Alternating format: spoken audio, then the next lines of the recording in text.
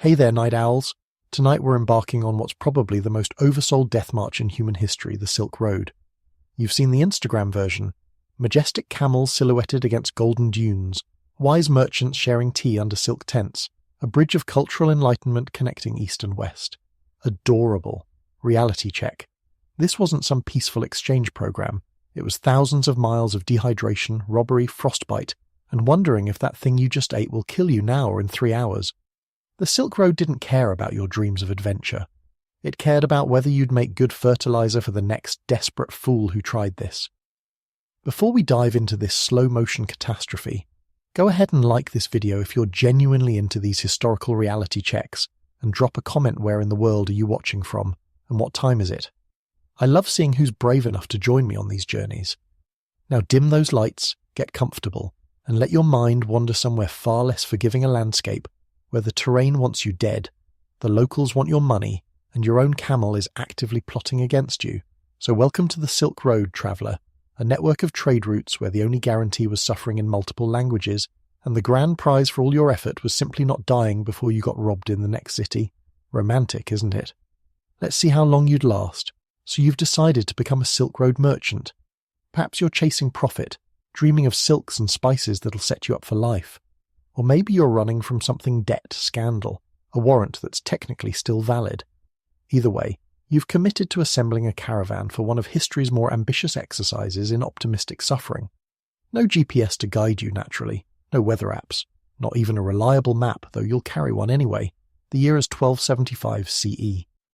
The Mongol Empire sprawls from the Pacific to Eastern Europe, managed by Kublai Khan and various relatives who may or may not be on speaking terms. Scholars call this the Pax Mongolica, which sounds peaceful until you realise it just means you're slightly less likely to be robbed by random criminals, and slightly more likely to be taxed by organised ones with official paperwork. Trade is booming, relatively speaking. Roads exist, more or less. And you've chosen this moment to join the merchant class with no connections, no experience, and a digestive system that still can't handle fermented dairy without staging a protest. Before you can die in interesting ways across several climate zones, you need to pack. This isn't like preparing for a vacation, unfortunately. You're making calculations about every single item, knowing each one must serve multiple purposes. That bolt of blue silk you're planning to sell, it also needs to function as a sunshade, a bandage, and possibly a white flag when negotiations turn unexpectedly hostile. Those dried apricots you packed for nutrition, they're going to melt into paste in your bag and ferment into something you'll eventually pretend is wine when morale hits its inevitable low point. Let's start with animals. You cannot walk the Silk Road.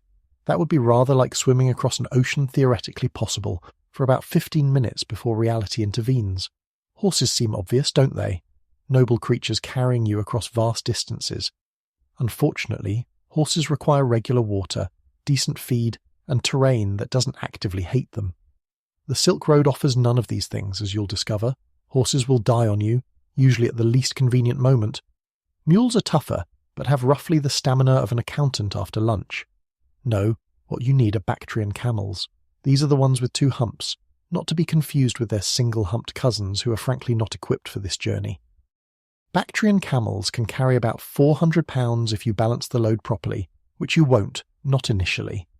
They can survive on thorny scrub that would kill most animals. They can go for days without water in conditions that would hospitalise a modern human within hours.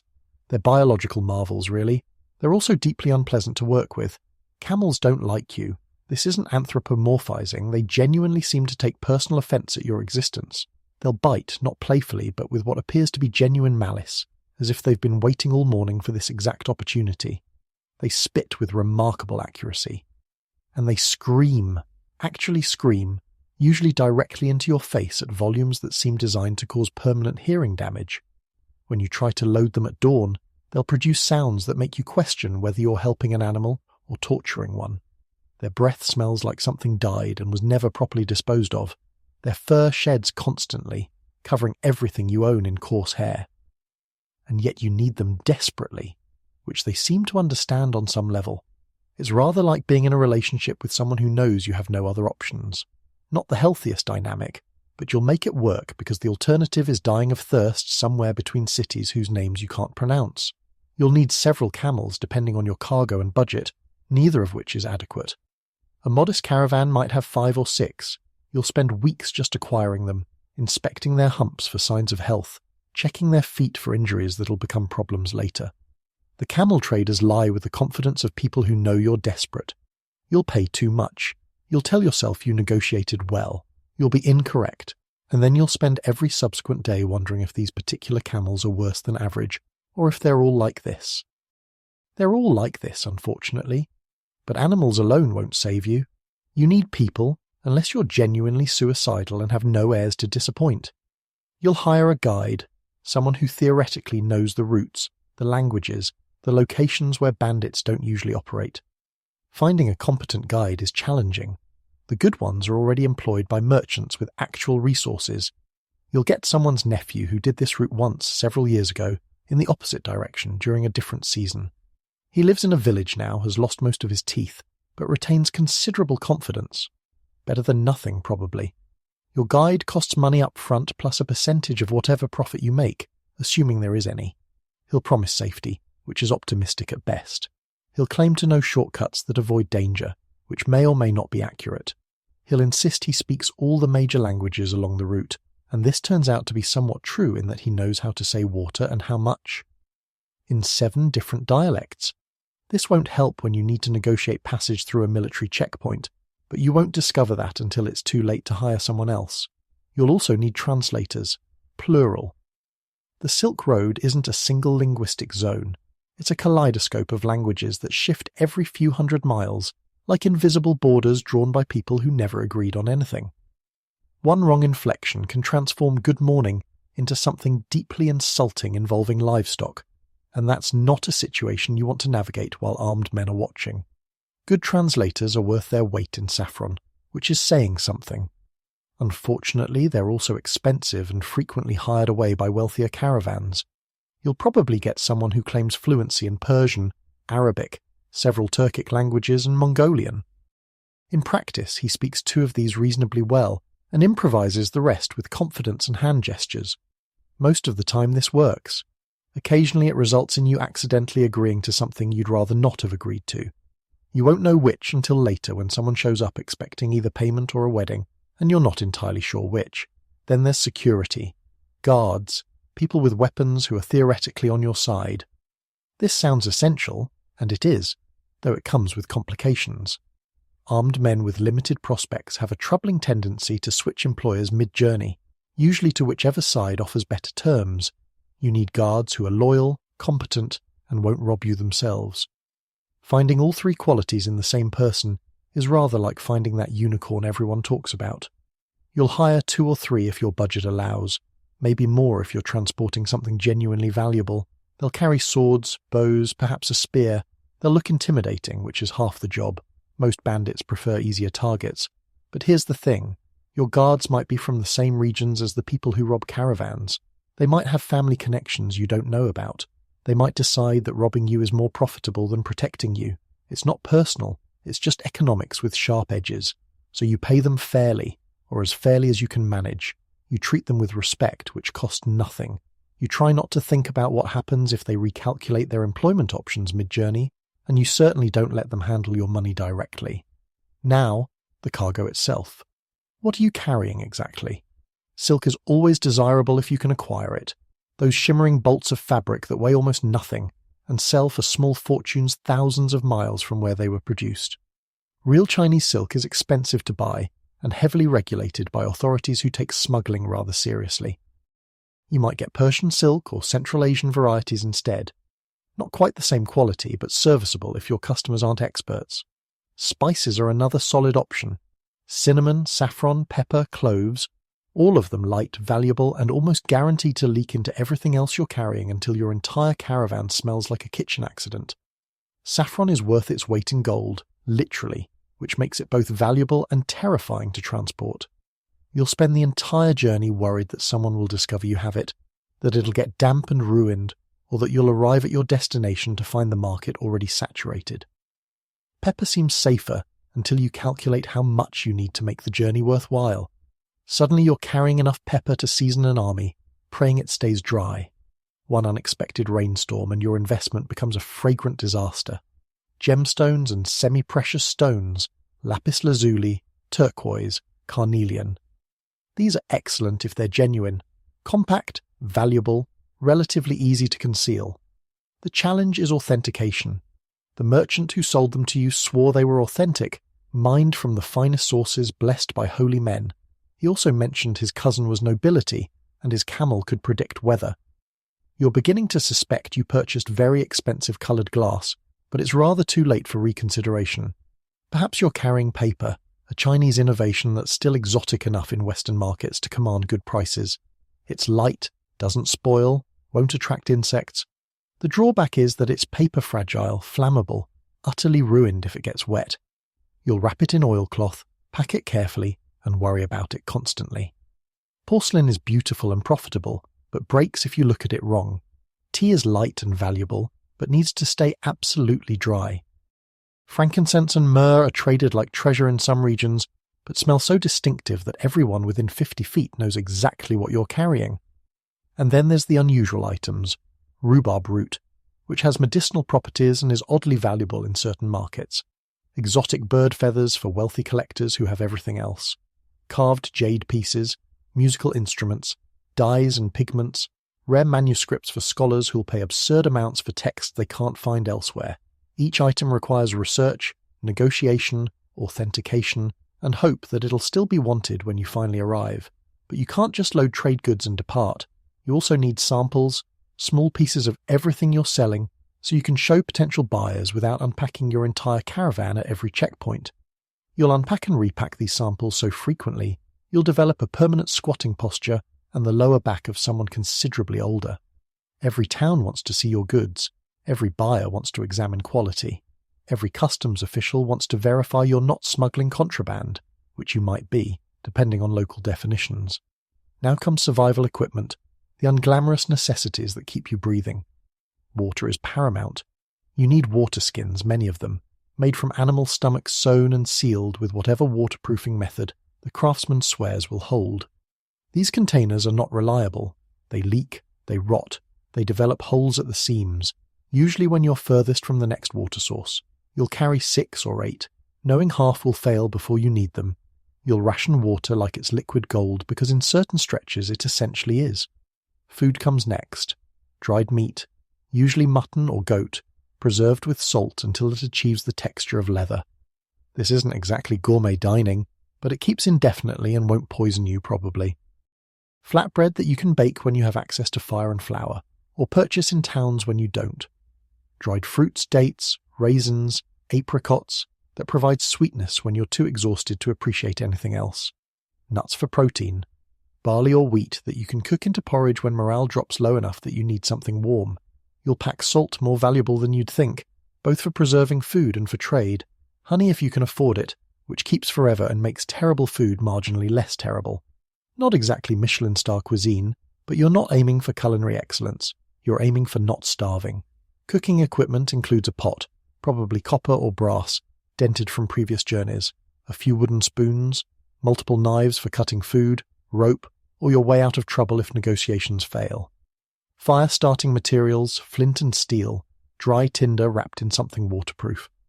Making fire in wet conditions is the difference between hot food and misery, and you'll experience both regardless. Then there's camping gear, tent fabric, usually heavy wool or felt, treated to be somewhat weather-resistant though never quite weatherproof. There's no Gore-Tex in the 13th century, unfortunately. Poles to support it, or you'll make those from whatever wood you find, assuming you find any. Blankets, multiple layers, because desert nights are shockingly cold despite what daytime temperatures suggest. Nobody mentions this in the romantic stories about caravans, a mat to sleep on, unless you enjoy intimate familiarity with every rock beneath you. Rope deserves special mention. You need lots of it. For tying down cargo, making repairs, fashioning emergency shelters, restraining animals that are actively trying to escape. Rope is one of those things you think you've packed enough of until you haven't. Then you're trying to fashion rope from plant fibers at midnight while your camel wanders towards certain death, and you question every decision that led to this moment. Spare boots are absolutely essential. Your feet are your primary transportation for months. The boots you're wearing won't last half the journey. The leather will crack, the seams will split, the soles will wear through. Modern hiking boots would be helpful here, but you'll make do with whatever the local cobbler produced. You'll need at least 2 spare pairs, maybe 3 if you're realistic. You'll also need leather patches, needles, and strong thread for repairs, because cobblers are scarce on the Silk Road, and the ones you find charge rates that would make modern specialists blush. Clothing requires careful consideration. You need layers light fabric for hot days, wool for cold nights, a heavy coat for mountains where temperatures drop below freezing even in summer, a hat that actually shields your face from sun, not something decorative, scarves you can wrap around your head during sandstorms, because breathing pure dust is surprisingly detrimental to your health. Extra undergarments if you can afford them, because chafing can make walking a special kind of torture. Not the sort of thing people mention in adventure stories, but remarkably relevant to your daily experience. You'll need repair supplies for everything. Needles and thread for clothing, leather strips for fixing bags and saddles, small tools for adjustments, a whetstone for keeping blades sharp, spare buckles, straps, ties. Everything breaks on the Silk Road, without exception. The question isn't if, it's when, and how severely will this failure affect your survival prospects. Personal hygiene items are optimistic additions. A comb, though you'll use it perhaps twice before abandoning the concept of manageable hair. Soap if you're ambitious, though it's a luxury that'll be gone within weeks, either used or traded for something more immediately necessary. A razor if you care about shaving, though most men simply let their beards grow until they look like they're auditioning for hermit roles. A bronze mirror if you're wealthy enough to own one and still care what you look like after 3 months without proper bathing. Spoiler, you won't. Medicine deserves its own category of hopeful delusion. Medical knowledge in this century is a fascinating blend of genuine insight and creative improvisation. You'll carry whatever herbs and remedies the local healer recommended. Dried willow bark for pain and fever, which actually works because it contains compounds similar to modern aspirin, though nobody knows that yet. Various plant-based remedies for stomach problems, most of which do nothing but a few, might help through placebo effect alone. Honey for wound dressing is actually one of your better medical decisions. It has natural antibacterial properties, though the mechanism won't be understood for several more centuries. You might carry dried scorpion powder if your apothecary was feeling creative and you were feeling gullible. Spiderwebs for stopping bleeding, which sounds absurd but actually works as a crude clotting agent. Various oils and salves that smell terrible and accomplish nothing but make you feel like you're trying. Religious amulets blessed by monks, priests, shamans, or whatever holy person you could find on short notice. You're not certain any of this works, but when your stomach starts performing gymnastics in the middle of nowhere, you'll pray to every deity you've ever heard of and swallow anything that doesn't actively resist. Now, perhaps the most important category, bribes. Money for unofficial fees, grease for bureaucratic wheels. You need coins in multiple denominations, copper for common people, silver for officials, gold for situations where someone important is very unhappy with you. You'll sew some coins into hidden pockets in your clothing. You'll bury some in your cargo where they're difficult to find. You'll keep some accessible for daily transactions. The distribution of your money is a constant calculation between access and security, and you'll never get it quite right. But coins aren't sufficient. You also need luxury items for gifting, because sometimes a bribe needs to look like cultural exchange. Glass beads are popular small, colourful, cheap to buy in bulk but impressive to people who've never seen glass manufacturing. Colourful cloth in small pieces, exotic enough to seem valuable, but not so valuable you regret giving it away. A decorative knife or two with engraved handles, the kind that looks expensive but costs relatively little. These gifts aren't optional, unfortunately. They're what keeps the machinery of a long-distance trade functioning. Every town will have officials who need acknowledgement. Every checkpoint will have guards who expect tribute. Every local authority with weapons and ego will want something from you. Recognition at minimum, monetary acknowledgement if he's honest about it, which he won't be. You'll learn to read these situations quickly. Too small an offering and you're detained, robbed or flogged for offending regional dignity. Too generous and you mark yourself as wealthy, which puts a target on your back for every criminal operation between here and your destination. It's a delicate balance you'll never quite master, but you'll get better at it with each transaction that doesn't end in violence. You'll also need gifts for other traders, because networking matters even when your network consists of people who might rob you but probably won't because you gave them a nice scarf once. The merchant who helps you find lodging tonight might be valuable in 6 months when you're trying to unload surplus goods. The translator who does you a favor now might remember you later when you need emergency help. Gifts facilitate these relationships. Not exactly linked in, but it serves a similar purpose. And then there are documents. You'll need trade permits, letters of introduction, stamps of approval from whoever counts as authority in your home city. Documentation proving you paid taxes, cleared debts, didn't leave town under suspicious circumstances. If you're fortunate enough to have connections, you'll carry letters of recommendation from respected merchants, religious figures, or minor nobility. These papers are your passport, your credentials, your evidence that you're legitimate and not just a bandit with merchandising ambitions. The challenge with documents is they're only valid where the issuing authority is recognized. That beautifully stamped paper from your home city might be worthless 300 miles away, where nobody's heard of your city and couldn't read the language regardless. You'll collect papers as you travel, each checkpoint adding another document to your growing collection. By journey's end, you'll have enough documentation to wallpaper a small room, and half will contradict the other half. If you're especially well connected or extraordinarily fortunate, you might possess a Pesa metal tablet stamped with Mongol imperial authority, granting you access to the postal relay system and official protection. This is roughly equivalent to a diplomatic passport, and it's worth more than most of your cargo. With a Pesa, you can demand fresh horses at relay stations, requisition food and shelter, and generally get treated like someone important instead of someone who's probably going to die in a ditch. Getting a Pesa requires connections at very high levels, the kind of influence most merchants don't have.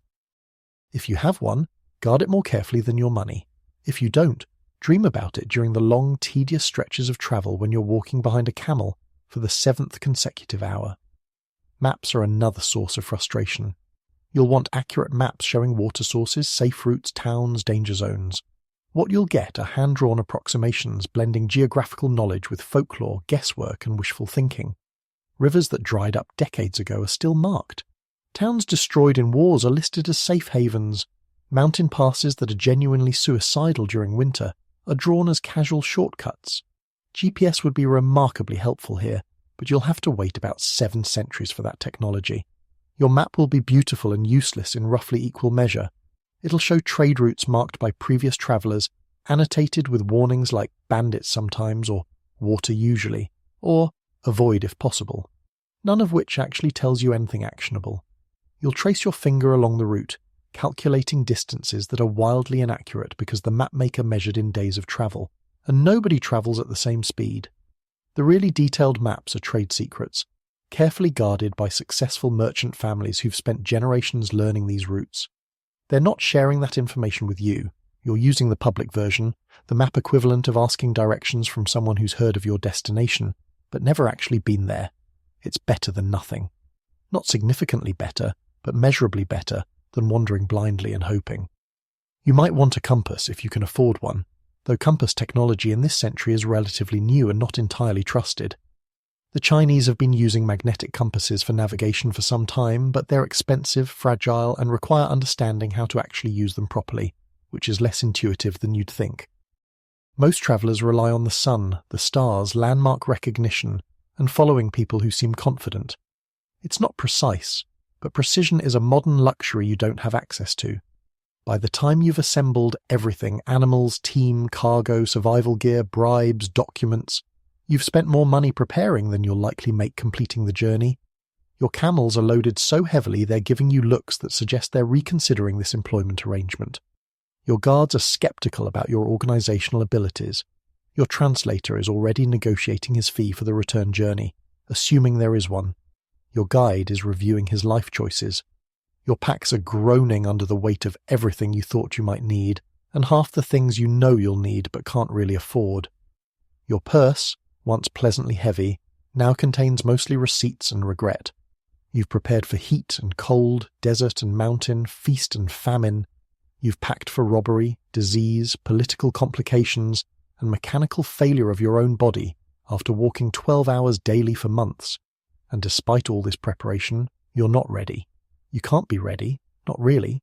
The Silk Road isn't something you prepare for, it's something you survive or don't, and preparation just slightly improves your odds from virtually none to marginally better than virtually none.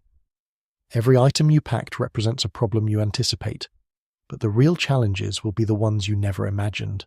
the situations that didn't make it onto your list because you lacked the experience or imagination to predict them. Still, it's rather too late to reconsider. Your goods are packed, your guides are impatient, and your pride is louder than your common sense. Besides, how difficult could it really be? People make this journey successfully all the time, or at least some of them do. You hear stories about the ones who didn't make it, but those are cautionary tales, warnings for the careless and unprepared. You're different. You've planned. You've prepared. You've thought this through, mostly. You look at the horizon, that endless stretch of dirt and sky representing both opportunity and probable suffering. You take a deep breath, which is unfortunate because it smells like dust, camel excrement, and the collective anxiety of everyone in your caravan who's also realizing they've made questionable life choices. You adjust your pack, check your water skins one final time, and signal to move forward. Your camel stands with all the grace of a collapsing building, nearly throwing you off in the process. This is fine. Everything is fine, relatively speaking. You're prepared for this, more or less. You've got water, weapons, bribes, and backup boots.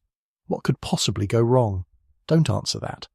Ahead lies 1,000 different ways to die, ranging from the mundane to the exotic.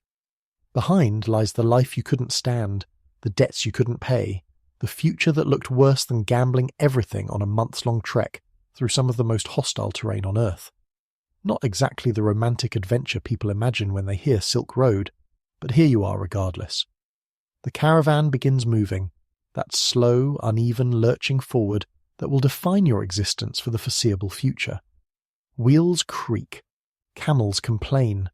Someone is already coughing, which is concerning on day 1 but will become background noise by week 2. Your boots feel good now, broken in and comfortable. Remember this feeling. It won't last. Nothing does out here. Welcome to long-distance trade in the 13th century. You're officially packed, loaded, and committed to this exercise in optimistic suffering. Try not to die too early. It would be anticlimactic, and frankly, you've invested too much in supplies to make it worthwhile dying before you at least see some different scenery. The journey, such as it is, has begun. Ahead lies profit, possibly. Pain, definitely. And somewhere in between is the experience that will either make you a successful merchant or a cautionary tale told in markets to frighten young traders into pursuing safer careers like lion taming or political assassination. You're doing fine so far. You haven't died yet. That's honestly more than some people manage on day 1. The bar is low out here, but you're clearing it. Keep up the mediocre work. The caravan assembles at dawn, which is unfortunate because you're not a morning person, and neither, apparently, is anyone else involved in this venture. There's no team-building retreat to foster camaraderie, no introductory meeting where everyone shares their background and goals. People simply appear out of the pre-dawn darkness, leading animals, dragging carts, coughing in ways that don't inspire confidence about the journey ahead. This is your travelling family for the next several months, a collection of strangers bound together by mutual need and the vague threat of bandits. Not exactly the fellowship you'd choose if you had options, but options are in short supply out here. Let's be clear about what a caravan actually is. It's not a parade. It's not an organised military column with ranks and formations. It's more like a very slow, very dusty conga line held together by economic necessity and the shared understanding that travelling alone would be suicide. Your caravan might have 20 people, might have 50, depending on the season and how many merchants decided this particular month was a good time to risk their lives for profit. Some are veterans who've done this route a dozen times and have the scars to prove it. Others are first-timers like you, trying to look confident while internally panicking about everything. There are merchants, obviously, each with their own cargo and their own dreams of wealth. There are drivers who manage the animals and seem to speak a language composed entirely of curses and clicking sounds. There are cooks, though cook might be generous for someone whose main skill is making dried meat slightly less inedible. There are guides, or at least people claiming to be guides, who gesture vaguely at the horizon and assure everyone they know exactly where they're going. There might be a few monks or religious travellers hoping that safety in numbers applies to spiritual journeys as well, and there's probably one person who just won't stop coughing, spreading what you sincerely hope is just a cold and not something more creative. The social structure of a caravan is fascinating in the way that a slow-motion disaster is fascinating. There's no real hierarchy beyond informal respect for experience, and fear of people who look like they know how to use their weapons. The wealthiest merchant doesn't necessarily lead in fact. Advertising your wealth is generally counterproductive when you're trying not to get robbed. Leadership emerges organically, usually gravitating toward whoever seems most confident, regardless of whether that confidence is justified. Sometimes this works out fine. Sometimes you end up following someone who's confidently leading everyone in the wrong direction, but by the time you realize this, you're too far committed to turn back without looking foolish. You travel together, but don't mistake proximity for friendship. This isn't a bonding experience, at least not in the modern sense. There's no sharing of deep personal stories around the campfire, no gradual building of trust and mutual understanding. Everyone is here for business, and everyone understands that business can turn competitive or hostile with very little warning. You eat separately, maintaining your own supplies because sharing food means sharing resources, and resources are survival. You sleep separately, each person or small group claiming their own space at camp, maintaining careful distance. Not because people are deliberately antisocial, but because intimacy requires trust, and trust is expensive out here. The closest thing to unity happens during mealtime, and even that's tentative. You might gather near the same fire, more for the warmth and light than for companionship. Conversations happen, carefully neutral topics about weather, road conditions, rumours from other travellers. Someone might share a story about a previous journey, though these stories are always suspiciously heroic and rarely mention the times they got lost or swindled. Someone else might offer information about the next town, which markets are fair, which officials are corrupt, which inns have the least aggressive flea population. This is valuable intelligence shared cautiously, because information is currency, and you don't give away currency without getting something in return. The food, naturally, is terrible. Not just bad, but consistently, reliably terrible in ways that make you nostalgic for the mediocre meals you complained about back home. The evening stew is usually some combination of dried meat, whatever grain is available, water that tastes vaguely suspicious, and optimism. The cook, and we're using that term loosely, throws everything into a pot, boils it until it achieves uniform mushiness, and serves it with the confidence of someone who knows you have no alternatives. You'll eat it because hunger overcomes dignity, because calories are calories, and because complaining just marks you as someone who hasn't yet accepted reality. Not exactly Michelin-star cuisine, but you're not here for the dining experience, you're here to not starve, which is a lower bar than you'd prefer but an honest one. The meat tastes like someone preserved it during a previous dynasty and forgot about it until recently. The grain has the texture of wet sand. There might be vegetables if you're lucky, though vegetables might be stretching it, more like plant matter that's probably not poisonous. You chew methodically, trying not to think about what you're eating, trying not to make eye contact with the cook who's watching, to see if anyone has the audacity to complain. And yet, around this terrible food, a kind of society emerges. It's transactional, cautious, and temporary, but it functions. Someone knows how to treat saddle sores and shares that knowledge, not out of kindness, but because a caravan with half its members unable to walk properly is a caravan that doesn't move efficiently. Someone else has extra leather cord and trades it for a handful of dates. A translator helps interpret a difficult conversation, expecting the favour to be remembered and returned later. These aren't friendships, exactly. They're more like mutual insurance policies between people who understand that everyone's survival is interconnected, at least until you reach the next major city where you'll probably never see each other again. Navigation is a collaborative exercise in educated guessing. There's no GPS, naturally. No satellite imagery, no smartphone app telling you that you're 300 miles from your destination and there's traffic ahead. What you have is a guide who's done this before, maybe, and a map that's more artistic impression than accurate cartography. The guide leads based on memory, sun position, star patterns at night, landmark recognition, and occasionally just intuition, which is concerning but better than nothing. During the day, you follow the sun. This sounds straightforward until you realize that follow the sun isn't actually a navigation strategy, it's just a direction. You need to know which way to go relative to the sun, which requires knowing where you are and where you're trying to get to, neither of which is as clear as you'd like. The guide will point at a distant mountain or a barely visible rock formation and announce that you're heading toward that. This works until the landmark disappears in dust or heat shimmer, at which point everyone kind of keeps going in what they hope is the right direction, and tries to look confident about it.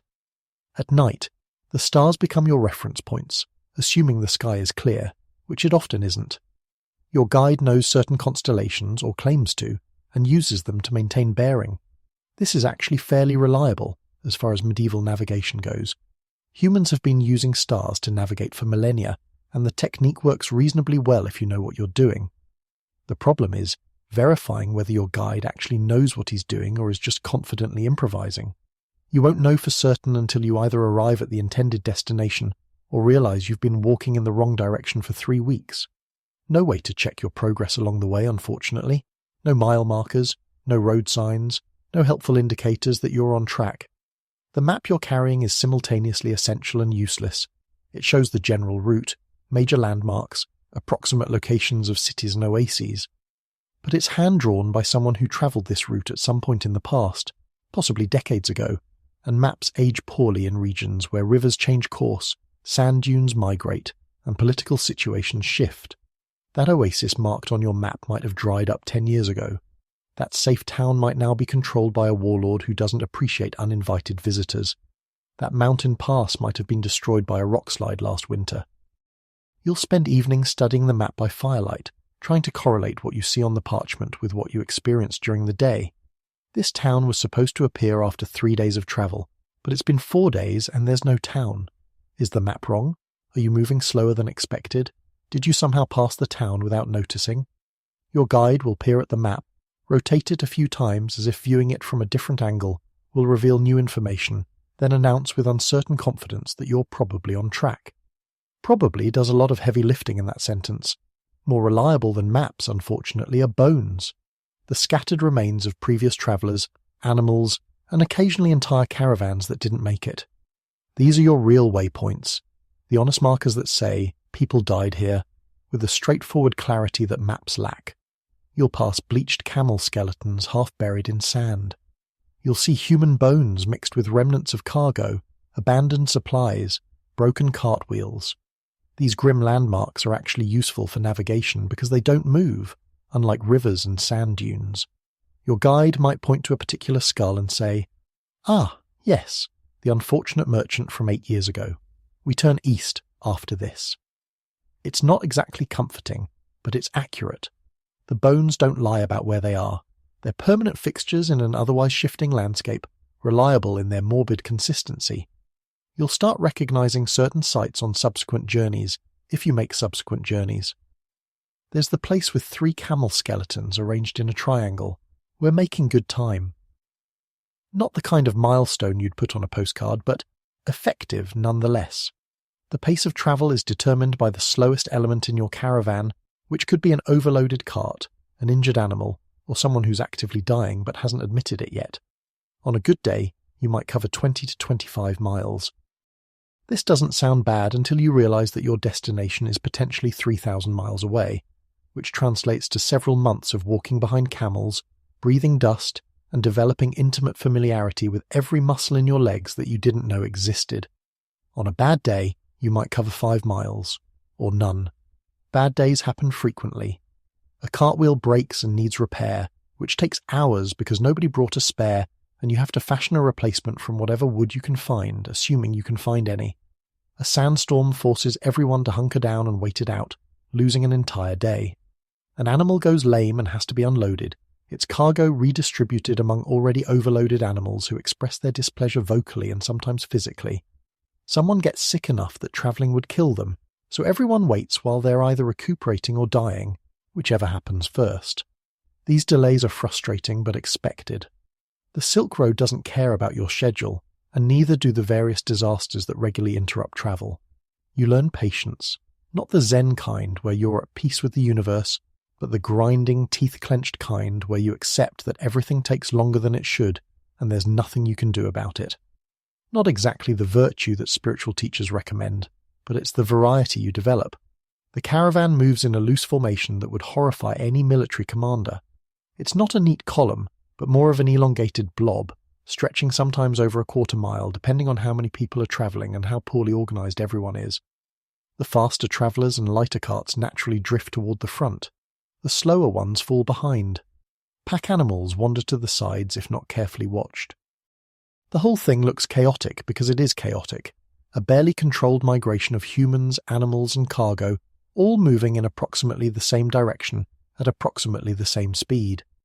Your position in this formation matters more than you'd think. The front has advantages. You're breathing relatively clean air instead of the dust kicked up by everyone ahead of you, and you get first access to any shade or water sources you encounter. The disadvantages are that you're more visible to potential threats, and you have to do the navigational thinking instead of just following. The middle is safest from bandits, but most exposed to dust and illness. You're surrounded by coughing people and animals with digestive opinions. The back is least desirable because by the time you reach water sources, they've been muddied by everyone else, and if the caravan gets attacked, you're the easiest to pick off. People jockey for position constantly, not aggressively but through small adjustments over days and weeks. You speed up slightly to gain ground, then maintain it until someone else does the same. It's like a very slow race where everyone's pretending they're not racing. The veterans understand this game and play it subtly. The newcomers either figure it out or spend the entire journey eating dust and wondering why they're always last to the water. Communication along the caravan is challenging, which is putting it mildly. You're spread over a quarter mile, walking through terrain that swallows sound, with wind that carries voices in wrong directions. Important information has to be passed person to person, like a game of telephone played by people who don't all speak the same language. Bandits ahead becomes bands ahead, becomes man's dead, by the time it reaches the back, causing confusion and occasionally panic.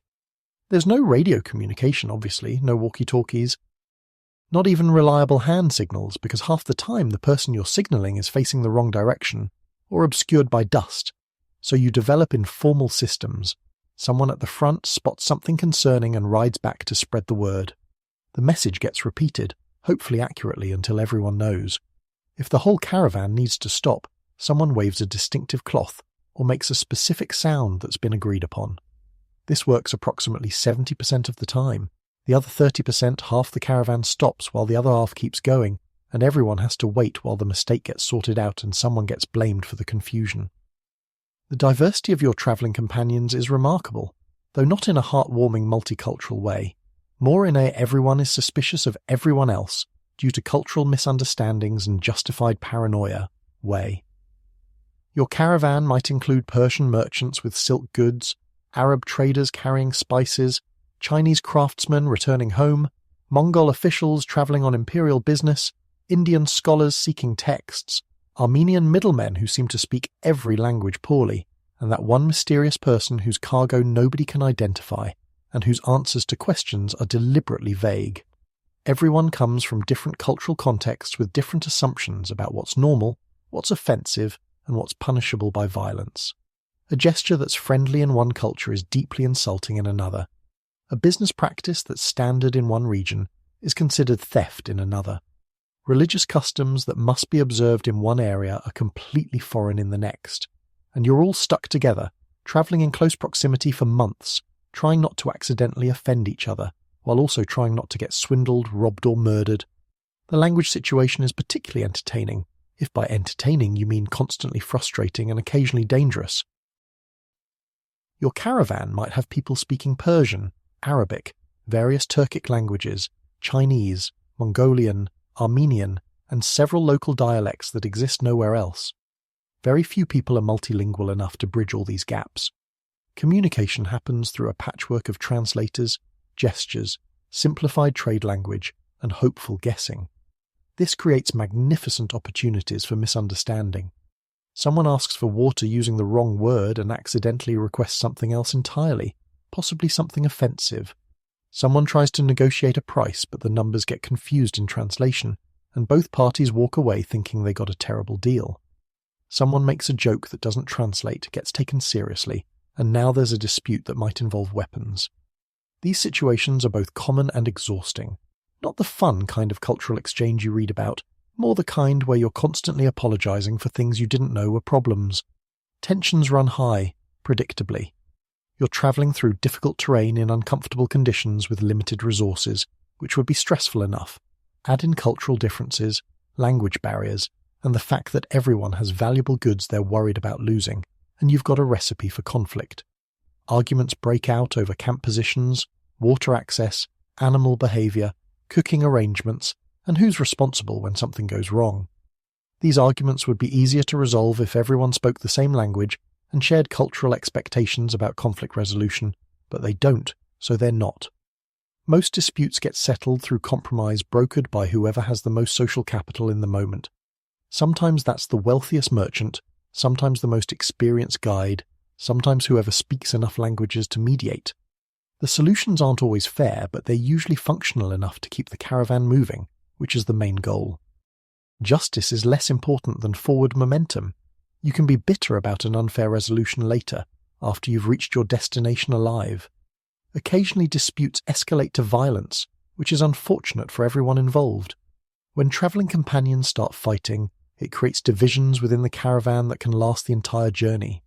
People take sides based on nationality, religion, business relationships, or just whoever they happen to like better. The caravan might physically split into groups that travel near each other, but no longer cooperate, which reduces security for everyone and increases the chances of individual groups getting picked off by bandits. Smart travellers avoid these situations not out of moral virtue but because caravan unity, however superficial, is strategically valuable.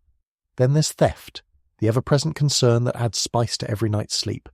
You're travelling with strangers who know you have valuable goods. They know approximately where you keep them. They have access to your camp at night. Some of them might be struggling financially and see your cargo as a solution to their problems. Others might just be opportunistic, figuring that stealing is easier than trading. The temptation is obvious, and the opportunities are plentiful, so you sleep lightly, one hand on your money pouch, which you've now sewn into your underclothes because the external money belt proved too easy to cut. You position your most valuable goods where you can see them, or at least where you can hear if someone tries to move them. You take turns with any trusted associates keeping watch, though trusted is relative and watch often means trying to stay awake while sitting in the dark. You develop a paranoid awareness of who's moving around camp at night, who's too interested in your belongings during the day, who asks too many questions about what you're carrying and where you're headed. The paranoia is exhausting, but justified. Things do go missing. A pouch of coins disappears overnight. A bolt of fabric that was tied to your pack is suddenly gone. Small items usually, because taking large items would be too obvious. The thefts are rarely reported because proving who took what is essentially impossible, and accusing the wrong person could trigger violence or cause you to be expelled from the caravan. So people just quietly accept losses, tighten their security, and trust fewer people than before. Some of the theft isn't even theft in the traditional sense, more like creative interpretation of ownership. Someone borrows your rope without asking and forgets to return it. Someone uses your cooking pot and leaves it where they found it, mostly clean, figuring that's basically the same as permission. Someone helps themselves to a handful of your dried fruit because they're hungry, and you have more than you need, or at least more than they do. These small violations add up, creating a constant background irritation that makes everyone slightly hostile toward everyone else. And then there's the person who's actually a professional thief, travelling with the caravan specifically to rob people. This is more common than you'd hope. Some caravans unwittingly employ bandits who've joined as traders or hired help, planning to steal systematically over weeks and then disappear at an opportune moment, or even to signal their associates outside the caravan about when to attack. You won't know who this person is until they're gone, and you're inventorying your losses. Might be the friendly merchant who always had time to chat. Might be the quiet driver who kept to himself. Might be the guide himself, which would be particularly unfortunate but not unprecedented. Trust becomes a carefully calculated resource. You learn to assess people quickly, who seems competent, who seems desperate, who has the kind of confidence that comes from experience versus the kind that comes from lying. You form tentative alliances with people who seem slightly less likely to rob you than the others, creating small networks of mutual interest. You don't trust them exactly, but you trust them more than strangers, which is something. These alliances shift as the journey progresses and you learn more about people's character, or lack thereof. The religious diversity of your caravan adds another layer of complexity. You've got Muslims performing prayers 5 times daily, requiring the caravan to pause at specific times, which some people appreciate for the rest and others resent for the delay. You've got Buddhists who won't kill insects even when those insects are consuming your food supplies. You've got Christians observing their own prayer schedules and fasting periods. You've got believers in various local spiritual traditions that involve practices the others find baffling or concerning. And you've got people who aren't particularly religious but are superstitious enough to worry, when they see omens they don't understand. Everyone is trying to observe their own practices while not offending others, which is tricky when religious requirements sometimes conflict. Water for ritual washing versus water for drinking becomes a point of negotiation when water is scarce. Dietary restrictions mean someone's carefully prepared meal is unacceptable to half the caravan. Religious holidays require celebration or observance, but not everyone recognizes the same holidays, and some people would rather keep traveling than stop for a festival they don't participate in. The Mongol policy of religious tolerance helps, theoretically. The authorities don't care what you believe as long as you pay taxes and don't cause trouble. This creates space for diverse practices to coexist without official persecution, but tolerance from authorities doesn't automatically create tolerance among travellers. People still harbour prejudices, still view other faiths with suspicion, still make assumptions about character based on religious affiliation. A Muslim merchant might be sceptical of a Christian trader's honesty. A Buddhist might view the meat-eating practices of others as barbaric. These attitudes don't usually lead to open conflict, but they create social divisions that make cooperation more difficult than it needs to be. And occasionally someone does something that genuinely offends others' religious sensibilities. Someone cooks pork near Muslim travellers, causing offence. Someone accidentally damages a religious text, sparking anger. Someone makes a joke that crosses from irreverent to blasphemous, and suddenly you've got a situation.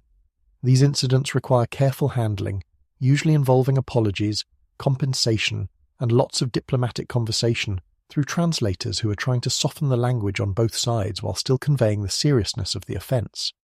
The monks and religious travellers in your caravan occupy an interesting position. They're often travelling for pilgrimage rather than profit, which makes them slightly less threatening. They're not competing for the same limited resources or markets.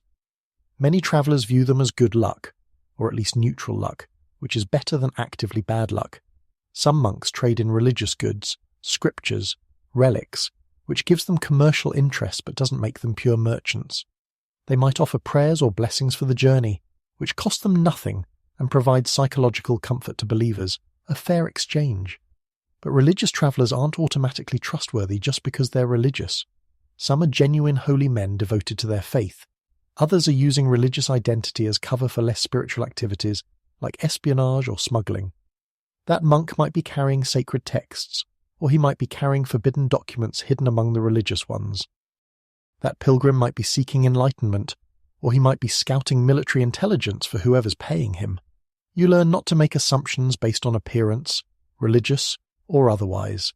Disease is the caravan's constant companion, more faithful than any human relationship.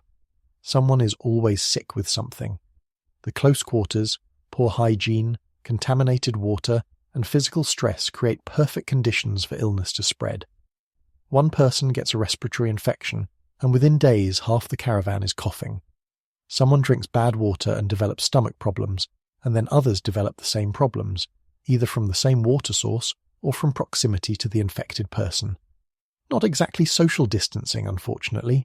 The concept won't be invented for several more centuries, and even then people won't follow it consistently. The medical response to illness is a combination of practical care and hopeful improvisation. If someone has a fever, you try to cool them down and keep them hydrated. If someone has stomach problems, you try to keep them from getting dehydrated while they're losing fluids. If someone has an infected wound, you clean it as best you can and hope it doesn't get worse. These are sensible measures that sometimes work. Sometimes they don't work and the person dies, at which point you have to decide whether to bury them, which takes time and effort, or leave them, which is faster but feels wrong. The decision usually depends on how well-liked the person was and how much time the caravan can afford to lose. Some illnesses are mysterious, at least to medieval medicine. Someone develops a strange rash or a peculiar cough, or symptoms that don't match any familiar disease. The caravan's unofficial medical experts, usually people who've seen a lot of suffering and survived, examine the patient and make educated guesses about treatment. Sometimes they're right. Often they're not, but doing something feels better than doing nothing, for everyone involved. The patient gets comfort from being cared for, even if the care isn't effective. The caregivers feel useful. The rest of the caravan feels like the situation is being handled, reducing their own anxiety about getting sick. When someone develops something that looks contagious and serious, quarantine becomes necessary. This means the sick person travels at the back of the caravan, or even separately, accompanied only by whoever's brave enough or dutiful enough to care for them. This is terrible for the sick person's chances of survival because they're getting less support and protection. But it's necessary for the caravan's survival because an epidemic could devastate everyone. It's a harsh calculation, individual well-being versus collective safety, and the collective usually wins because that's how group survival works. The social dynamics during these health crises are revealing. Some people step up, offering help, sharing medicine, caring for the sick even at personal risk. These are your genuinely decent humans, the ones who maintain compassion despite circumstances that would justify selfishness. Others become aggressively self-protective, avoiding the sick, hoarding medicine, suggesting that diseased individuals should be left behind to save the healthy majority. These are your pragmatists, not necessarily bad people, but not particularly good ones either. And then there are those who see opportunity in crisis, offering medicine at inflated prices, demanding payment for care that should be offered freely, exploiting fear for profit. These are your opportunists, and every caravan has a few. Your own position in these situations depends on your resources, your compassion, and your calculation of self-interest. If you have medicine, do you share it knowing you might need it later? If someone needs help, do you offer it knowing it puts you at risk? These aren't hypothetical ethical questions, they're practical decisions you have to make repeatedly. The answers reveal your character, both to yourself and to your travelling companions. People remember who helped and who didn't, and that memory affects your reputation, which affects your future opportunities, which affects your survival. So even compassion has a transactional element out here, not because people are inherently mercenary, but because everything is interconnected in ways that make pure altruism difficult to distinguish from strategic kindness. Nighttime in the caravan is when vulnerability peaks. During the day, you're moving, alert, watching for threats. At night, you're stationary, tired, and darkness provides cover for anyone with hostile intentions. The caravan makes camp in whatever location offers the best combination of shelter, water access, and defensibility, though often you're lucky to get two of those three. Everyone sets up their sleeping areas, tends to animals, prepares food, and tries to rest while remaining alert enough to respond to danger. Watches get organised, usually rotating among whoever's capable and willing. This is essential security but also exhausting, because it means you're not sleeping full nights, just taking shifts between watching periods. The watch schedule becomes a source of negotiation and occasional dispute. Everyone wants to minimise their watch duty while maximising others.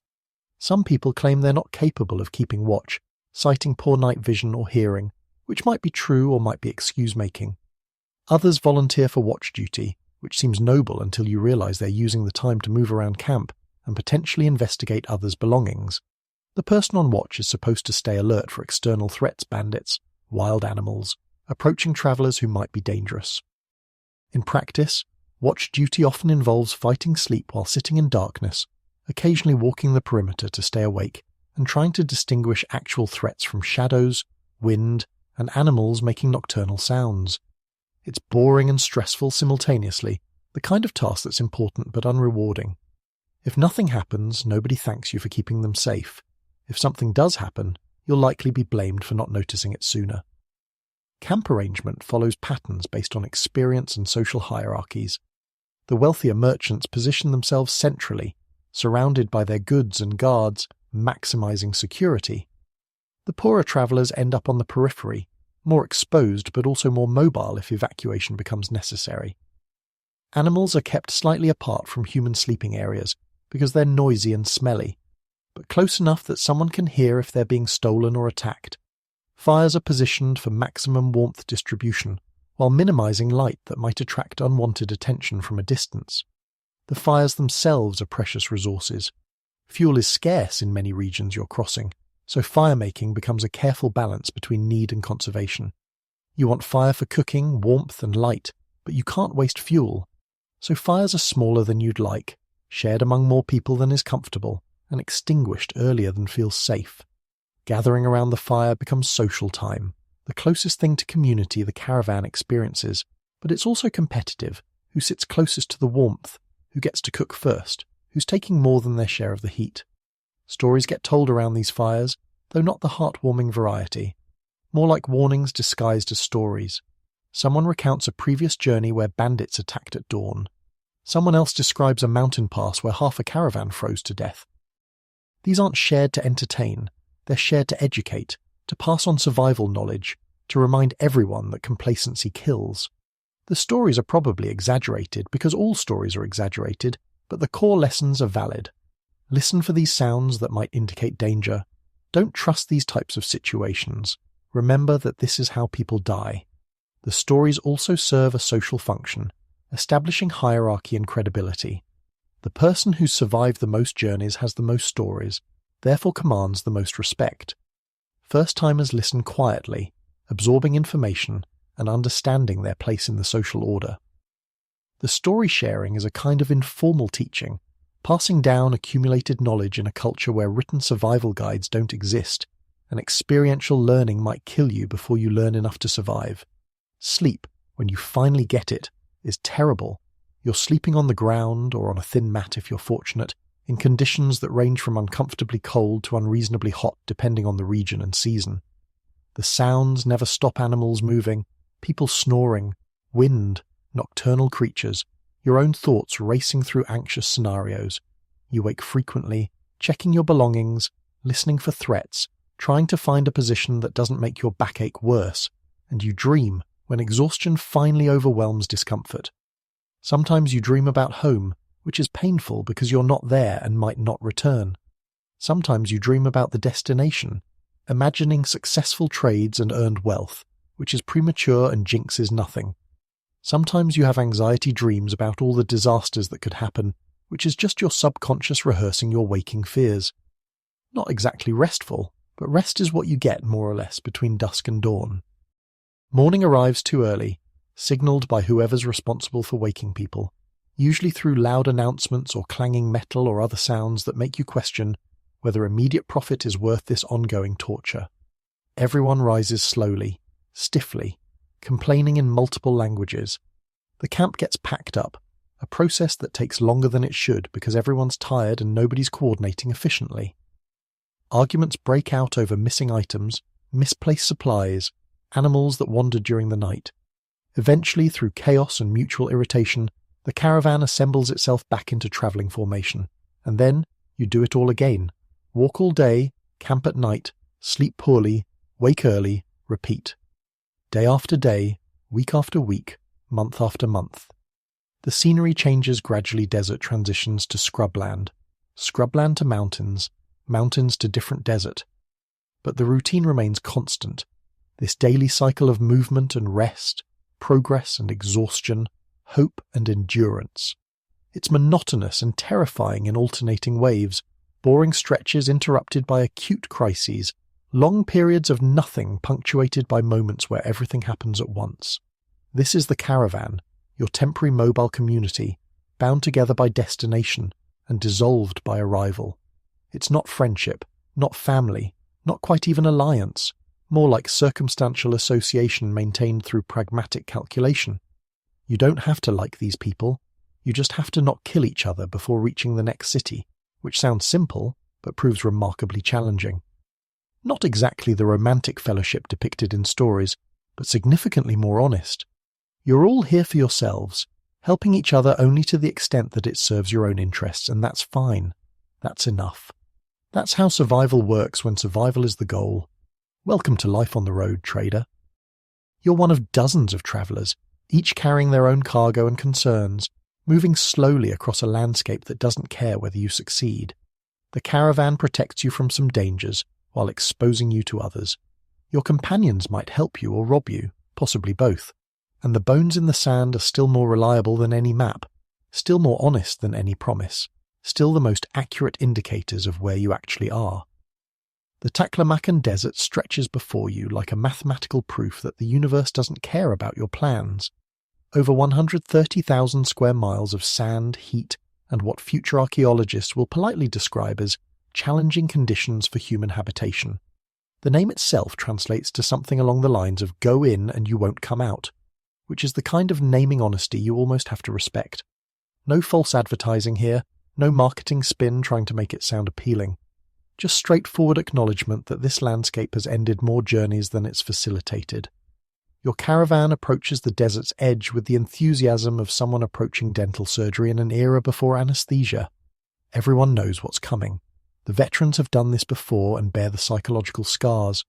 The first-timers have heard the stories and are beginning to realize those stories might have been understatements rather than exaggerations. Your guide gives a brief speech about rationing water and staying together, his tone suggesting he's given this speech many times and expects it to be ignored in the same ways it's always ignored. The desert doesn't announce itself with clear boundaries, unfortunately. There's no welcome sign, no marked transition from relatively habitable to actively hostile. Instead, the vegetation gradually becomes sparser, the air becomes drier, and the ground shifts from packed earth to sand that gets into everything. Not just your boots and clothes, but places you didn't know sand could reach. It finds its way into your food, your water containers, the creases of your skin. You'll be discovering sand in unexpected locations for months after leaving, assuming you leave. The Taklamakan sits in a basin surrounded by mountain ranges that trap it like a geological bowl of suffering. The Tian Shan Mountains to the north, the Kunlun Range to the south. This geography creates a rain shadow effect, which means precipitation that might have made the region habitable gets blocked by mountains and falls elsewhere. Not exactly ideal, but at least you understand why the desert exists, even if that knowledge doesn't make it any less trying to cross. There are routes around the desert theoretically, northern and southern paths that cling to the edges, connecting oasis towns like beads on a very long, very dry string.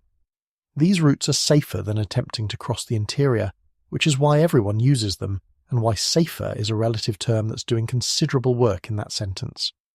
The northern route runs through places like Turpan and Hami. The southern route passes through Khotan and Nia.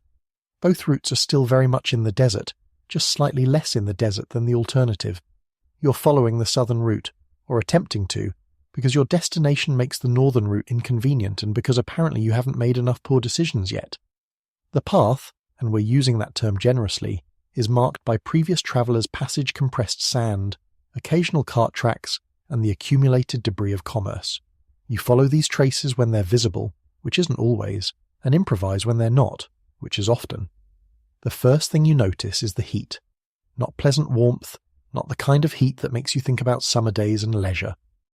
This is aggressive, malicious heat that makes you reconsider whether being alive is worth this much discomfort. By midday, temperatures regularly exceed 100 degrees Fahrenheit, and that's before accounting for the sand that reflects heat back at you like a natural convection oven. There's no shade, naturally. Trees don't grow in sand. The few scrubby plants that survive here are too small to provide relief, and too thorny to approach safely. Your clothing becomes simultaneously essential and intolerable. You need to cover your skin to prevent sunburn and sand abrasion, but covering up makes you hotter, which makes you sweat, which dehydrates you faster, which is the primary concern in a place where water sources are separated by days of travel. Not exactly a comfortable situation, but comfort stopped being an option the moment you decided long-distance desert trade was a viable career path. The sand itself is peculiar. It's fine, almost powder-like, which means it moves easily in wind and penetrates everything. Not the pleasant beach sand you might imagine, more like aggressive dust with aspirations. It gets into your eyes despite your best efforts to keep them protected. It coats your lips, mixing with moisture to create a gritty paste. It fills your ears, muffles sounds, makes you feel disconnected from the world, which might actually be a mercy given how unpleasant that world currently is. Walking on sand is exhausting in ways that solid ground isn't. Each step sinks slightly, requiring extra effort to pull your foot back out and place it forward. Your calves burn, your ankles complain. Over hours and days, this adds up to significant additional fatigue beyond what normal walking would cause. The camels handle it better, their wide feet distributing weight more effectively, which is one of the reasons they're essential for this journey. You watch them walk and briefly consider whether being a camel would be preferable to being you. The answer isn't as clear as you'd like. Water becomes an obsession naturally. You started with what seemed like adequate supplies, multiple water skins distributed among your caravan, rationing plans, backup reserves. But water consumption in extreme heat exceeds theoretical calculations, especially when you're not accustomed to desert conditions. You're sweating constantly, losing moisture faster than feels sustainable. Your body's essentially leaking, trying to cool itself through evaporation, burning through your water stores at alarming rates. The rationing schedule seemed reasonable when planned in comfortable conditions, 1 skin per person per day, with reserves for emergencies. In practice, you're thirsty within hours of your last drink. Your tongue feels thick, your throat is scratchy, your lips crack despite applying oil that's supposed to prevent this. You're allowed your ration at scheduled times, and you spend the hours between rations thinking about water, dreaming about water, hallucinating about water sources that don't exist. The oases are your lifeline, small settlements clustered around water sources that make habitation possible in otherwise uninhabitable terrain. These appear every 3 to 5 days of travel if you're lucky, and your navigation is accurate, which it isn't always. The oases aren't luxurious resorts, obviously. They're functional settlements where people have learned to survive on minimal resources. Small populations, simple buildings, agriculture focused entirely on what little can be grown with limited water. Approaching an oasis after days in the desert is a strange experience. You see it from a distance, a smudge of green that might be real, or might be a mirage. Mirages are common here, heat distortions that create visual lies about water and vegetation. You've been fooled before, walked toward what looked like salvation only to find empty sand. So you're skeptical even when the oasis appears solid, even when it doesn't shimmer and fade. Trust comes slowly after desert crossing. When the oasis proves real, relief is complicated by immediate practical concerns. The water here is precious to the locals, who've built their entire existence around this single source. They're not giving it away out of hospitality. You'll pay, probably more than seems fair, because they know you're desperate, and economics favours whoever controls the scarce resource. You'll also wait your turn, because you're not the only caravan passing through, and the oasis has a processing capacity that can't be exceeded without damaging the water source. The water itself isn't what you'd call fresh, at least not by standards from regions with abundant rainfall. It's slightly brackish, flavoured by minerals and whatever organic matter has contributed to the source over time. It might taste like copper or sulphur or just generically wrong. But it's wet, and wet is what matters. You drink carefully, not too fast because rapid consumption after dehydration can cause stomach problems, but steadily, rehydrating with liquid that tastes like salvation despite its objective unpleasantness. The oasis also provides food, opportunity to rest, chance to make repairs. You'll spend a day or two here if possible, recovering from the previous leg before starting the next. The local economy revolves entirely around passing caravans lodging, food, supplies, animal care, repairs, all priced at whatever the market will bear, which is quite a lot, given that alternatives don't exist. Not exactly price gouging in the modern sense, more like rational response to being the only source of necessary goods in a 100-mile radius. You'll meet other travellers here, caravans going the opposite direction or waiting for better conditions to continue. Information gets exchanged, which routes are currently safe, which officials are taking bribes, which water sources have dried up, which bandits are operating where. This intelligence is valuable, possibly life-saving, and it flows freely because everyone benefits from shared knowledge.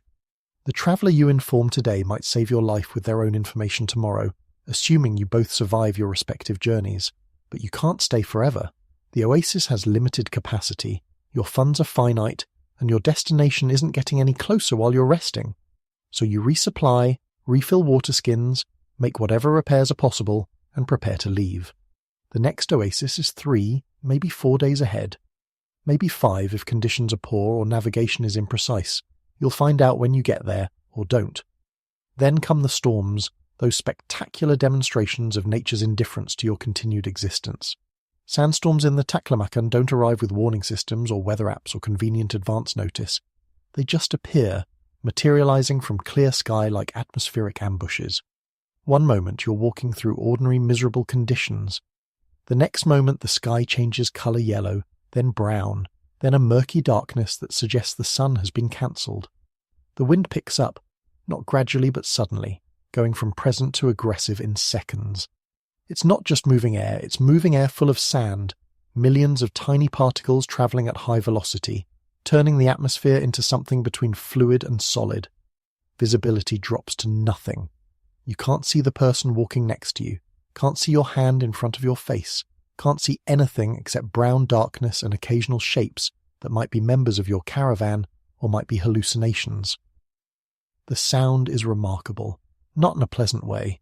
The wind howls, screams, makes noises you didn't know wind could make. The sand hitting fabric sounds like rain.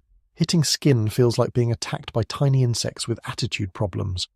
You pull your scarf over your face, trying to create a barrier between your respiratory system and the hostile atmosphere, but sand finds ways through any defense.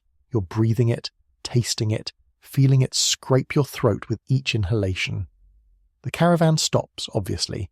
There's no navigating in zero visibility, no maintaining formation when you can't see formation.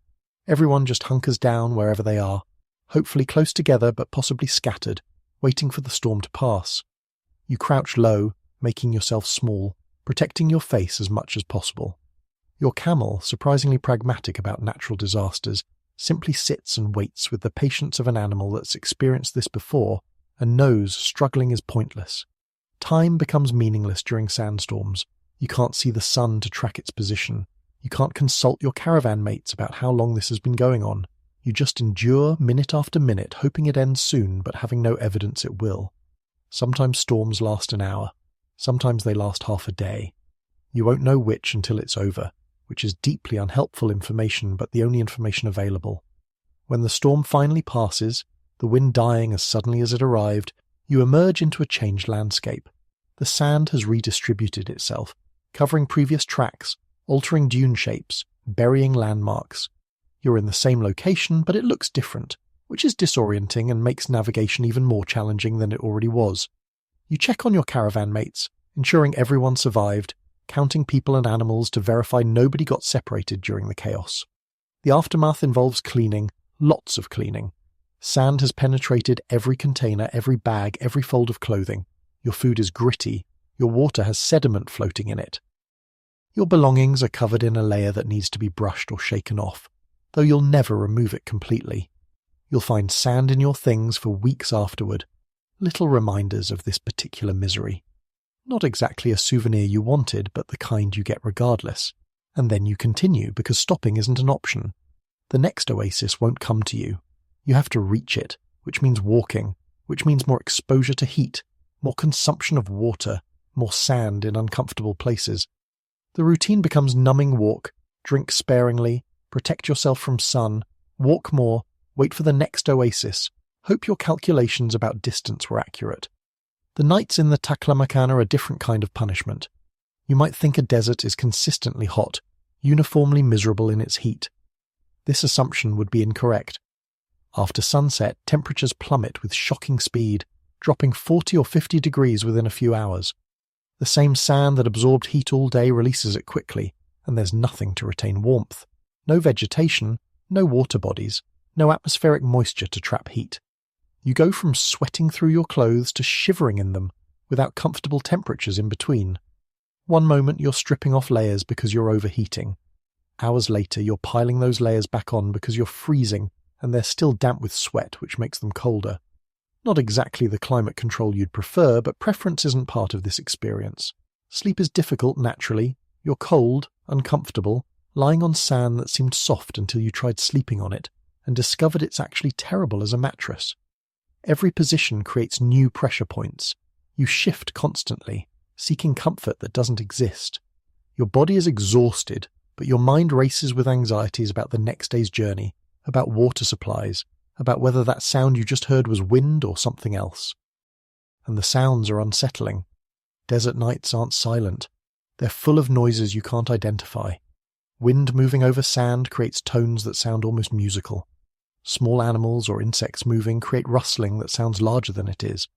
Your imagination provides threatening explanations for every sound, because imagination in stressful conditions tends toward catastrophe rather than reassurance. That's probably just wind. But what if it isn't? You lie awake, listening, unable to relax fully, getting the kind of shallow rest that's better than nothing but nowhere near adequate. The cold also affects your water supplies. Water freezes at 32 degrees Fahrenheit, and nighttime temperatures regularly drop below that during certain seasons. Your water skins can freeze, turning liquid water into solid ice that's useless until it thaws. You try to prevent this by keeping water close to your body, using your own warmth to maintain temperature, but this means sleeping with awkward lumps of water pressing against you. Comfortable it is not, but necessary it is, so you endure. Morning arrives slowly, the sky gradually lightening without the dramatic sunrise you might expect in a landscape this dramatic. The sun appears, and with it comes heat, rapidly transitioning from cold to hot without comfortable temperatures in between. You pack up quickly, trying to make progress before peak heat arrives, but quickly is relative when everyone is stiff, cold, and questioning their life choices. The landscape is monotonous in ways that affect your psychology. Sand looks like sand, dunes look like dunes, and they all look similar enough that you begin to question whether you're making progress or walking in circles. There are no landmarks in the usual sense, no distinctive trees, no unusual rock formations, nothing memorable to use as reference points. Just sand, in various shades of brown and beige, extending in all directions. This monotony is exhausting mentally. Your brain craves stimulation, novelty, change. Instead, it gets repetitive visual input that barely varies from hour to hour. You start to feel disconnected from reality, like you're walking through a dream where nothing changes no matter how far you go. Time becomes strange. Did you just walk for 1 hour or 3? It feels like both and neither. Distance becomes meaningless because everything looks the same. No way to measure progress except by the aching in your legs and the position of the sun. Then there are the remains, those cheerful reminders that not everyone makes it. You'll pass skeletons with some regularity, camels, horses, donkeys, and yes, humans. These are the unfortunates who ran out of water, got lost, succumbed to heat or cold or disease, and never made it to the next oasis. The bones are often remarkably well preserved because the dry conditions prevent decay. It's like walking through an outdoor museum of failure, each skeleton a silent lecture on the importance of preparation and luck. Your guide uses these remains for navigation, which is pragmatic but grim. That cluster of 3 camel skeletons arranged in a triangle means you're on the correct path and the next oasis is a day away. Those human bones scattered near a broken cart mean you're approaching a difficult section, where many caravans have failed. It's effective navigation because bones don't move, they're permanent fixtures in a landscape where everything else shifts. Not exactly the GPS waypoints you'd prefer, but more reliable than your actual map. Archaeologists will eventually discover mummies in this desert, remarkably well preserved by the dry conditions. Future scholars will study their clothing, their possessions, their physical characteristics, learning about ancient cultures through these accidental time capsules. But that's future knowledge. For you, right now, they're just bodies, and they represent possibilities you'd rather not think about too carefully. Each corpse could have been you, could still be you if circumstances shift unfavourably. It's sobering, which is appropriate because the desert demands sobriety about your situation. Some nights, when exhaustion and stress and isolation combine in particular ways, people report strange experiences, voices calling names, figures seen in peripheral vision, lights moving in the distance. Are these real phenomena sounds carried by wind, other travellers, celestial events? Are they hallucinations from dehydration and fatigue? Does the distinction matter when you're alone in darkness trying to survive? The desert has spawned legends about spirits and demons, supernatural explanations for what are probably natural phenomena filtered through exhausted minds. But again, the distinction doesn't matter much when you're experiencing them. Your caravan members become superstitious, if they weren't already. Someone suggests the voices are ghosts of previous travellers warning about danger. Someone else insists the lights are good omens guiding you to safety. Someone performs rituals learned from who knows where, hoping to appease whatever forces might influence your journey. Rational or not, these behaviours provide psychological comfort in circumstances that offer very little comfort of any kind. You participate or you don't, depending on your own belief systems and your willingness to humour your companions, but you don't mock openly because everyone's coping mechanisms are equally valid when everyone's equally desperate. Water discipline becomes increasingly difficult as the journey extends. The first few days, rationing is manageable. You drink your allotted amount, you stop, you wait for the next ration time. But as dehydration accumulates, as your body's reserves deplete, the thirst becomes harder to ignore. You think about water constantly. You dream about rivers, lakes, rain. You catch yourself staring at your water skin, calculating whether you could take one unauthorized sip without anyone noticing, whether short-term relief would be worth the long-term consequences. Some people break discipline, stealing sips from their own supply, or worse, from communal supplies. This creates enormous problems because the rationing calculations depend on everyone following the rules. If people are secretly consuming extra water, the supplies will run out before the next oasis, and then everyone suffers. Suspicion grows. People start watching each other, checking water levels, looking for evidence of theft. Accusations fly. Fights break out. The social bonds that were already strained now fracture under the pressure of resource scarcity. Sometimes the math doesn't work out. You reach the point where the next oasis should appear, but it doesn't. Maybe your navigation was off. Maybe you're travelling slower than calculated. Maybe the information about distances was wrong, not deliberately, just wrong because measuring distances in pre-modern conditions is inherently imprecise. Whatever the reason, you're out of time and low on water, with no salvation in sight. This is when caravans make brutal decisions. Do you push forward, hoping the oasis is just beyond the horizon? Do you turn back, retracing your path to the previous water source? Do you send a small, fast party ahead to find water and return with information? Each option has risks. Pushing forward might lead you further into crisis. Turning back admits failure and costs time and resources. Splitting the party weakens everyone and risks losing people entirely. Usually you push forward because turning back feels like giving up, and humans are psychologically resistant to admitting defeat, even when defeat might be the rational choice. You keep walking, consuming the last of your water, entering the phase where survival becomes genuinely questionable. Dehydration affects cognition. You make poorer decisions, become confused, might wander away from the group. Heat exhaustion and heat stroke become real possibilities, medical emergencies you can't adequately treat in field conditions. And then, if you're fortunate, the oasis appears. Not when expected, not where expected, but real nonetheless. You stagger toward it, barely believing it's real until you reach the water, drink deeply, and realize you've survived another crossing. If you're unfortunate, well, those bones you passed earlier, some of them were people in your exact situation who didn't get the fortunate outcome. Eventually, after days or weeks, depending on your specific route, you emerge from the Taklamakan. The desert gradually transitions back to scrubland, then to terrain where vegetation appears regularly. You've survived technically, though the experience has cost you in ways that'll take time to fully comprehend. You're thinner, dehydrated despite your best efforts, sun-damaged, exhausted in body and spirit, but alive, which was never guaranteed.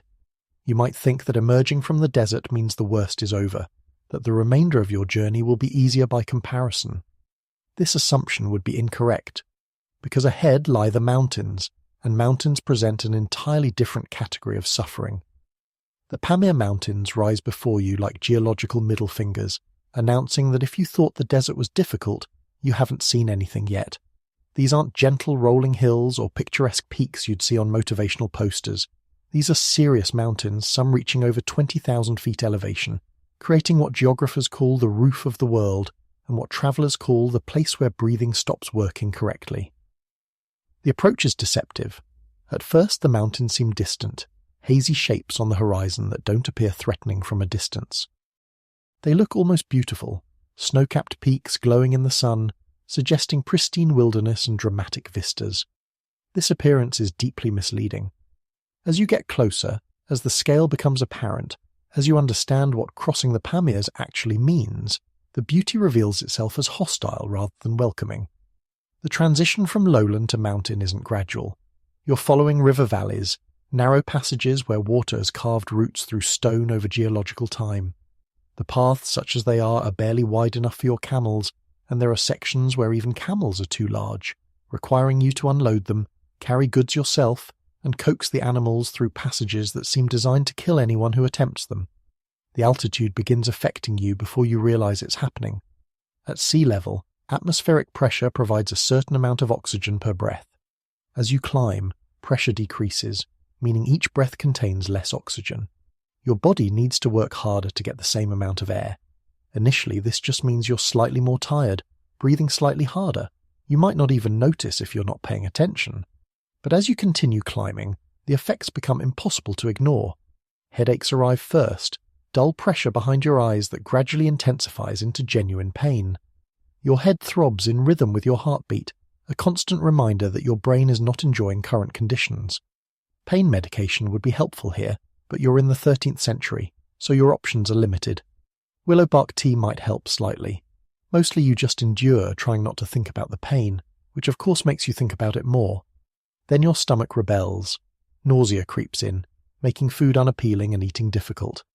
You need calories for climbing, but consuming them becomes challenging when your digestive system is staging a protest about altitude. You force down what you can, knowing that not eating will make everything worse, but it's not pleasant. Sometimes the nausea escalates to vomiting, which is both miserable and counterproductive because you're losing fluids and nutrients you need for continued climbing. Breathing becomes noticeably laboured. You're gasping after minimal exertion, taking multiple breaths for tasks that wouldn't have winded you at lower elevation. Walking 100 feet feels like running a mile. Climbing even gentle slopes requires frequent rest stops. Your heart races, trying to compensate for reduced oxygen by pumping faster, which works partially, but makes you uncomfortably aware of your cardiovascular system working overtime. Sleep becomes difficult at altitude, which is unfortunate because you need rest to recover from each day's climbing. Your body struggles to get enough oxygen even while resting, leading to disturbed sleep, frequent waking, dreams that are more like hallucinations. You wake feeling unrested, which is problematic when you need to climb again. It's a cycle that doesn't resolve until you descend or your body acclimates, which takes weeks you don't have. Some people experience worse symptoms, fluid accumulation in lungs or brain, which can be fatal if not addressed. The treatment is simple in theory. Descend to lower altitude immediately. In practice, descending might mean abandoning your journey, losing days of progress, admitting you can't continue. People often try to push through symptoms that should be warning signs, which sometimes works and sometimes results in those people becoming additional cautionary remains along the route.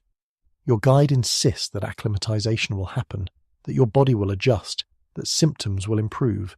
He's partly right. Humans can adapt to altitude given time, but you don't have unlimited time. You're on a schedule or trying to be, and the mountains don't care about schedules. So you climb while feeling terrible, hoping your body adapts quickly enough that you don't become a medical emergency before reaching the other side. The paths themselves are spectacular in their hostility. Many sections are carved into cliff faces, narrow ledges where one side is stone wall and the other side is nothing, just air and a very long fall. The path might be 3 feet wide, might be narrower, wide enough for one animal if that animal cooperates. When two caravans meet going opposite directions on these sections, there's a complex negotiation about who backs up, who moves forward, how to pass without anyone dying. These negotiations take hours, delay everyone, and occasionally end badly when an animal panics and goes over the edge, taking cargo and sometimes people with it. The stone is loose in many places, crumbling under weight, shifting unexpectedly. What looks like solid ground might be rubble barely holding together, waiting for the wrong pressure to collapse. You test each step, watching where you place your feet, trying not to look down at the drop beside you because looking down triggers vertigo, and vertigo on a mountain path is how you die. Some sections require you to dismount and walk, leading your animal because the path is too unstable or too narrow for riding safely. Weather in mountains is aggressive and unpredictable, not just changeable but hostile, like the atmosphere has personal grievances. It might be clear at dawn, snowing by midday, sleeting by evening. Temperature swings are extreme above freezing during the day when sun hits exposed slopes, well below freezing at night or in shadow. You need to be prepared for all conditions simultaneously, wearing layers you can add or remove, though your clothing options are limited by what you packed and what hasn't worn out yet. Wind at altitude is particularly vicious. It's not just moving air, it's moving cold air at high speeds, cutting through clothing like it's not there. The wind chill makes temperatures feel much colder than they are, rapidly causing frostbite on exposed skin. Your face, your hands, your ears, any part not fully covered becomes vulnerable. You wrap scarves, pull hoods tight, try to protect yourself, but wind finds openings, exploits weaknesses, makes you miserable with the efficiency of a natural force that's had millions of years to perfect the craft. Snow and ice make everything more difficult. Paths become slippery, requiring careful foot placement and slower movement. Animals slip, sometimes falling, sometimes just struggling and requiring assistance. Ice accumulates on ropes and equipment, making them harder to use. Frozen water sources are useless until melted, which requires fuel you might not have. Not exactly winter wonderland conditions, more like winter nightmare conditions where everything that could be difficult becomes more so. Fuel scarcity is a genuine problem in high mountains. Trees don't grow above certain elevations. There's a tree line, and once you pass it, no more wood for fires. This means cold camps, no cooking, no warmth beyond what you can generate with your own body and whatever blankets you packed. You might find dried dung that can be burned, or scrubby plants, but neither burns well at altitude where oxygen is limited. Fires struggle, producing more smoke than heat, barely adequate for melting snow but not for actual warmth or proper cooking. Food at altitude is a challenge. You need more calories to maintain body temperature and fuel exertion, but your appetite decreases due to altitude effects. The food you have is cold, hard, barely palatable. Dried meat becomes harder when frozen, requiring significant effort to chew. Bread freezes solid, needs to be thawed or just broken into chunks that hurt your teeth. You eat because you must, mechanically consuming calories without enjoyment, fuel rather than food. Your hands and feet suffer particularly. Extremities lose circulation first when your body prioritizes keeping core temperature stable. Your fingers become numb, making fine motor tasks difficult. Tying knots, fastening buckles, handling equipment, all become challenging when you can't feel your fingers properly. Your feet hurt from cold, from boots that weren't designed for these conditions, from the constant stress of climbing. You develop blisters on top of existing blisters, creating layers of damage that'll take weeks to heal after you finish. The psychological effects of mountain climbing shouldn't be underestimated. You're cold, tired, oxygen-deprived, in pain, surrounded by evidence that one mistake means death. This is not conducive to positive thinking or emotional stability. People become irritable, snapping at each other over minor issues. Despair creeps in, making you question why you're doing this, whether profit is worth this suffering, whether you'll actually survive to enjoy any profit anyway. Some nights you find shelter in the ruins of previous way stations or natural caves. These provide protection from wind and weather, marginally improving your chances of surviving the night. But they're also typically unheated, overcrowded and contaminated by everyone who's used them before. The floor is probably frozen ground or stone. The air inside smells like smoke and desperation. But it's better than being fully exposed, so you're grateful, relatively speaking. Other nights there's no shelter, and you camp wherever you stopped walking. You pile up rocks as wind breaks, stake down your tent as firmly as possible, huddle together for warmth. The temperature drops to levels that make you question the sustainability of human life. Your breath freezes, forming ice on scarves and beards. Water in containers freezes solid. You shiver uncontrollably despite wearing every layer you own. Morning brings both relief that you survived the night and dread that you have to start climbing again. Your muscles are stiff, your joints ache, your body protests movement. You force yourself up, force yourself to pack, force yourself to continue because staying isn't an option. There's no rescue service coming, no one to call for help. Your only option is forward, over the pass, down the other side, toward lower elevation where breathing works normally again. The passes themselves, the highest points on the route, are places of significant suffering. Elevation peaks at these points, meaning symptoms peak as well. Some passes exceed 15,000 feet, elevations where most people experience severe altitude sickness without acclimatization. You're not acclimatized, you've been climbing too quickly for that, so you're likely experiencing maximum symptoms at maximum elevation, which is poor timing but unavoidable. At the pass summit, tradition demands you leave an offering. Stones stacked into cairns, prayer flags tied to anything that can hold them, coins left for whatever deities might be listening. This serves multiple purposes. It's religious observance, hoping for continued safe passage. It's social tradition, participating in rituals shared by countless previous travellers. And it's psychological relief, marking progress, acknowledging that you've reached a high point and will now descend, which means conditions should improve. You leave your offering, mutter a prayer to any god who might claim jurisdiction over this location, and begin descending. Downhill is easier on your lungs but harder on your knees and feet. Gravity helps you move but also wants to accelerate you down slopes where acceleration means injury. You have to control your descent, which requires different muscle use than climbing, revealing muscle groups you didn't know could hurt in new ways. The descent through mountain ranges takes days, sometimes weeks depending on the specific route. You're passing through multiple valleys, crossing multiple passes, each one a mini version of the suffering you've already experienced. The landscape is dramatic, massive peaks, deep gorges, rivers cutting through stone. It would be beautiful if you had the mental and physical capacity to appreciate beauty, which you don't. You're too busy surviving to admire views. Eventually, the elevation decreases enough that symptoms improve, the headaches fade, breathing becomes easier, energy returns, relatively speaking. You're still exhausted and damaged from the experience, but the acute crisis has passed. The path widens, trees reappear, temperatures moderate. You've crossed the Pamers, descended the other side, survived another geographic challenge that kills a percentage of people who attempt it. Looking back at the mountains, you feel a complex mix of emotions. Relief that you made it, pride that you didn't quit, disbelief that humans attempt these routes regularly, that trade is valuable enough to justify this suffering. And underneath everything, awareness that if circumstances require it, you might have to do this again, return over the same passes, expose yourself to the same dangers. That possibility sits uncomfortably in your mind, a future suffering you can't think about too carefully without questioning your entire life trajectory. You've now crossed desert and mountain, two of the major geographical challenges on the Silk Road. You're thinner, weaker, more experienced, and possibly more traumatized. The journey continues, because of course it does. The destination is still ahead, still requiring weeks or months of additional travel through other forms of misery. But you've survived the worst of the terrain, probably, and that's something. Not an achievement worth celebrating yet, but worth noting quietly to yourself as you prepare for whatever comes next. You've survived the desert's heat and the mountain's cold, which is admirable and suggests you have both luck and endurance.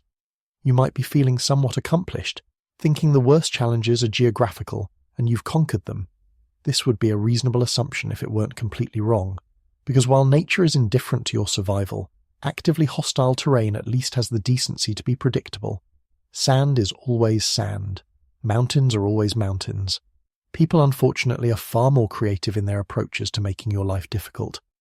The human threats on the Silk Road exist on a spectrum from barely legal extortion to definitely illegal murder, with most interactions falling somewhere in that generous middle ground. Not exactly reassuring, but at least you know what you're dealing with. Sort of. Actually, you don't really know what you're dealing with until it's happening, and sometimes not even then. The ambiguity is part of the problem. Let's start with bandits, the traditional villain in travel narratives. These aren't the romantic outlaws from stories, noble thieves redistributing wealth with theatrical flair. These are practical criminals making rational economic calculations about risk and reward.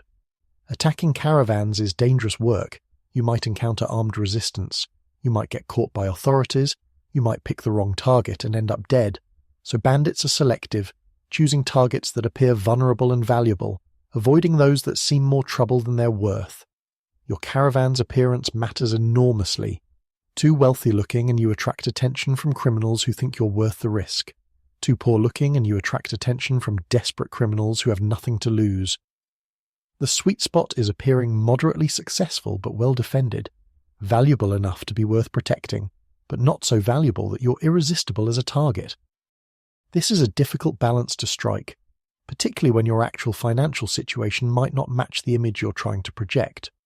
The guards you hired back at the beginning of your journey are theoretically your protection against bandits. These armed men are supposed to deter attacks through their mere presence and defend the caravan if attacks occur. In practice, security is more complicated than hiring muscle and hoping for the best. Your guards are people with their own interests, and those interests don't always align perfectly with yours. Some guards are genuinely professional, taking their jobs seriously, protecting clients even when situations become dangerous. These are valuable employees worth whatever you're paying them, which is probably not enough given the risks they're taking. But professional guards are expensive and usually already employed by merchants with better resources than you have. The guards you could afford are probably less experienced, less skilled, or less reliable. Not necessarily bad people, just people with limitations. Then there are guards who are essentially bandits between jobs, working as security until they find a better opportunity to be on the other side of an attack. They know the routes, they know the tactics, they know which caravans are worth robbing. They might be feeding information to criminal associates about your cargo, your route, your defensive capabilities, or they might be planning to rob you themselves at an opportune moment, possibly in collaboration with outside accomplices. Not exactly the security arrangement you hoped for, but difficult to detect until it's too late. The really sophisticated bandits don't look like bandits at all. They're travelling with your caravan as merchants or pilgrims, appearing legitimate while gathering intelligence about who has what and where vulnerabilities exist. They're friendly, helpful, trustworthy right up until the moment they're not. That merchant who's been chatting with you for 3 days about market conditions might be genuine, might be assessing your cargo and financial situation. That pilgrim who seems devoutly religious could be real, could be cover for someone planning robbery with a side of piety. You develop a kind of paranoia that would be unhealthy in normal circumstances, but is entirely appropriate here. You watch people, noting who asks too many questions, who shows too much interest in your goods, who seems to know too much about security arrangements. You share information carefully, never telling the whole truth to anyone, keeping your actual resources and plans vague. You trust no one completely, which is exhausting but rational given the environment. Attacks, when they come, rarely look like coordinated military operations. More often they're ambushes at vulnerable points, narrow passes where the caravan is strung out and can't maneuver, river crossings where everyone is focused on getting across safely, rest stops where people are relaxed. Bandits wait for maximum vulnerability, strike quickly, take what they can, and disappear before organised resistance can form. Professional work, really, if you can appreciate professional criminality while being victimised by it. Your response options during an attack are limited and none are ideal. You can fight, which risks injury or death, and might result in losing everything anyway if the bandits are more numerous or better armed. You can flee, abandoning your goods to save your life, which leaves you alive but financially ruined. Or you can negotiate, offering some of your cargo in exchange for safe passage, which is essentially paying ransom, but with the slight dignity of calling it negotiation. Most caravan leaders choose negotiation when possible, because goods can be replaced but lives cannot, and arriving alive but poor is preferable to not arriving at all. The economics of banditry are interesting if you're not the victim. Bandits need to make enough from robbery to justify the risks, which means they're targeting valuable goods and trying not to kill people unnecessarily, because murder brings more serious law enforcement attention than theft. Dead merchants are problems, robbed merchants are just unfortunate. This creates a perverse incentive structure where bandits want to scare you enough that you comply quickly, but not harm you enough that authorities make capturing them a priority.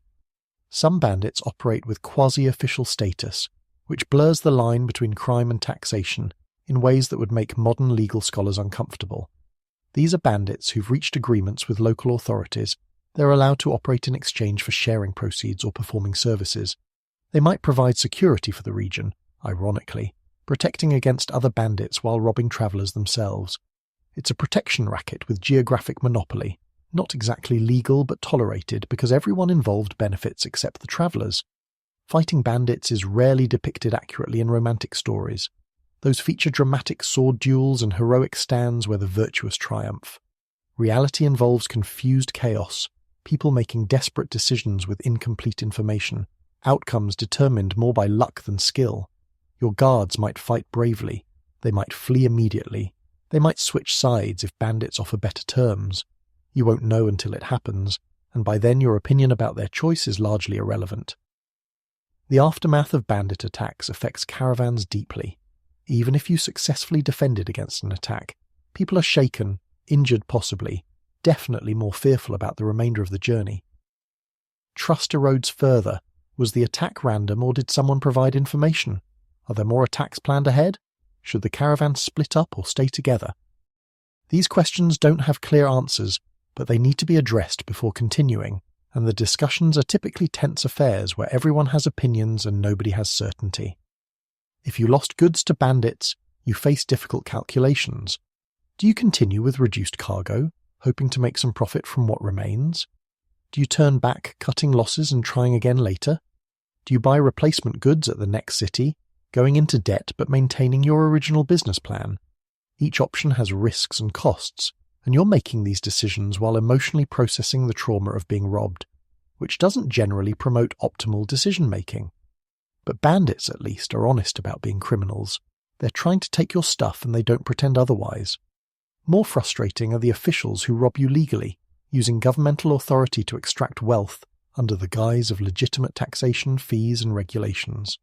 These are the customs inspectors, border guards, city officials, and various bureaucrats who have discovered that travellers are excellent sources of revenue, because travellers can't effectively resist and need to keep moving. Every border crossing involves negotiations with officials whose job is ostensibly verifying documents and ensuring security, but functionally extracting maximum payment. You present your papers, carefully organised and stamped by various authorities who charged you for those stamps. The official examines them with theatrical scrutiny, finding problems that may or may not actually exist. This document is incomplete. That stamp is from an authority they don't recognise.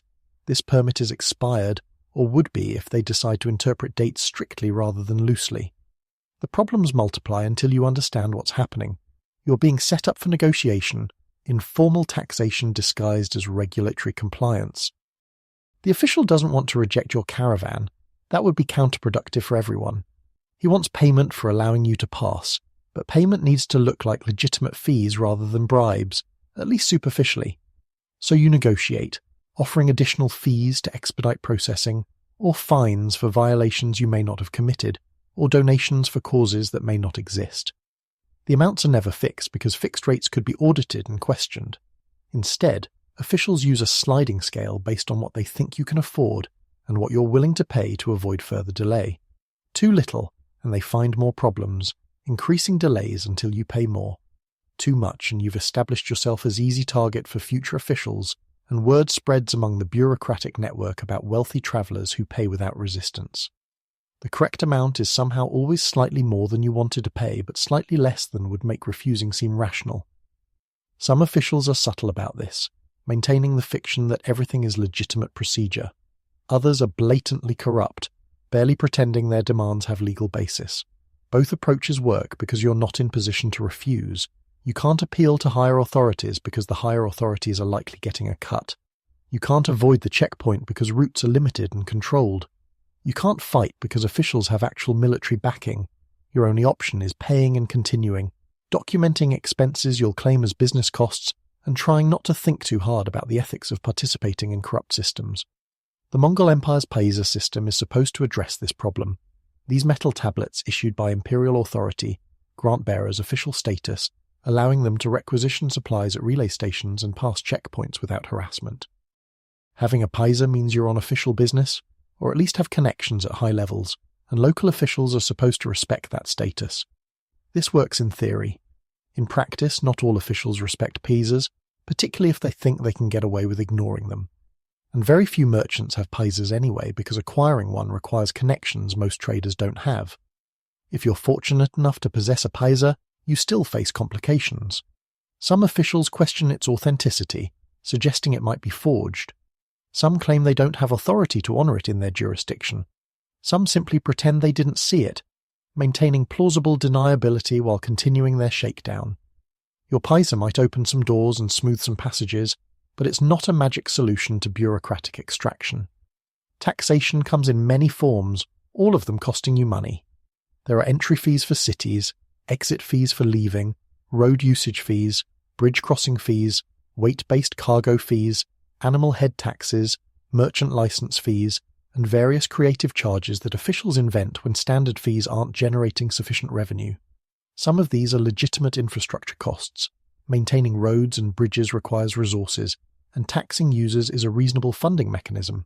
But many are just rent-seeking by officials who have authority to block your passage and use that power to extract wealth.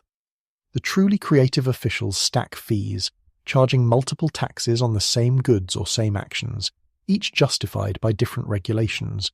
You pay import tax entering a city, then market access tax to sell goods, then sales tax on transactions, then exit tax leaving. By the time you've paid all required fees, your profit margin has shrunk considerably, and you haven't even completed the full journey yet. This happens at multiple stops along the route, each one taking its percentage, each one justified by local law or custom.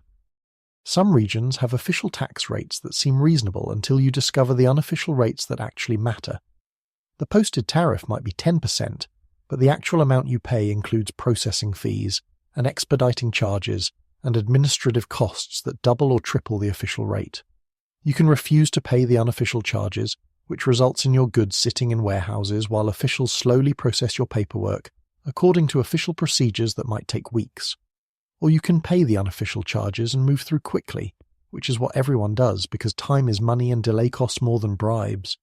Corruption is so widespread that it functions as an informal second economy parallel to the official one. Everyone knows about it, participates in it, and complains about it while perpetuating it. Officials expect bribes and budget their personal finances accordingly, treating payoffs as supplemental income rather than illegal payments. Merchants budget for bribes in their business planning, calculating expected unofficial costs alongside official ones. It's a system everyone hates, but nobody can change because changing it would require coordination among parties who don't trust each other. The language barriers that complicate everything else also complicate negotiations with officials.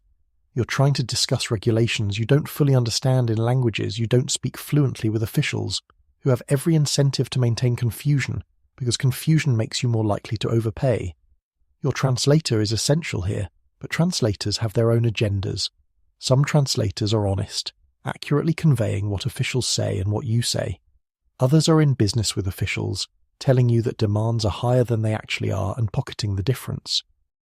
You might never know which kind of translator you have until you're comparing notes with other merchants and discovering you paid significantly more than they did for similar services. Trust becomes a complex calculation. You need translators and intermediaries because you can't navigate these systems alone. But employing intermediaries means giving them power over your transactions and hoping they don't abuse that power too egregiously. Some merchants develop long-term relationships with translators and fixers, building trust over multiple journeys and repeat business. First-time travelers don't have that option. You're hiring strangers and hoping they're more honest than average, which is optimistic but necessary.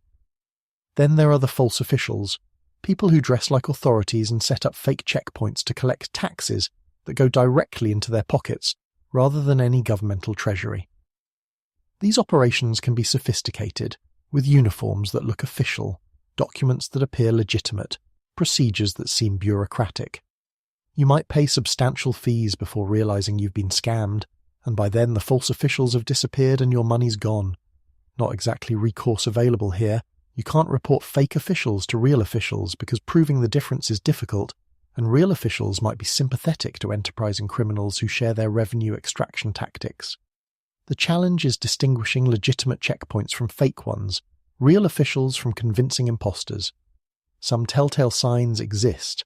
Legitimate checkpoints are usually located at geographically strategic points like city gates or bridge approaches, while false ones might be in random locations where someone just decided to set up operations. Legitimate officials usually have multiple people and some infrastructure, while fake ones might be a couple of guys with weapons and costumes. But these indicators aren't foolproof, and making wrong judgments can be expensive or dangerous depending on which way you're wrong. Sometimes the distinction between legitimate and illegitimate authority is genuinely ambiguous. In border regions or areas with weak central control, local strongmen might claim authority to tax travelers passing through their territory.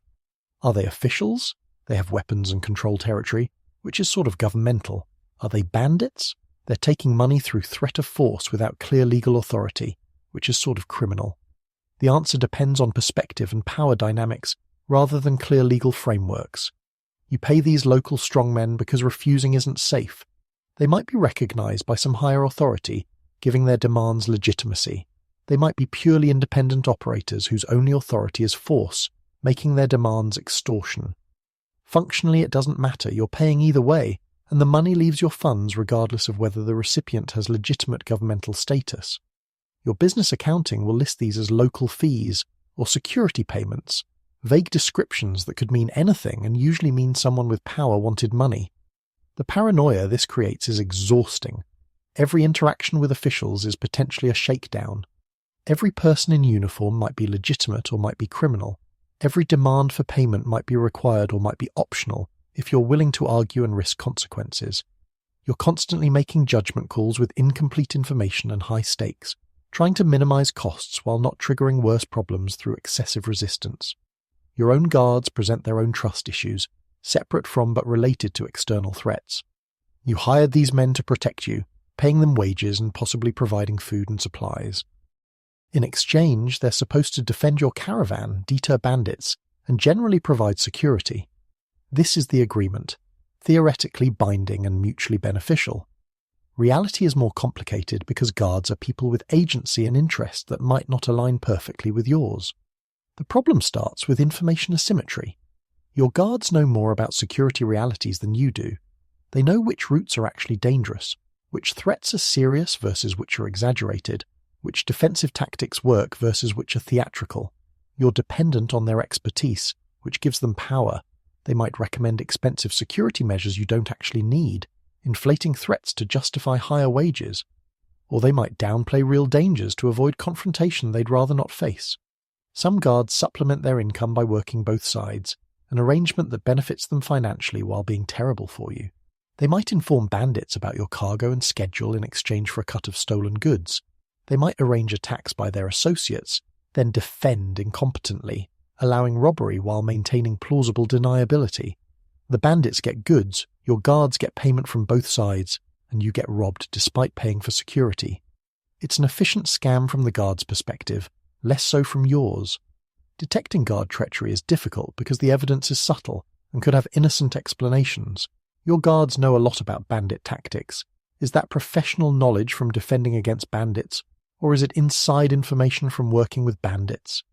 Your guards recommended a particular route that was attacked. Was that unfortunate coincidence or deliberate setup? After an attack, your guards fought but didn't succeed in stopping robbery. Were they outmatched or deliberately ineffective? Each situation has multiple possible explanations, and you're trying to distinguish between bad luck and conspiracy, while lacking evidence for definitive conclusions. The social dynamics within your guard force also matter. Guards aren't a unified team with perfect internal loyalty. They're individuals who might have conflicting loyalties, personal disputes, or different ethical standards. One guard might be completely trustworthy, while another is compromised, and they're working together without necessarily knowing each other's true allegiances. This creates situations where your security apparatus is internally divided in ways you can't see, some members genuinely protecting you, while others are actively undermining protection. You try to create incentives that align guard interests with yours. You might offer bonuses for successful delivery, giving guards financial stake in your safety. You might establish reputation systems where good performance leads to recommendations and future employment, making long-term reputation more valuable than short-term betrayal profits. These tactics help, but they don't eliminate problems because immediate payoffs from betrayal can exceed future uncertain benefits from honest service. Sometimes guards are simply incompetent rather than treacherous. They're not working with bandits, they're just not very good at their jobs. They lack training, experience, or courage to effectively defend against real threats. They look intimidating enough to deter casual criminals, but fold quickly when facing serious opposition. This is frustrating but not malicious, poor service rather than active betrayal, though the practical effect on your safety is similarly negative. The power dynamic between merchant and guard is delicate. Guards have weapons and violence capacity, which means they theoretically could rob you themselves rather than protecting you from others. This doesn't usually happen because reputation matters in economies where repeat business and word-of-mouth recommendations drive employment. A guard who robs his employer becomes unemployable, losing access to future income. But that calculus changes if guards decide this is their last journey, or if they think they can get away with robbery without being identified, or if they're desperate enough that future employment concerns seem less important than immediate needs. You manage this risk through social strategies treating guards well enough that they feel valued, not so well that they think you're wealthy enough to rob, maintaining professional distance that prevents familiarity from breeding contempt or opportunity.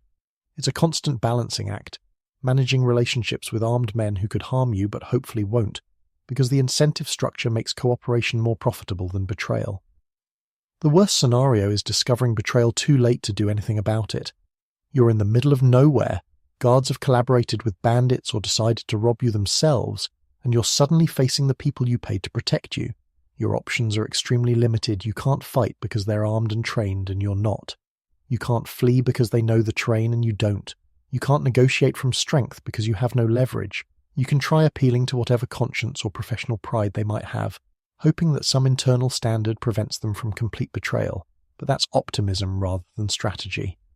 If you survive such situations, and many don't, you face the challenge of continuing your journey without security, with reduced cargo, probably traumatized and definitely poorer.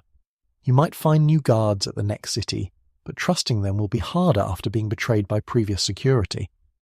Or you might join another caravan, seeking safety in larger numbers, though that comes with its own complexities and compromises. The cumulative effect of all these human threats is a kind of learned helplessness that would be called anxiety disorder in modern medical terminology, but is really just rational response to genuinely threatening environment. You're constantly alert, constantly worried, constantly recalculating risks and trust levels. Every new person is a potential threat. Every transaction might be a scam. Every peaceful interaction could be set up for future violence. This hypervigilance is exhausting mentally and emotionally, wearing you down in ways separate from the physical exhaustion of travel. You develop strategies for managing this. You share information in caravan networks, warning other merchants about corrupt officials, treacherous guards, dangerous routes. This collective intelligence helps everyone, creating informal databases of who to trust and who to avoid, which routes are currently safe and which are currently compromised. It's not perfectly reliable because situations change and information ages, but it's better than making every decision from scratch without any guidance. You also develop personal heuristics for quick assessment. This official seems too eager, probably running a scam. That guard seems too confident, possibly setting up betrayal. This friendly merchant asks too many specific questions, potentially gathering intelligence for robbery. These heuristics are imperfect, sometimes leading you to distrust honest people or trust dishonest ones, but they provide decision-making frameworks in situations where you don't have time or information for thorough analysis. Religion provides some protection, interestingly enough. Authorities across the Silk Road, despite their many differences, generally respect religious travelers and institutions. Monasteries and temples offer genuine hospitality, shelter without hidden costs, relative safety from robbery because attacking religious institutions brings bad reputation and sometimes supernatural concerns. If you can claim religious purpose for your journey, even tangentially, you might receive better treatment from some officials and protection from some criminals who have boundaries about robbing pilgrims. But religion also creates vulnerabilities. Religious identity makes you target for discrimination or violence in regions hostile to your faith. Carrying religious items might mark you as a valuable target if those items are sacred and therefore potentially ransomable. False claims of religious status can backfire spectacularly if you're exposed, turning authorities from neutral to hostile because lying about religious identity is offensive across cultures. So using religion for protection requires genuine affiliation or very convincing performance, and mistakes are costly. The reputation economy matters enormously in Silk Road trade. Merchants who treat people fairly, pay their debts, don't cheat customers. These build reputations that provide real advantages. Other merchants share information. Officials might be slightly less aggressive in extraction. Guards are more likely to serve honestly. Good reputation doesn't eliminate problems, but it reduces their frequency and severity, making your journey marginally less miserable than it would be otherwise. Conversely, bad reputation follows you. Merchants who cheat, who fail to pay debts, who betray partners' word spreads about them. They find fewer people willing to travel with them, pay higher costs for services, face more hostility from officials who've heard they're problematic. In societies without credit bureaus or background check systems, reputation transmitted through social networks serves similar functions, creating informal accountability for behavior. You cultivate your reputation carefully, knowing it's an asset almost as valuable as your cargo. You pay what you owe, even when it hurts financially. You treat business partners fairly, even when you could get away with cheating. You help other travelers when possible, building social capital that might pay dividends later. Not because you're necessarily virtuous, though you might be, but because reputation is investment in future opportunities, and future opportunities are how you survive long term. The violence you witness or experience along the route changes you in ways you don't fully recognize until later. You become desensitized to things that would have horrified you at journey's start. You see people beaten by officials and feel relief it's not you rather than outrage at injustice. You hear about caravans robbed or massacred and calculate whether that affects your route, rather than mourning the victims. This isn't moral failing, it's psychological adaptation to environment, where constant empathy would be overwhelming and incapacitating. You narrow your circle of concern to immediate survival, which is pragmatic but comes with spiritual costs you'll process later, if you survive to have a later. Some violence is casual, normalized to the point of being unremarkable. Guards beat animals for perceived disobedience. Officials physically assault travellers who don't show proper respect. Merchants fight each other over business disputes. This violence isn't spectacular or newsworthy. It's routine background texture of life in places where formal justice systems are weak, and informal violence enforcement is common. You learn to accept it as normal, or at least as unavoidable, which amounts to the same thing functionally. Other violence is shocking even in this context, exceeding the bounds of what's considered acceptable even in violent times. Public executions for crimes that seem minor, torture to extract confessions or simply to terrorize populations, massacres of entire caravans as warnings to others. These events are less common but more memorable, marking your psychological landscape with trauma that resurfaces in nightmares and anxiety for years afterward. You can't prevent these things, can't save victims, often can't even safely witness them without risking becoming involved, so you look away and keep moving and try not to think about what you saw. The constant stress of navigating human threats eventually produces a kind of numbness, emotional blunting that protects you from being overwhelmed, but also disconnects you from normal human responses. You stop trusting easily. You stop feeling surprised by betrayal. You stop expecting fairness or kindness, and treat them as anomalies when they occur. This makes you harder to victimize because you're always skeptical, always guarded, always assuming worst intentions until proven otherwise. But it also makes you harder to connect with, less open to genuine relationship, more isolated even when surrounded by people. Looking around your caravan, you see similar adaptations in others. The veteran merchants move through transactions with mechanical efficiency, trusting no one, questioning everything, showing no emotional response to situations that would stress newcomers. They've survived because they've learned these lessons, incorporated them so deeply that paranoia is no longer paranoia, but simply accurate assessment of reality. You're becoming like them, not because you want to, but because it's the personality structure that survives this environment. And yet somehow trade continues, caravans keep moving, merchants keep attempting these journeys despite all the human dangers layered on top of geographic ones. Because the potential profits remain high enough to justify risks, because some people have no better options, because human optimism persists even in situations where pessimism would be more rational. You're part of this ongoing flow of commerce and courage and stupidity, risking everything to transport goods across hostile terrain through hostile human landscapes, hoping your luck holds just a little longer. The human threats won't end until you complete your journey, and even then you'll carry their psychological effects forward into whatever comes next. But for now, today, this moment, you're still moving, still negotiating with officials, still watching your guards, still calculating who to trust and how much. The paranoia that exhausts you also protects you. The hypervigilance that wears you down also keeps you alive. Not exactly healthy, but health is luxury you can't afford. Survival is the goal, and if you're paranoid and mistrustful and emotionally guarded at journey's end, well, that's the price of arrival. Better to arrive damaged than not arrive at all.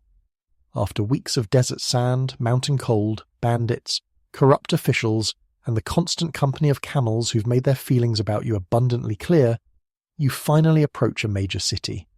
Perhaps it's Samarkand, or Bukhara, or Merv, one of those legendary centres of commerce where East meets West in a glorious exchange of culture, ideas, and intestinal parasites. From a distance, the city looks magnificent. Minarets pierce the sky. Domed buildings glitter with tilework. Walls stretch impressively around a dense urban core that promises civilization, commerce, and the radical luxury of sleeping somewhere that isn't directly on the ground. Your optimism, if you still possess any after the journey so far, is about to be tested in new and creative ways. Because while cities offer genuine advantages over wilderness food, shelter, trade opportunities, medical care of questionable effectiveness, they also concentrate human problems into dense, complicated spaces where everything that can go wrong has multiple opportunities to do so. Not exactly the urban paradise you might have imagined during those long desert nights, but certainly more interesting than sand. The approach to any major Silk Road city involves passing through layers of settlement that radiate outward from the urban core. First, you encounter the agricultural zones where food is grown, orchards and fields worked by people who view passing merchants with a mixture of economic interest and cultural suspicion. Then come the suburbs, less densely packed neighbourhoods where people who can't afford or don't want to live in the city centre have established their own communities. These areas are cheaper, less regulated, and generally less safe, which makes them popular with travellers on limited budgets, which includes you. The city walls themselves are impressive structures, built to keep out armies and impress visitors with their size and solidity. Gates are controlled by guards whose job is ostensibly security but functionally revenue generation. You'll wait in line with other arriving travellers, carts full of goods, animals, people on foot, everyone queuing for the privilege of entering the city and paying for that privilege. The wait can take hours, depending on how many people are arriving, how thoroughly guards are inspecting cargo, and how efficiently bribes are being processed. Not exactly a streamlined entry system, but efficiency isn't really the goal here. When you reach the gate, the inspection begins. Guards want to see your documents, verify your identity, assess your cargo, and determine how much money they can extract before allowing entry.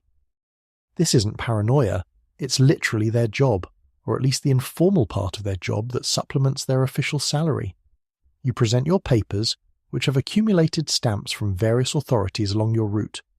The guards examine these with varying degrees of literacy, sometimes upside down, occasionally asking questions that suggest they're not entirely sure what they're looking at. Your cargo gets inspected for contraband, which is defined flexibly depending on who's in power and what they've decided to prohibit this month. Weapons are usually restricted. Certain religious texts might be banned. Some goods require special permits. Others are forbidden entirely for reasons that might be political, religious, economic, or purely arbitrary. The guards poke through your carefully packed items, disrupting your organization, occasionally breaking fragile goods, always taking longer than seems necessary. This is theatre, performance designed to make you uncomfortable enough that you'll pay to expedite the process. And pay you will, because the alternative is having your caravan stuck outside the city walls while officials slowly, methodically process your entry according to official procedures that could take days or weeks. You negotiate fees, some official, some not, all of them costing more than you'd prefer. The guards find violations, real or invented. Your documentation is insufficient. Your cargo contains items that require additional taxes. Your animals need health inspections. Each problem has a solution, and that solution is money. By the time you're granted entry, you've paid enough in official and unofficial fees that you're already questioning whether this city is worth the cost. But you're finally, passing through gates into the urban maze that is a major Silk Road trading centre. The first thing that hits you is the noise. Cities are loud in ways that wilderness never is. Thousands of people talking, shouting, arguing, laughing. Animals making their various sounds, cartwheels on stone streets, hammers from workshops, music from somewhere, the call to prayer from minarets, babies crying, dogs barking, the accumulated cacophony of dense human habitation that would be overwhelming if you weren't already overwhelmed by everything else. The second thing is the smell, a rich tapestry of scents ranging from pleasant to actively hostile. Spices and incense create appealing aromas. Food cooking produces mouth-watering smells that make you remember you haven't eaten properly in days. But these pleasant scents mix with less pleasant ones, human and animal waste in streets lacking modern sanitation, unwashed bodies in climates where daily bathing isn't practical, industrial processes that involve substances you'd rather not identify. The olfactory experience is intense, complex, and not always in good ways. Not exactly aromatherapy, unless your therapist hates you. The visual chaos is remarkable. Buildings crowd together in dense formations, 2 and 3 stories tall, blocking sky and creating shadowed streets where sunlight penetrates only at specific angles. The architecture is varied. Some buildings are brick, others mud plaster, some stone, many combining materials in ways that suggest multiple construction phases and uncertain structural integrity. Decorative tiles adorn important buildings, creating beautiful geometric patterns that demonstrate considerable mathematical sophistication and aesthetic ambition. Other buildings are purely functional, minimal decoration, maximum utility. The streets are narrow, winding, organic rather than planned, following patterns established over centuries of incremental development rather than any comprehensive urban design. There's no grid system, no logical organization. Streets branch, intersect, dead end without warning. Getting lost is easy, finding specific locations is challenging, and navigation relies on landmarks and asking directions from locals who may or may not give you accurate information depending on their mood and whether they think you should be where you're trying to go. The bazaar is the heart of any Silk Road city, the economic and social centre where everything and everyone eventually passes through. Not a single market, but a sprawling network of stalls, shops, and trading spaces organised loosely by product-type textiles in one area, metalwork in another, food in a third, each section containing dozens or hundreds of individual merchants all competing for customer attention. The sensory overload is spectacular. Colours everywhere, fabrics hanging in brilliant displays, metalwork gleaming, food arranged in tempting arrays. Smells mixing, competing, sometimes clashing, sounds overlapping, merchants calling out prices and promises, customers haggling, deals being struck in multiple languages simultaneously. Your first goal is finding lodging, a place to store your goods and sleep that's preferably secure, relatively clean, and affordable. These three qualities rarely exist together. Secure lodging costs more. Clean lodging is rare at any price. Affordable lodging is usually neither secure nor clean, but it's what you can afford, so you take what you can get. The caravanserai, the large commercial inns designed specifically for travelling merchants, are your best option if you can access them. These establishments are built around central courtyards, with animal stables on the ground level and human accommodations on upper floors or around the perimeter. The layout provides security one entrance that can be guarded, walls surrounding the complex, some separation between valuables and the street. You negotiate for space, paying daily rates that depend on how much room you need, how many animals you're stabling, what level of security you want. The management charges for everything: the room, the animal space, access to water, use of cooking facilities, everything itemized and priced. The room you get is basic, which is generous. It's more like a cell, small rectangular space with stone or packed earth floor, maybe a wooden platform for sleeping if you're fortunate, certainly no furniture beyond what you bring yourself. The walls might have hooks for hanging belongings. There might be a small window for ventilation, though opening it invites insects and reduces security. The door has a lock of questionable effectiveness, which means you'll be sleeping with your most valuable possessions close to your body, because leaving them unguarded is asking for theft. The courtyard below is chaos. Controlled chaos if management is competent, but chaos nonetheless. Animals crowd together, camels and horses and donkeys and oxen all sharing space, all making noise, all producing waste that's supposed to be removed regularly but often isn't. Merchants tend to their goods, reorganizing cargo, making repairs, preparing for the next leg of their journey, or for conducting business in the city.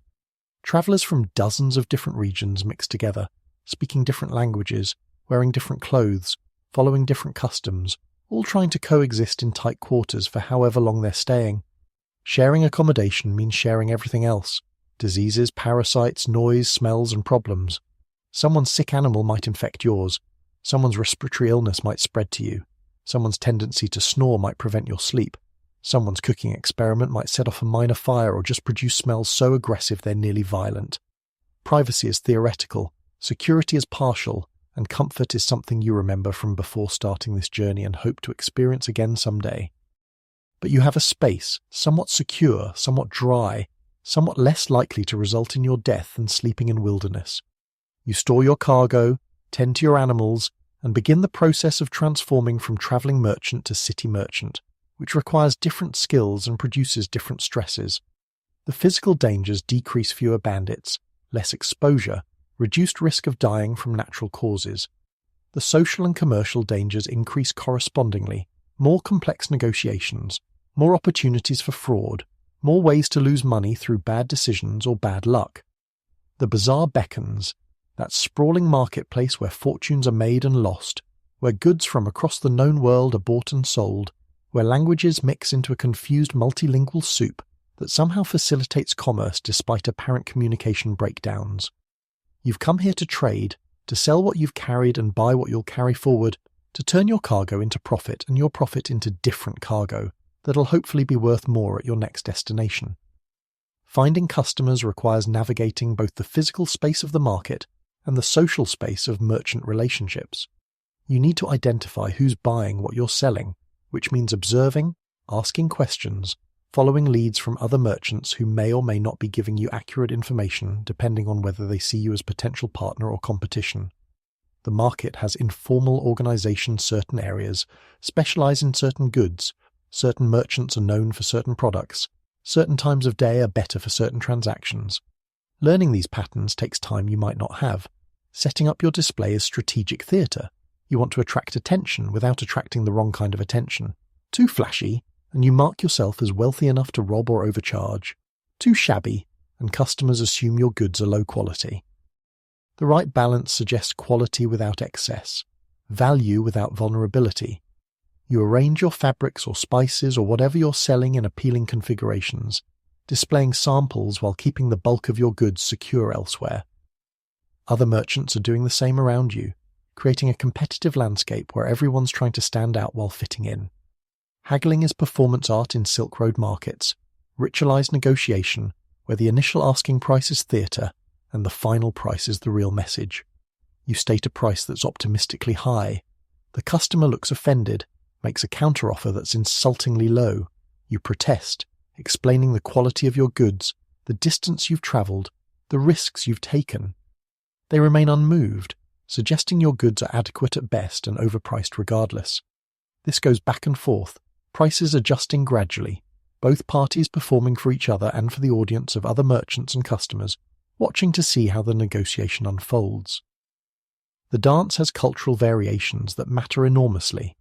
In some traditions, aggressive haggling is expected and respected. Both parties push hard, volume increases, gestures become emphatic, and arriving at a deal feels like victory. In others, haggling is quieter, more subtle, with suggestions rather than demands, patience rather than pressure. Misreading these cultural cues can kill deals or create offence, so you watch other transactions carefully, noting patterns, adapting your approach to match local expectations. Language barriers complicate everything naturally. You're negotiating in markets where a dozen languages are spoken, and most people are fluent in none of them.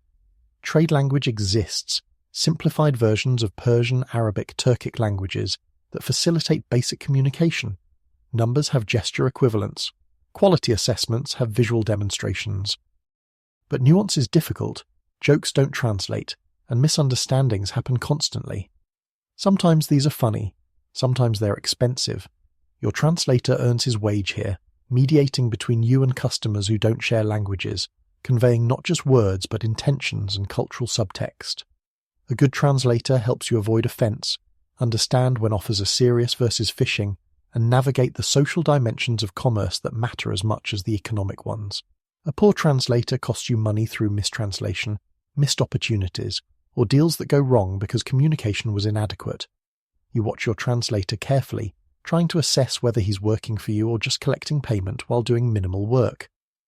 The goods available in these markets are spectacular in their variety, products from literally thousands of miles away meeting in single marketplaces. Chinese silks so fine they shimmer like liquid. Persian carpets with patterns so complex they suggest mathematical genius or divine inspiration depending on your perspective. Indian spices in quantities and varieties you've never seen. Arab glassware, delicate and beautiful and absurdly fragile for transport. Russian furs, Central Asian leatherwork, local ceramics, imported metalwork, exotic animals, rare books, mundane grain, precious gems, common salt. Everything that can be bought or sold appears here eventually. You're both buyer and seller, conducting transactions in both directions. Selling requires convincing others your goods are valuable. Buying requires evaluating others' goods to avoid overpaying for inferior quality or fraudulent items. This dual role means you're constantly switching mental frameworks, one moment defending your prices, the next moment attacking others' prices, trying to maximize profit in both directions while maintaining relationships that might be valuable for future transactions. Fraud is everywhere, creative and varied and sometimes impressive in its audacity. Fabrics that look silk but aren't, gems that look precious but are coloured glass, spices diluted with cheaper substitutes, scales that are weighted to misrepresent quantities, counterfeit coins mixed with legitimate currency, documents that are forged but look official. The methods are endless, the motivations universal. Everyone's trying to improve their position, and if that means deceiving trading partners, well, buyer beware is the operating principle. You develop skepticism that borders on paranoia, testing everything, trusting nothing at face value. You examine fabrics closely, checking weave and texture. You taste spices to verify authenticity. You weigh goods on your own scales rather than trusting sellers' measurements. You test coins for metal content. You assume everyone is trying to cheat you because many of them are, and distinguishing honest merchants from dishonest ones is difficult when everyone uses similar tactics and everyone claims superior quality. Yet somehow commerce functions.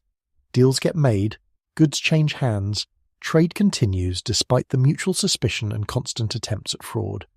This works because reputation matters, because repeat business is valuable, because merchants who consistently cheat develop bad reputations that cost them opportunities. The system isn't honest in the sense that everyone tells truth. It's honest in the sense that lies have consequences and honesty has rewards, which creates incentive structures that usually produce acceptable outcomes, even if the process is uncomfortable. The social dimension of bazaar commerce is as important as the economic one. You're not just buying and selling goods, you're building relationships, establishing reputation, gathering information about markets and routes and opportunities. Other merchants become sources of intelligence about what's selling where, which routes are currently safe, which officials are taking bribes, which cities have plague or war or other problems that affect trade. This information sharing happens casually, conversations over tea, gossip during negotiations, casual remarks that contain valuable intelligence if you're paying attention. Tea shops around the bazaar serve as informal business clubs, places where merchants gather to talk, rest, and conduct deals in slightly more comfortable settings than standing in sun or rain. You'll spend considerable time in these establishments, drinking tea that's sometimes good and often mediocre, eating small snacks, listening to conversations, participating when appropriate, gradually building social capital in merchant networks that span the Silk Road. These relationships might not feel immediately valuable, but they're investments that pay dividends over years and multiple journeys.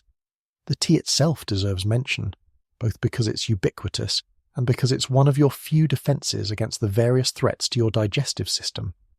Not the refined tea ceremony you might imagine, more like functional caffeine delivery and water purification. The tea is typically green or black depending on regional preferences, brewed strong, sometimes flavoured with spices or honey, served hot in small cups or bowls. The key feature is that it's boiled, which means the water has been heated enough to kill most of the organisms that would otherwise colonize your intestines and stage rebellions. Water is always dangerous in medieval cities.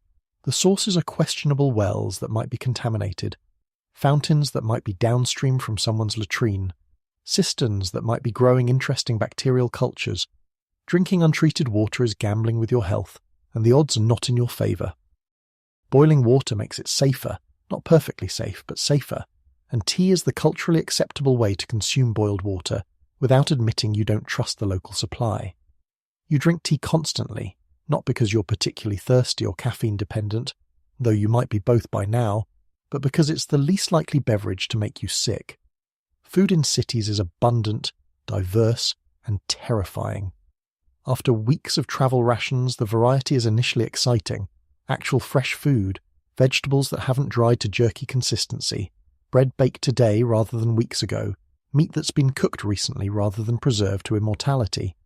The smells are intoxicating, the displays are tempting, and your body is desperately craving nutrients it hasn't had access to for far too long. This is a dangerous combination of factors. The street food scene is spectacular in these cities, vendors selling everything from grilled meat skewers to filled pastries to mysterious stews, to items you can't identify but which locals are eating enthusiastically. The food is cheap, convenient, delicious smelling, and potentially lethal.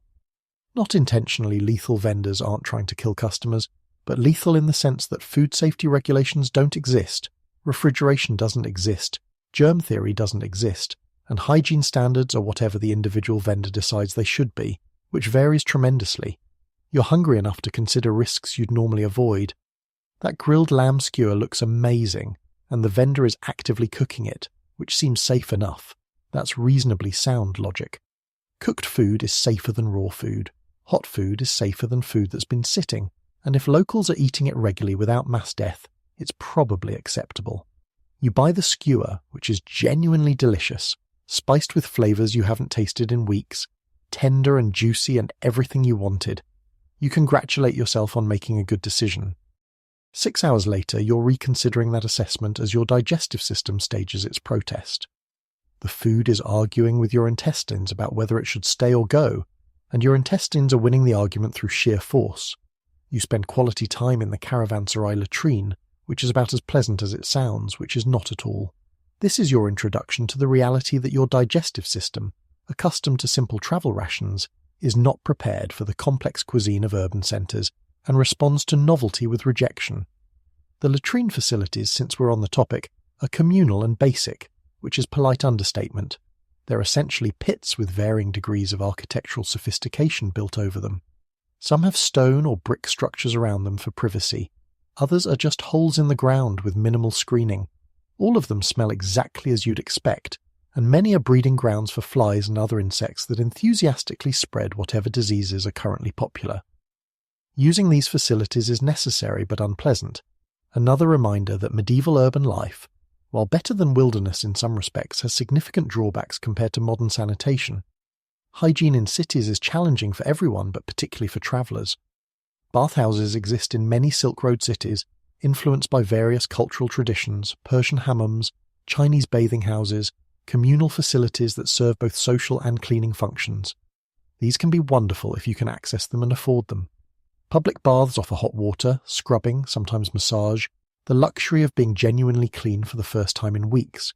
The experience is restorative physically and psychologically, washing away accumulated dirt and restoring some sense of human dignity. But bathhouses also have complications. The water is shared among many users, which means you're bathing in water that's accumulated contributions from everyone who bathed before you. It's heated, which helps, but it's not changed frequently, which doesn't help. You're potentially exposing yourself to whatever skin conditions, infections, or parasites the previous bathers had. The facilities themselves might not be particularly clean. Floors are slippery with substances you'd rather not analyse. Surfaces are damp and mouldy. Air is humid and feels vaguely contaminated. Not exactly the spa experience you might hope for, but significantly better than not bathing at all, which is your alternative. The food situation requires developing strategies beyond just hoping for the best. You learn to observe which vendors have consistent crowds of locals, reasoning that if people eat there regularly and return, the food is probably not killing people at rates that would discourage business. You learn to prefer foods that are cooked freshly in front of you, rather than items that have been sitting out. You learn to avoid foods that contain raw ingredients or dairy products that might be spoiled. You learn to watch for flies, which serve as useful indicators of sanitation problems. If flies are enthusiastically interested in a food vendor's offerings, that's information worth considering. But learning comes through experience, and experience means getting sick. Not if, when. Everyone travelling the Silk Road experiences digestive rebellion at some point, usually multiple points. It's nearly unavoidable given the combination of unfamiliar foods, questionable water, stress, fatigue, and exposure to new bacterial and parasitic species your body hasn't developed immunity against. The locals have adapted through years of exposure. You haven't, and your intestines are discovering this through trial and error, emphasis on error. Diarrhea is the most common complaint, that enthusiastic rejection of food or water that leaves you weak, dehydrated, and spending far too much time in terrible latrines. It passes, usually, after a few days of suffering during which you question every decision that led to this moment. Treatment is supportive rest, simple foods if you can keep anything down, lots of tea to prevent dehydration, and time. Medieval medicine has various remedies of varying effectiveness, most of which involve herbs or practices that don't actually help but at least make you feel like you're trying something. More serious gastrointestinal problems exist, and occasionally afflict travellers. Cholera, dysentery, typhoid, various parasitic infections that have longer-term effects. These are genuine medical emergencies in an era before effective treatments exist. The mortality rate for serious intestinal infections is significant, and even if you survive, you might be weakened enough that continuing your journey becomes difficult or impossible. Prevention is your only real defence, which means being careful about food and water, though being careful isn't always sufficient when you're exposed to so many potential sources of infection. The local cuisine has particular challenges for outsiders beyond just unfamiliar ingredients. The spices used in many Silk Road cities are both blessing and curse. They make food delicious, adding flavours that transform simple ingredients into complex dishes. But they also mask spoilage, covering the taste and smell of food that's beginning to go bad, allowing vendors to sell items that should be discarded. That heavily spiced stew might be perfectly fresh, or it might be yesterday's leftovers that have been reheated and respiced to hide deterioration. You can't tell by tasting, which is the problem. Dairy products are particularly hazardous, and unfortunately also particularly common in Central Asian cuisine. Fermented milk products, yogurts, soft cheeses, kumis, fermented mare's milk that's slightly alcoholic and intensely sour, are dietary staples in nomadic cultures and appear regularly in cities along the Silk Road. Locals tolerate these foods fine, having grown up consuming them. Your digestive system, if you're from a culture without these traditions, responds with shock and protest. The fermentation process creates complex bacterial colonies that your gut flora isn't prepared to handle, leading to predictable results. Kumis deserves special mention as a drink that sounds interesting until you experience it, at which point you question whether anyone actually enjoys it or whether it's an elaborate test of visitors' politeness. It's made by fermenting mare's milk in leather bags, often by people on horseback since the movement helps the fermentation process. The result is a beverage that's sour, slightly fizzy, mildly alcoholic, and tastes like what you'd imagine if someone described tangy horse liquid and you tried to imagine the flavour profile. Locals drink it enthusiastically, praising its health benefits and cultural significance. You drink it because refusing is rude, and you try not to grimace, and you hope your stomach accepts this strange offering without staging a revolt. The meat available in markets is fresh in the sense that it was recently an animal, but not necessarily fresh in the modern sense of properly refrigerated and handled. Butchering happens in open-air markets where temperatures are warm and flies are plentiful. Meat sits out for hours, accumulating exposure to bacteria and insects. It's sold by weight, cut to order, wrapped in whatever material is available. You're expected to cook it thoroughly, which is wise because partial cooking won't be sufficient to kill everything that might be living in it by the time you get it home. Vegetables and fruits are generally safer than meat, though they come with their own risks.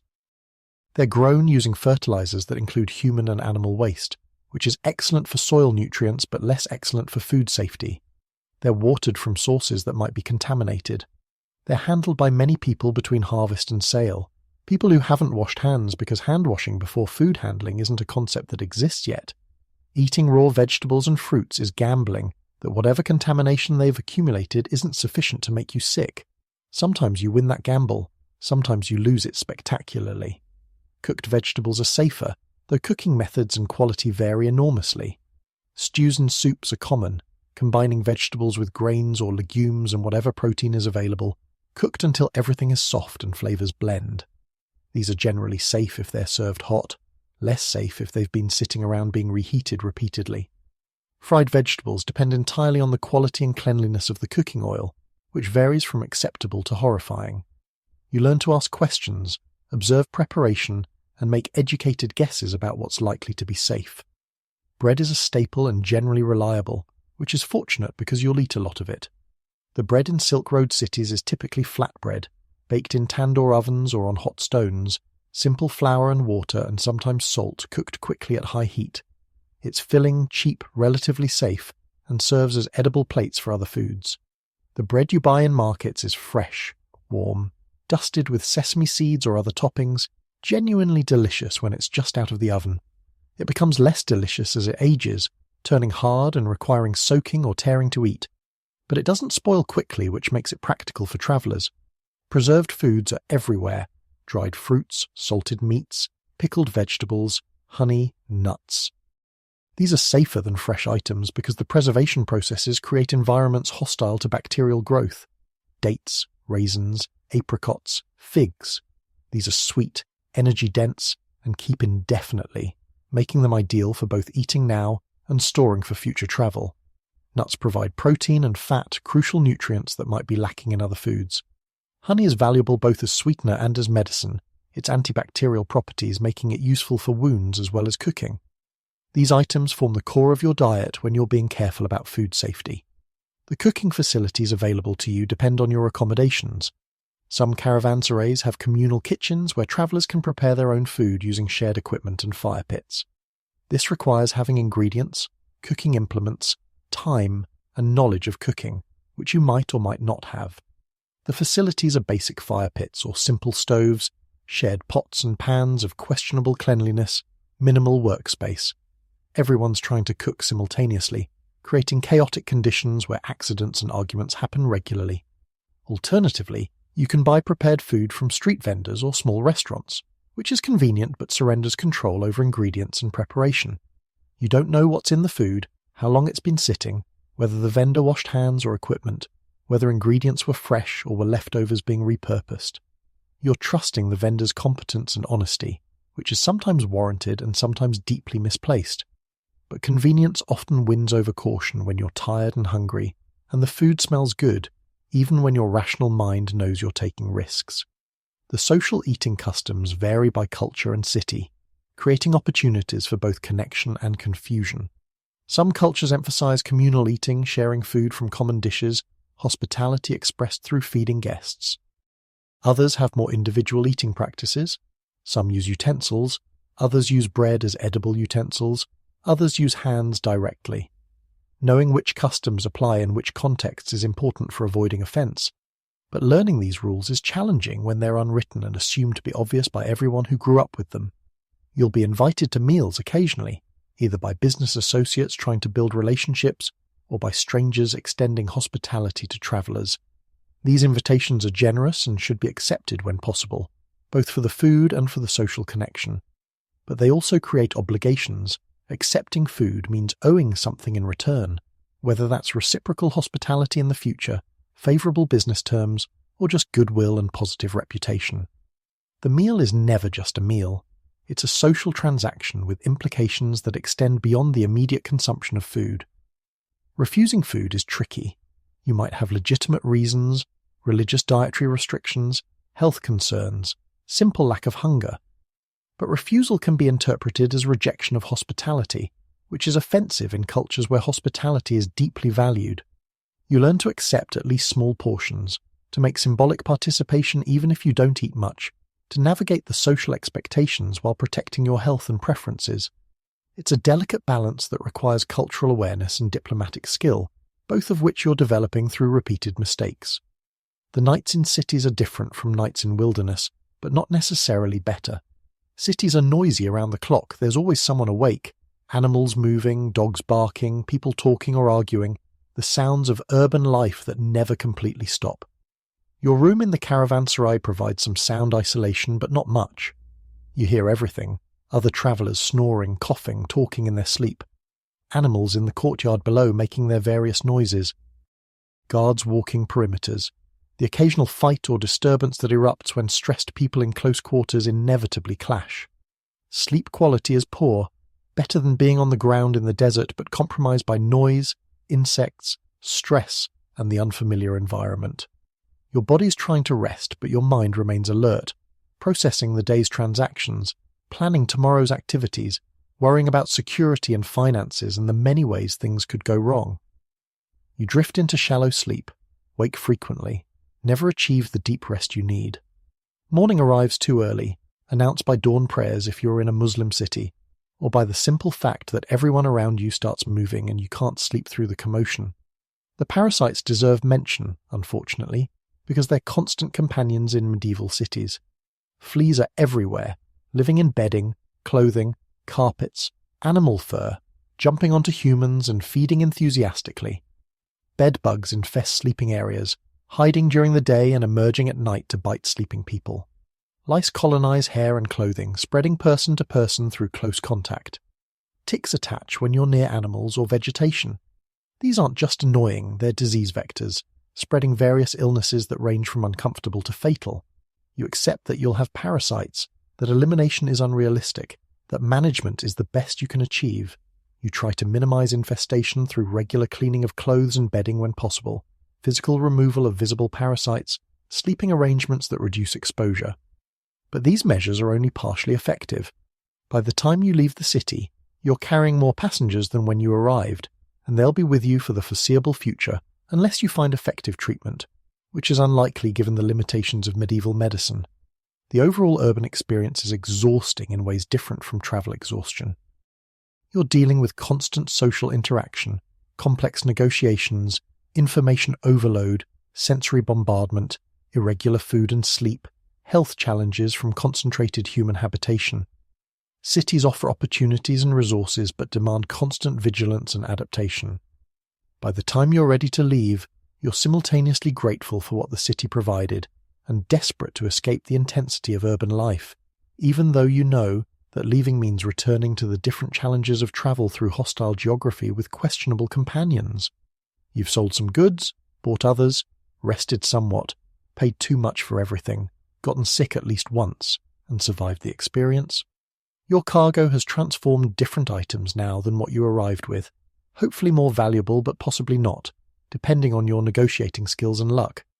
Your money has decreased through expenses but hopefully increased through successful trades, though the net calculation won't be clear until you reach your final destination and tally everything up, and you've gathered information, built relationships, and earned experience that makes you slightly less likely to make fatal mistakes going forward. The city recedes behind you as you depart, returning to the road with mixed feelings. Relief to leave the chaos and intensity, anxiety about what lies ahead, uncertainty about whether your commercial decisions were sound, exhaustion from urban life that will transition back into travel exhaustion without respite between, and the knowledge that you'll do this again, returning to cities repeatedly because cities are where trade happens, where goods become profit, where the suffering of travel transforms into something resembling success, assuming you don't die first. Not exactly an inspirational conclusion, but realistic, which is the best you can hope for out here. The Silk Road in 1275 is a religious kaleidoscope, which sounds poetic until you realize that navigating multiple faiths with conflicting rules is like walking through a minefield where the mines are invisible and occasionally mobile. The Mongol policy of religious tolerance is real, and represents genuine progress compared to the religious wars happening in other parts of the world. But tolerance from imperial authorities doesn't automatically translate to tolerance from local populations, and it definitely doesn't mean you can ignore religious customs without consequences. Not exactly the interfaith harmony you might imagine from modern multicultural ideals, more like carefully managed coexistence where everyone's trying not to offend everyone else, while quietly judging everyone else's beliefs. Islam dominates many of the cities and regions you're passing through, particularly in Central Asia and Persia. This isn't the monolithic single Islam of modern simplification. There are already Sunni Shia divisions, various legal schools with different interpretations, Sufi mystical traditions, and local practices that blend Islam with pre-existing customs. But certain core practices are nearly universal, and you need to understand them if you want to avoid problems. The 5 daily prayers, for instance, are not suggestions. When the call to prayer sounds from minarets, faithful Muslims stop what they're doing and pray. This affects commerce, travel schedules, social interactions. Everything pauses for prayer, which is inconvenient if you're in the middle of a negotiation, but is what it is. As a non-Muslim, you're not expected to pray, which is fortunate because the positions and recitations are complex, and performing them incorrectly would be worse than not performing them at all. But you are expected to be respectful during prayer times. Don't interrupt people who are praying. Don't walk directly in front of them. Don't make excessive noise. These rules seem simple until you're in a crowded market and people suddenly stop for prayer, and you're trying to navigate through a space that's now filled with people kneeling on prayer mats facing Mecca, which you're not entirely sure which direction that is, and you're worried about accidentally stepping on someone's mat or blocking someone's prayer direction and causing offense that could escalate into serious problems.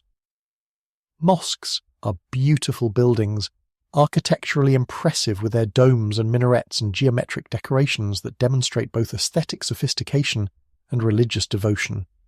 Non-Muslims can sometimes enter mosques, depending on local customs and the specific mosque, but there are rules.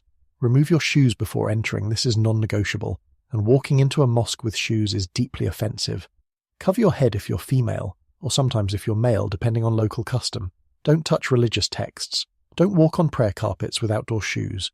Don't take anything. Don't damage anything. Don't do anything that could be interpreted as disrespectful. The rules are extensive and mostly unwritten, learned through observation and occasional correction when you make mistakes. Dietary restrictions matter enormously. Pork is absolutely forbidden in Islam, which means you don't eat it, don't cook it near Muslims, don't store it with other foods where it might contaminate them, and definitely don't offer it to Muslim travelers because that's not just rude, it's religiously offensive. Alcohol is forbidden too, though enforcement of this rule varies considerably. Some Muslims are strict, avoiding alcohol entirely. Others are more flexible, particularly merchants who've spent time in non-Muslim regions, and have adopted more cosmopolitan attitudes. But you can't know who's strict and who's flexible until you've observed them, so the safe approach is assuming everyone follows strict interpretation until proven otherwise. Halal slaughter practices are required for meat to be acceptable to Muslims. Animals must be slaughtered in specific ways, with specific prayers, by people who know the correct procedures. This means you can't just buy any meat and assume Muslim travelling companions will eat it. You need to source halal meat, which might be available in Muslim cities but is harder to find in non-Muslim regions. Not exactly the dietary flexibility you'd prefer when you're trying to feed a diverse caravan with limited resources, but respecting these restrictions is essential for maintaining good relationships with Muslim traders and avoiding the social isolation that comes from being seen as religiously insensitive. Ramadan, the month of fasting, adds another layer of complexity. During Ramadan, observant Muslims don't eat or drink from dawn to sunset. This is a serious fast, not a casual diet, and it affects everyone's energy levels, schedules, and social interactions. If you're travelling with Muslim companions during Ramadan, you need to be respectful about eating and drinking in front of them while they're fasting. Some people are strict about this. They don't want to see or smell food during fasting hours. Others are more relaxed, understanding that non-Muslims aren't bound by their fasting rules. Again, you can't know who's who until you observe and learn, making mistakes along the way that hopefully don't create lasting offence. Buddhism is prevalent in other regions, particularly as you move toward China or travel through areas influenced by Tibetan culture. Buddhism is generally less confrontational than some other faiths. There's less emphasis on conversion, less concern about non-believers' practices, more focus on personal spiritual development. This makes Buddhism easier for non-Buddhist travellers to navigate, though it still has its own rules and sensitivities. Buddhist temples are usually welcoming to visitors, offering hospitality to travellers regardless of faith. This is genuinely helpful when you need rest or shelter, and the monks are often peaceful company after weeks of dealing with merchants and bandits and officials who all want something from you. But Buddhism has its own taboos that you need to respect. The principle of ahimsa, non-harm, is central to Buddhist ethics. This means strict Buddhists are vegetarian and won't kill insects even when those insects are eating food supplies or spreading disease. This creates practical challenges when you're travelling together. Do you kill the mosquitoes biting everyone at night, or do you respect your Buddhist companions' beliefs and just suffer through the bites? Do you swat the flies landing on food, or do you let them contaminate your supplies in deference to religious principles that you don't personally share but need to respect for social cohesion?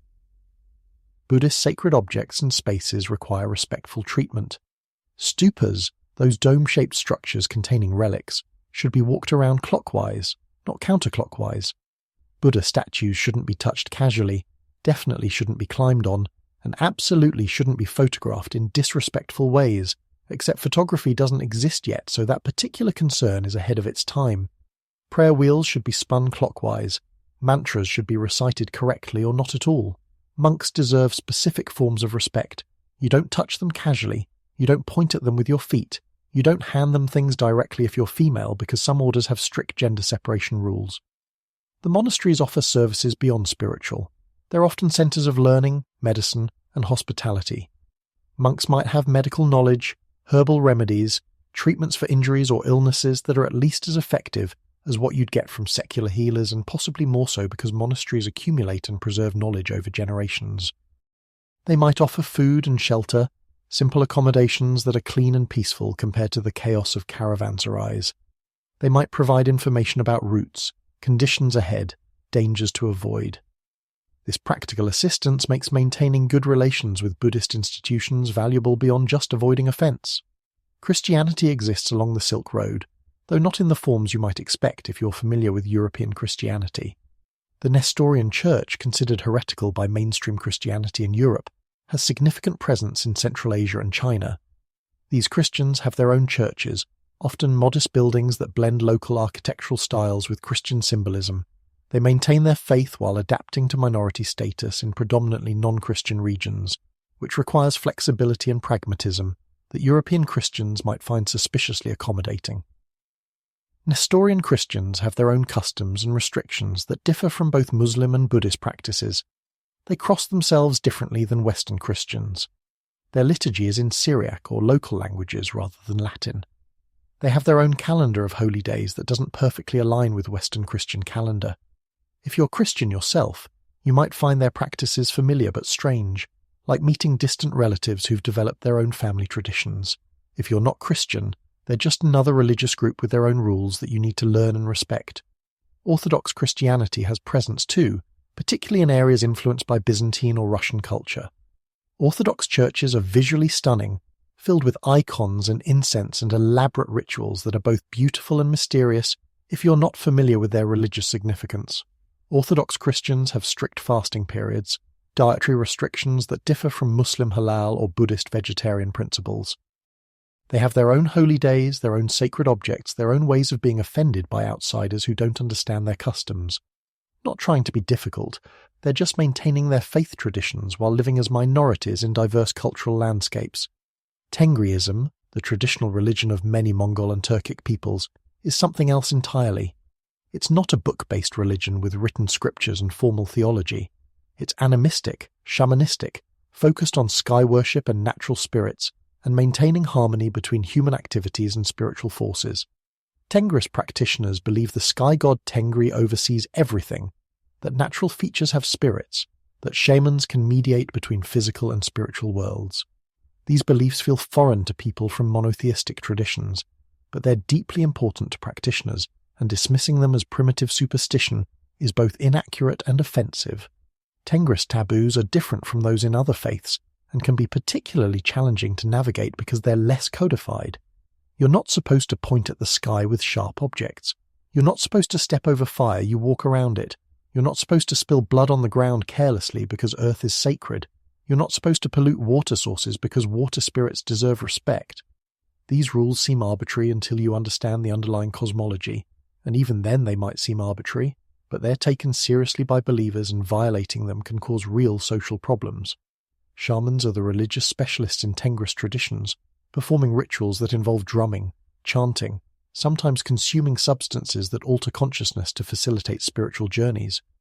These rituals can be dramatic, with shamans appearing to enter trance states and communicate with spirits about various matters, health problems, weather predictions, auspicious times for travel or business. Western observers often dismiss shamanic practices as theatrical fraud or psychological manipulation. The practitioners believe they're real spiritual communication, and their belief affects their behavior and expectations in ways you need to account for, whether or not you personally believe in spirit communication.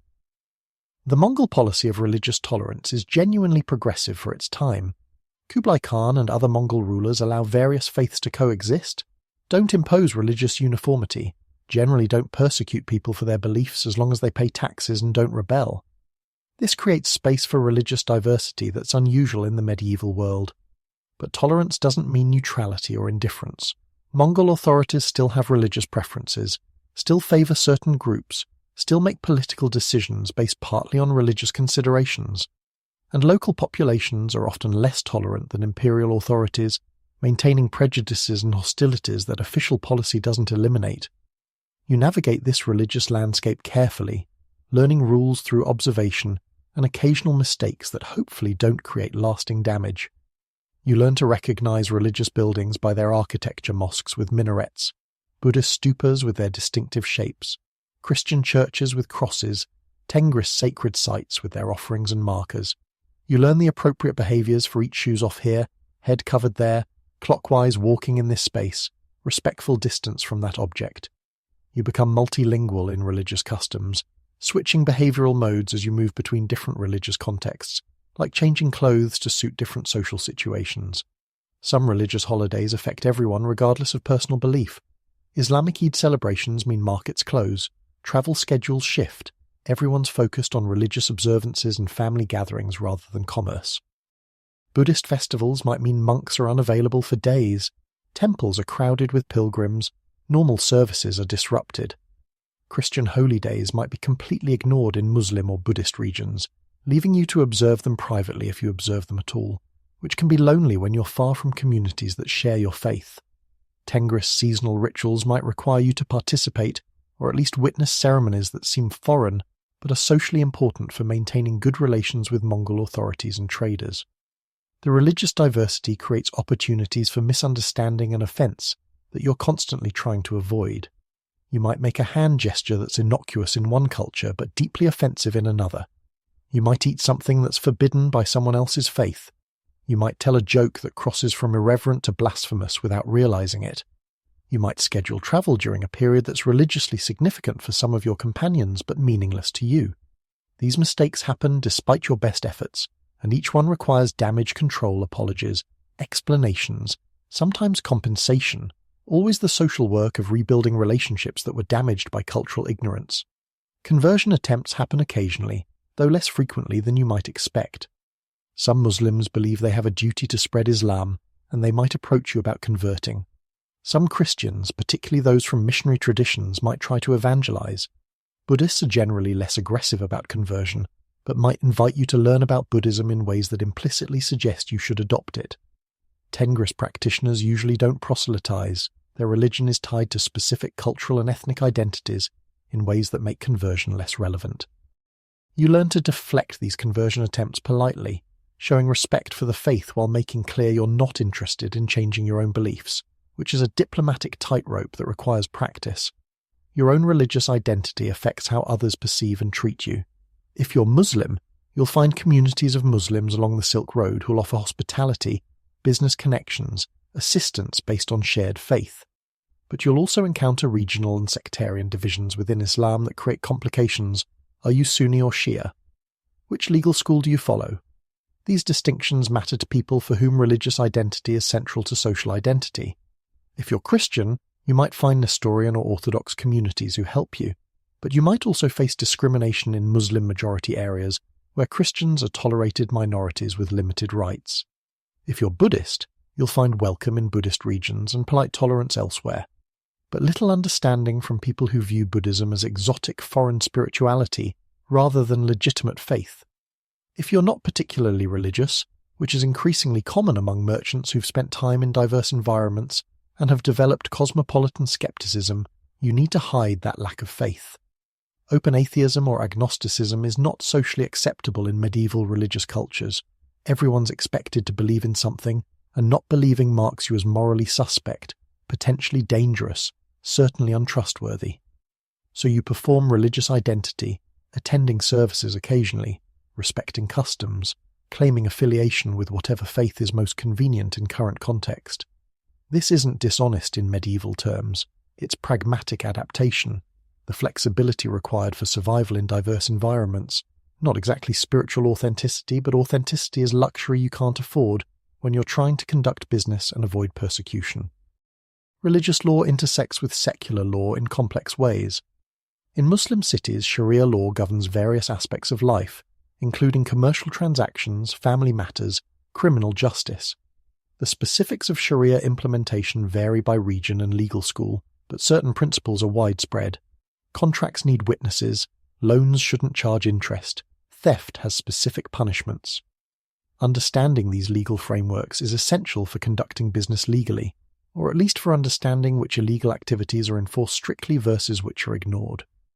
In Buddhist regions, monastic law applies to monks but not lay people, creating parallel legal systems. In areas under Mongol control, Mongol law supersedes local religious law in some matters but defers to it in others, creating jurisdictional complexity that even legal scholars find confusing. Now, let's talk about your body's slow betrayal, because while you're navigating religious minefields and cultural taboos, your physical form is steadily deteriorating in ways that medieval medicine is poorly equipped to address. Hygiene, as a concept, exists in theory along the Silk Road. Various religious and cultural traditions emphasize cleanliness. Islam requires ritual washing before prayer. Buddhism values purity. Various cultures have bathing traditions. But theory and practice diverge considerably when you're traveling through regions without plumbing, without clean water sources, without time or resources for regular bathing, and without understanding of germ theory that would explain why hygiene actually matters beyond ritual purity. You started your journey in reasonably clean condition, or at least what passes for clean in the 13th century, which isn't very by modern standards but was adequate for the time. Weeks into your journey, you've accumulated layers of dirt, sweat, and other substances you'd rather not identify. Your clothes are filthy, impregnated with dust and grease, and the accumulated residue of sleeping on ground, being near animals, and generally living in conditions where cleanliness is impossible to maintain. Your skin has developed its own ecosystem, bacteria and fungi establishing colonies in the warm, moist environments created by your body heat and poor ventilation in your clothing. Bathing is occasional at best. You might find a stream and wash quickly, splashing cold water on your face and hands, maybe rinsing your feet if you're lucky. You might access a bathhouse in cities, paying for hot water and scrubbing that removes surface dirt and provides temporary relief from accumulated filth, but these cleaning sessions are too infrequent to prevent overall decline in hygiene. Between baths, you're accumulating dirt, and your body is responding to that accumulation with various skin conditions that range from annoying to genuinely concerning. Not exactly the personal care routine you'd prefer, but water is scarce, time is limited, and frankly you have bigger problems than whether you smell bad, though you definitely do smell bad, and so does everyone else, which normalizes the situation through collective suffering. Lice have colonized your hair and clothing, tiny parasites that bite and cause itching and spread through contact with other infested people, which includes basically everyone you're traveling with. Head lice live in your hair, feeding on blood from your scalp, laying eggs that attach to hair shafts. Body lice live in clothing seams, emerging to feed on your skin. Pubic lice establish themselves in coarse body hair, because why should any part of you be parasite-free? The itching is constant, maddening, impossible to ignore no matter how much you try to focus on other things.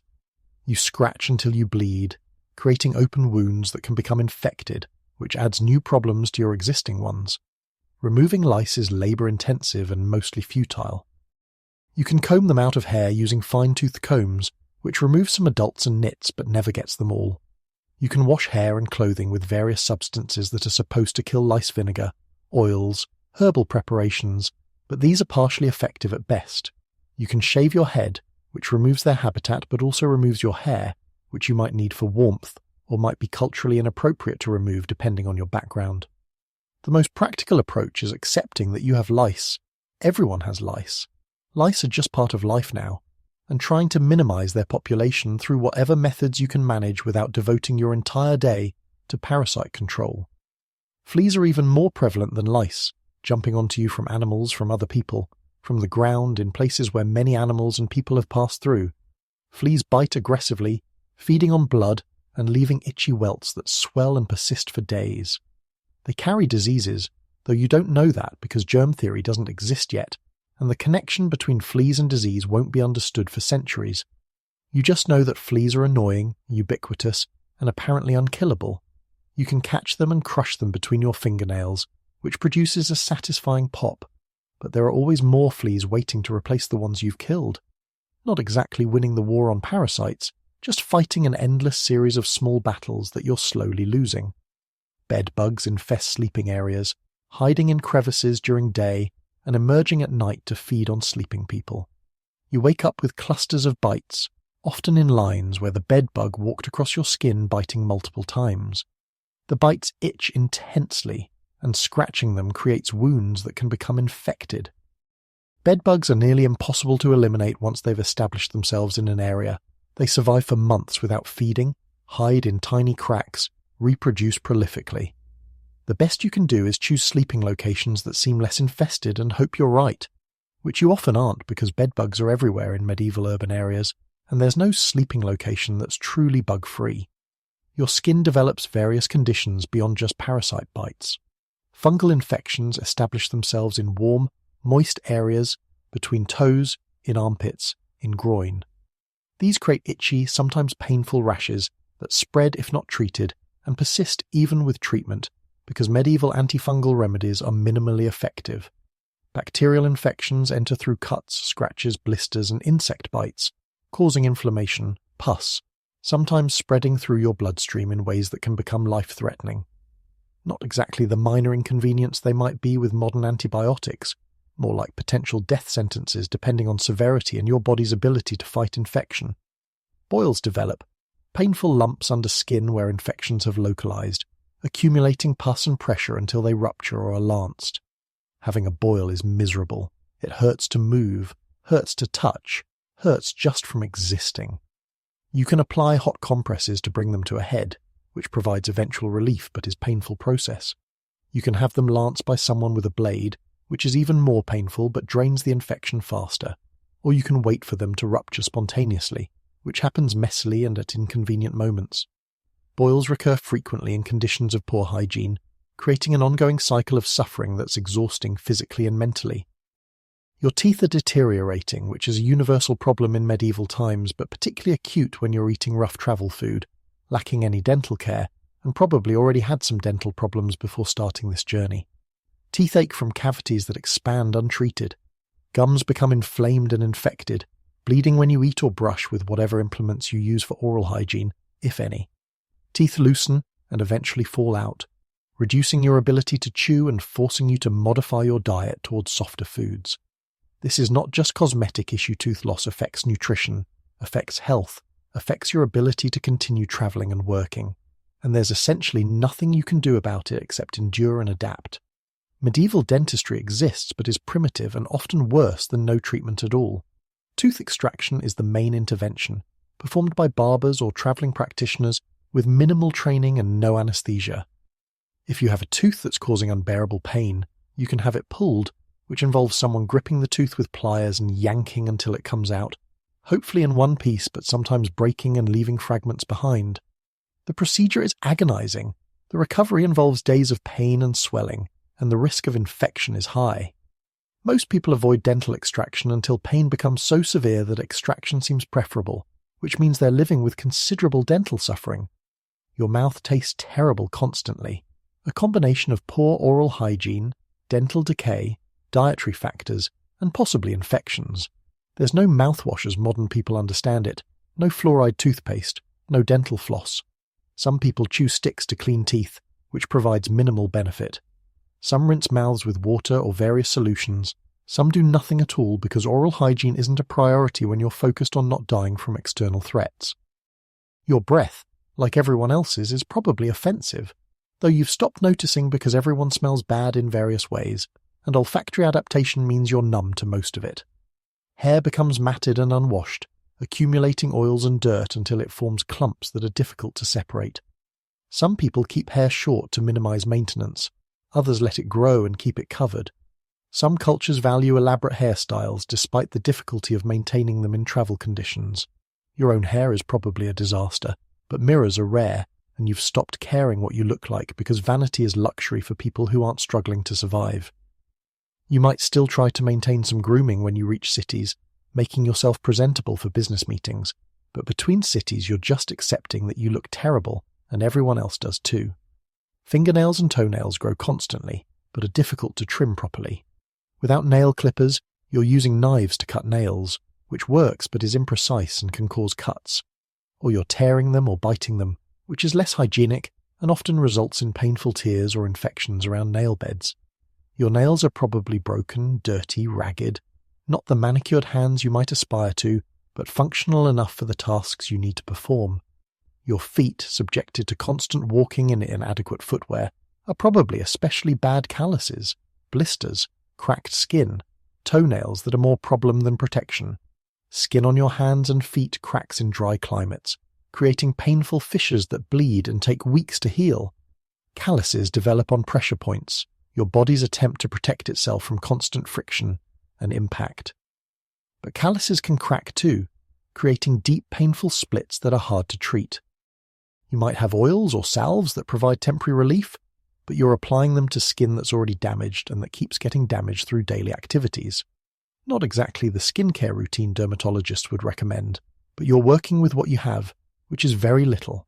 Rashes develop from various causes, allergic reactions to plants or insects, irritation from clothing or equipment, fungal or bacterial infections, reactions to foods or environmental factors. These rashes itch, sometimes burn, spread if you scratch them, and are generally miserable. Medieval remedies include various poultices, ointments, and treatments that might help or might make things worse. You try different approaches, hoping something works, often just waiting for rashes to resolve on their own if they're not too severe. Your overall appearance has declined significantly from when you started this journey. You're thinner from inadequate nutrition and constant physical exertion. Your skin is weathered from sun and wind exposure. You have scars from injuries that have healed. You have marks from insect bites and skin conditions. Your posture has probably changed from carrying heavy loads and adapting to various physical stresses. You move differently, favouring injuries or adapting to chronic pain. You look older than you are, worn down by travel in ways that age you beyond your actual years. The medical care available is a mixed bag of useful knowledge, harmful practices and pure theatrical confidence. Healers exist in most cities, and some travelling with caravans, people who claim expertise in treating injuries and illnesses. Some actually have useful knowledge accumulated through experience and passed down through training. They know which herbs have genuine medicinal properties, how to set broken bones, how to treat common ailments with interventions that actually help. These competent healers are valuable, and their services are in demand, which means they're expensive and not always available when you need them. Other healers are essentially fraud, people who project confidence while having minimal knowledge, and whose treatments are based on superstition, tradition, or pure invention, rather than anything resembling effective medicine. They might prescribe bloodletting for everything, believing that removing blood balances bodily humours and cures disease. This doesn't work. It weakens patients and sometimes kills them, but it's standard practice that's been accepted for centuries and won't be questioned effectively for centuries more. They might prescribe strange substances like powdered gemstones or exotic animal parts, expensive treatments that do nothing except transfer wealth from patients to healers. Herbal medicine is the most legitimate aspect of medieval healthcare. Various plants genuinely have medicinal properties. Willow bark for pain and fever, as mentioned earlier, contains salicylic acid, which is related to aspirin. Opium poppy derivatives provide genuine pain relief, though they're addictive and come with significant risks. Various plants have antibacterial or antifungal properties that, while nowhere near as effective as modern pharmaceuticals, do provide some benefit. The challenge is that effective herbs are mixed with useless or harmful ones in the pharmacopoeia, and distinguishing which is which requires knowledge that many healers don't actually have. Surgery exists but is extremely dangerous. Cutting into bodies without anesthesia or antiseptic technique, with tools that aren't properly sterilized, by practitioners who might lack anatomical knowledge, this is not the controlled environment of modern operating rooms. Surgery is last resort for situations where death is otherwise certain, and even then the survival rate is poor. Amputations might save lives by removing gangrenous limbs before infection spreads, but many patients die from shock, blood loss, or post-surgical infection. Internal surgeries are essentially death sentences. The patient usually dies during the procedure or shortly after from complications that medieval medicine can't address. Pain management is primitive. Alcohol is the most common anesthetic, rendering patients drunk enough that they're less aware of pain, though still conscious and suffering. Opium is available in some regions, providing better pain relief but with addiction risks and availability problems.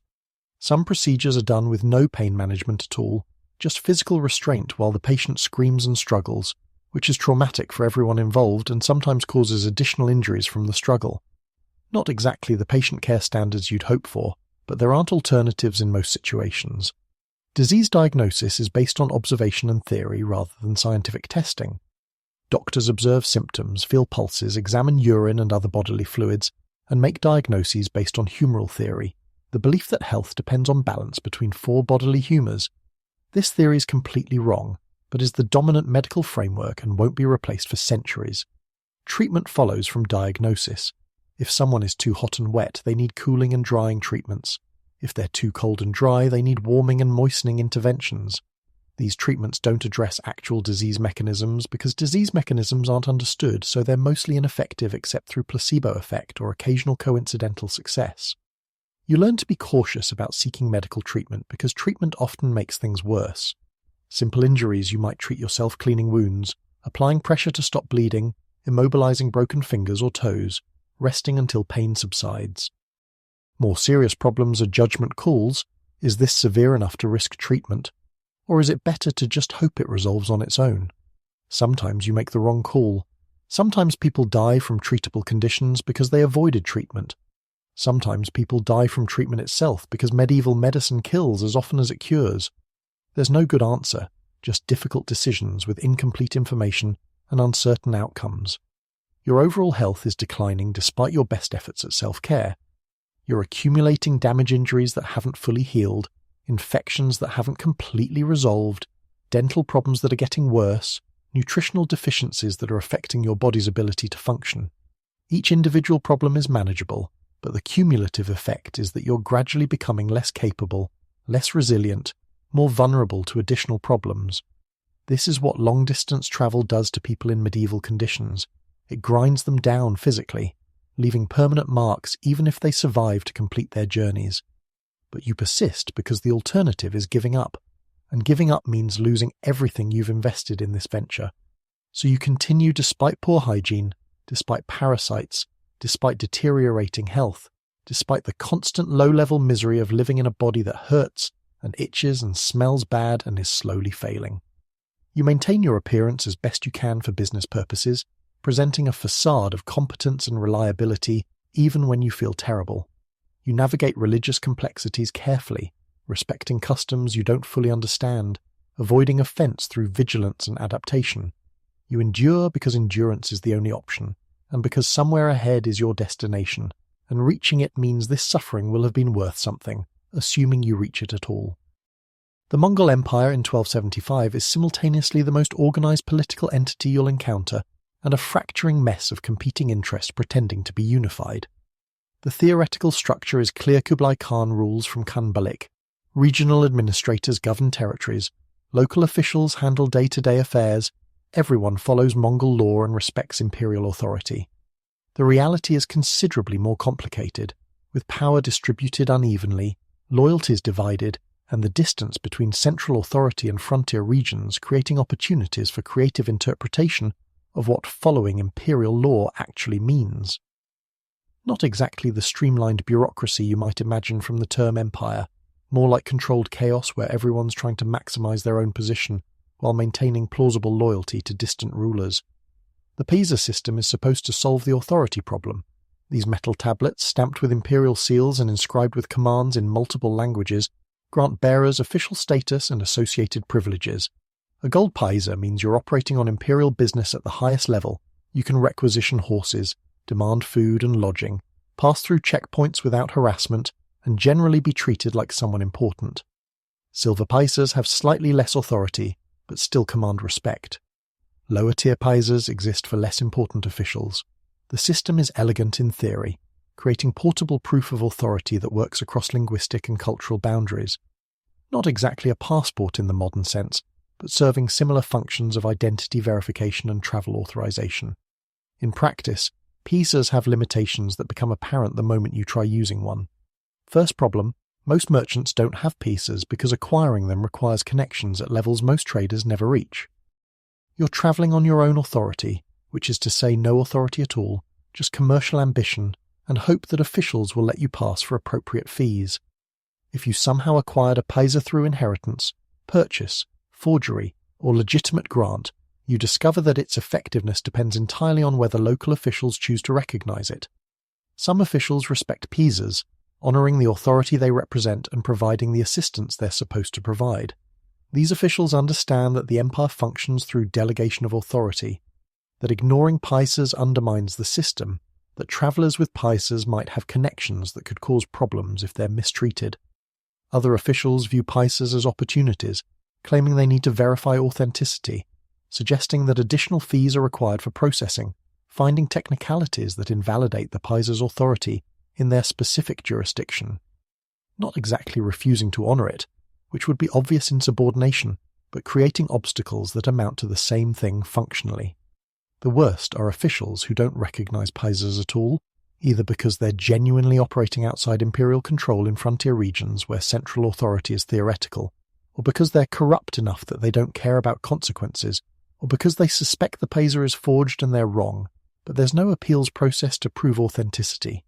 You present your Pisa expecting respect and assistance, and receive skepticism or hostility instead, which is both frustrating and concerning, because if officials don't respect imperial authority, they probably don't respect much else either, including your right to safe passage or continued existence. Forged Pisas circulate naturally, because whenever official documents confer valuable privileges, someone will create fake versions. These range from crude forgeries that won't fool anyone who knows what real Pisas look like, to sophisticated counterfeits that might pass inspection, unless officials are very careful. The existence of forgeries makes officials more suspicious of all Pisas, which harms legitimate bearers who get subjected to extra scrutiny because officials can't be sure which tablets are real. Not exactly ideal for anyone except the forgers, who profit from the confusion while making life harder for everyone else. The political landscape shifts constantly in ways that affect your safety and commercial prospects. A region that's stable when you enter it might be experiencing rebellion when you try to leave. An official who treated you fairly on your outbound journey might be replaced by someone hostile on your return.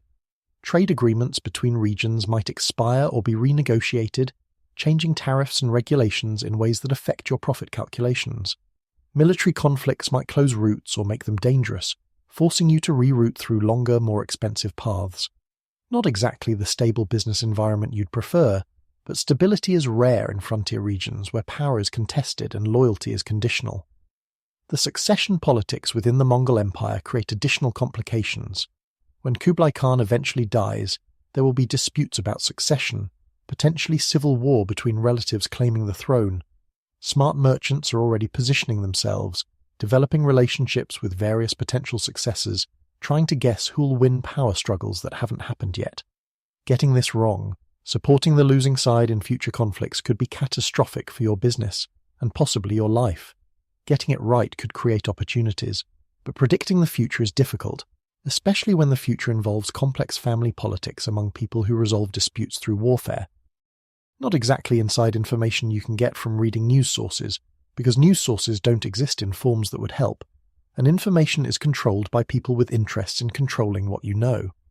Local strongmen add another political layer. In regions where central authority is weak, local leaders might control territory effectively independently, acknowledging Mongol overlordship in theory, while exercising autonomous power in practice. These regional bosses have their own taxation systems, their own military forces, their own foreign policies that might or might not align with imperial interests. Dealing with them requires separate negotiations, separate payments, separate diplomatic protocols. You can't assume that imperial paisas or relationships with Mongol officials will help with local strongmen who view themselves as independent powers. Not exactly the unified governance you'd hope for, more like navigating a patchwork of mini-states with overlapping and sometimes conflicting claims of authority. Some of these local leaders are remnants of previous political systems that existed before Mongol conquest, aristocrats or officials who maintained local power by submitting to Mongol authority and agreeing to pay tribute. Others are Mongol military commanders who were granted territory and established their own power bases, theoretically subject to central authority but practically independent given the distances involved and difficulty of enforcing compliance. Still others are opportunists who seized power during transitions and are maintaining it through force and political skill. Each type requires different approaches, different forms of respect, different calculations about what they want and what they'll accept. The documentation you carry becomes increasingly complex as you travel. You started with relatively simple papers trade licenses, tax receipts, letters of introduction. By now you've accumulated documents from every checkpoint, every city, every regional authority you've encountered. Some of these documents are legitimate requirements. Others are make-work, officials creating paperwork to justify their positions and extract fees. You're carrying dozens of papers, many of which contradict each other or are rendered obsolete by later documents, but you keep them all because you never know which specific paper some specific official will demand to see. Not exactly efficient record-keeping, more like bureaucratic hoarding where everything might be important so nothing can be discarded. The language of these documents varies wildly. Some are in Persian, the lingua franca of much Silk Road administration. Others are in Mongolian, official language of the empire. Some use Arabic, Chinese, various Turkic languages, whatever the local scribes know how to write. Many documents are in multiple languages, theoretically saying the same thing but sometimes containing subtle differences that create legal ambiguities. You can't read most of these documents yourself, depending on translators to tell you what they say, hoping the translators are honest about the contents. Not exactly transparent governance, more like assuming documents say what officials claim they say, and hoping you're not signing something that creates problems later. The political intelligence gathering happens constantly, conversations with other merchants about conditions ahead, rumours about instability or opportunity, warnings about regions to avoid. This information is valuable but unreliable. Some of it's accurate, some is outdated, some is deliberate misinformation spread by people with interests in misdirecting trade. You learn to evaluate sources, weighing credibility based on the informant's experience, their potential biases, whether their information aligns with reports from other sources. It's inexact science, pattern recognition from incomplete data, making best guesses about situations you haven't encountered yet based on descriptions from people who might be mistaken or lying. Political relationships affect commerce in direct ways. If you have good relationships with officials in a city, you get better market access, lower unofficial fees, advance warning about regulations that might affect your business. If officials dislike you or are neutral, you pay standard rates and deal with standard problems. If officials are actively hostile, perhaps because of your nationality or religion, or because you refused a bribe or because someone slandered you, you face discrimination that ranges from inconvenient to business destroying. Building and maintaining these relationships requires constant effort, gifts, respectful behavior, demonstrations of reliability. Not exactly networking in the modern business sense, more like feudal relationship management where personal connections determine commercial outcomes. The winter season brings its own political complications on top of the geographical ones. Some routes close entirely during winter, passes blocked by snow, rivers frozen in ways that prevent crossing, conditions too severe for safe travel. This forces everyone onto limited routes that remain passable, concentrating traffic and creating bottlenecks where officials can extract maximum revenues from travellers who have no alternatives. The officials know this, adjusting their demands seasonally, charging more in winter when travellers are desperate and have fewer options. Not exactly price gouging in the modern sense, there are no regulations against it, but economically it's the same principle, exploiting captive markets for profit. Winter travel itself is slow, dangerous and miserable in ways that summer travel only hints at. You thought the desert was hard? Snow creates different challenges, equally capable of killing you but through opposite mechanisms. Instead of heat exhaustion, you face hypothermia. Instead of dehydration from sweating, you risk dehydration from breathing dry, cold air and not feeling thirsty. Instead of sunburn, you get frostbite. The environment is actively hostile in new ways, and your body, already weakened from months of travel, is poorly equipped to handle these new stresses. The snow erases paths, covering tracks and landmarks that guide navigation. What was obvious trail in summer becomes indistinguishable, white landscape in winter, every direction looking similar, no clear indication of where the path continues. Your guide relies on memory, on occasional markers that poke through snow, on dead reckoning and hope. Sometimes this works. Sometimes you discover you've been travelling in the wrong direction for hours or days, wasting time and resources, potentially putting yourselves in positions where finding the correct route becomes life-threatening urgency rather than mere inconvenience. Not exactly GPS navigation, more like educated guessing with life or death consequences for incorrect guesses. Landmarks disappear under snow. That distinctive rock formation you were supposed to turn at? Covered. That stream you were following as a navigation aid? Frozen and buried. That cairn marking the path? Invisible under drifts. You're navigating through white void, trying to maintain bearing toward destinations you can't see, following routes you can't verify, hoping your guide knows what he's doing because you certainly don't. The sensory deprivation is disorienting. Everything looks the same, sounds are muffled by snow, even smell is diminished in the cold. Your brain struggles to maintain spatial awareness when all environmental cues are removed. The cold is brutal, relentless, penetrating through clothes that were adequate in autumn but are insufficient now. Your fingers go numb despite gloves, making fine motor tasks difficult or impossible. Your toes lose feeling despite multiple layers of foot wrapping, concerning because frostbite can lead to tissue death and amputation. Your face, partially exposed for breathing and vision, suffers most severely. Skin becomes numb, potentially frostbitten, wind-burned beyond what summer sun damage achieved. You pull scarves tighter, trying to protect exposed skin, but you need to breathe and see, and those requirements mean some exposure is unavoidable. The nights are worse, temperatures drop well below freezing, snow or no snow, and your camping setup is marginal at best. You need fire for warmth and cooking, but fuel is scarce in winter conditions. Dead wood is buried under snow, difficult to find, and what you do find is often damp, burning poorly and producing more smoke than heat. You huddle around inadequate fires, close enough to burn but still cold, trying to warm one side while the other side freezes, rotating like rotisserie meat, except meat doesn't complain about the process. Not exactly cozy campfire experience, more like desperate attempt to maintain core body temperature through long dark hours. Sleep is nearly impossible in these conditions. You're too cold to relax, too uncomfortable to achieve deep sleep, too anxious about freezing to let your guard down fully.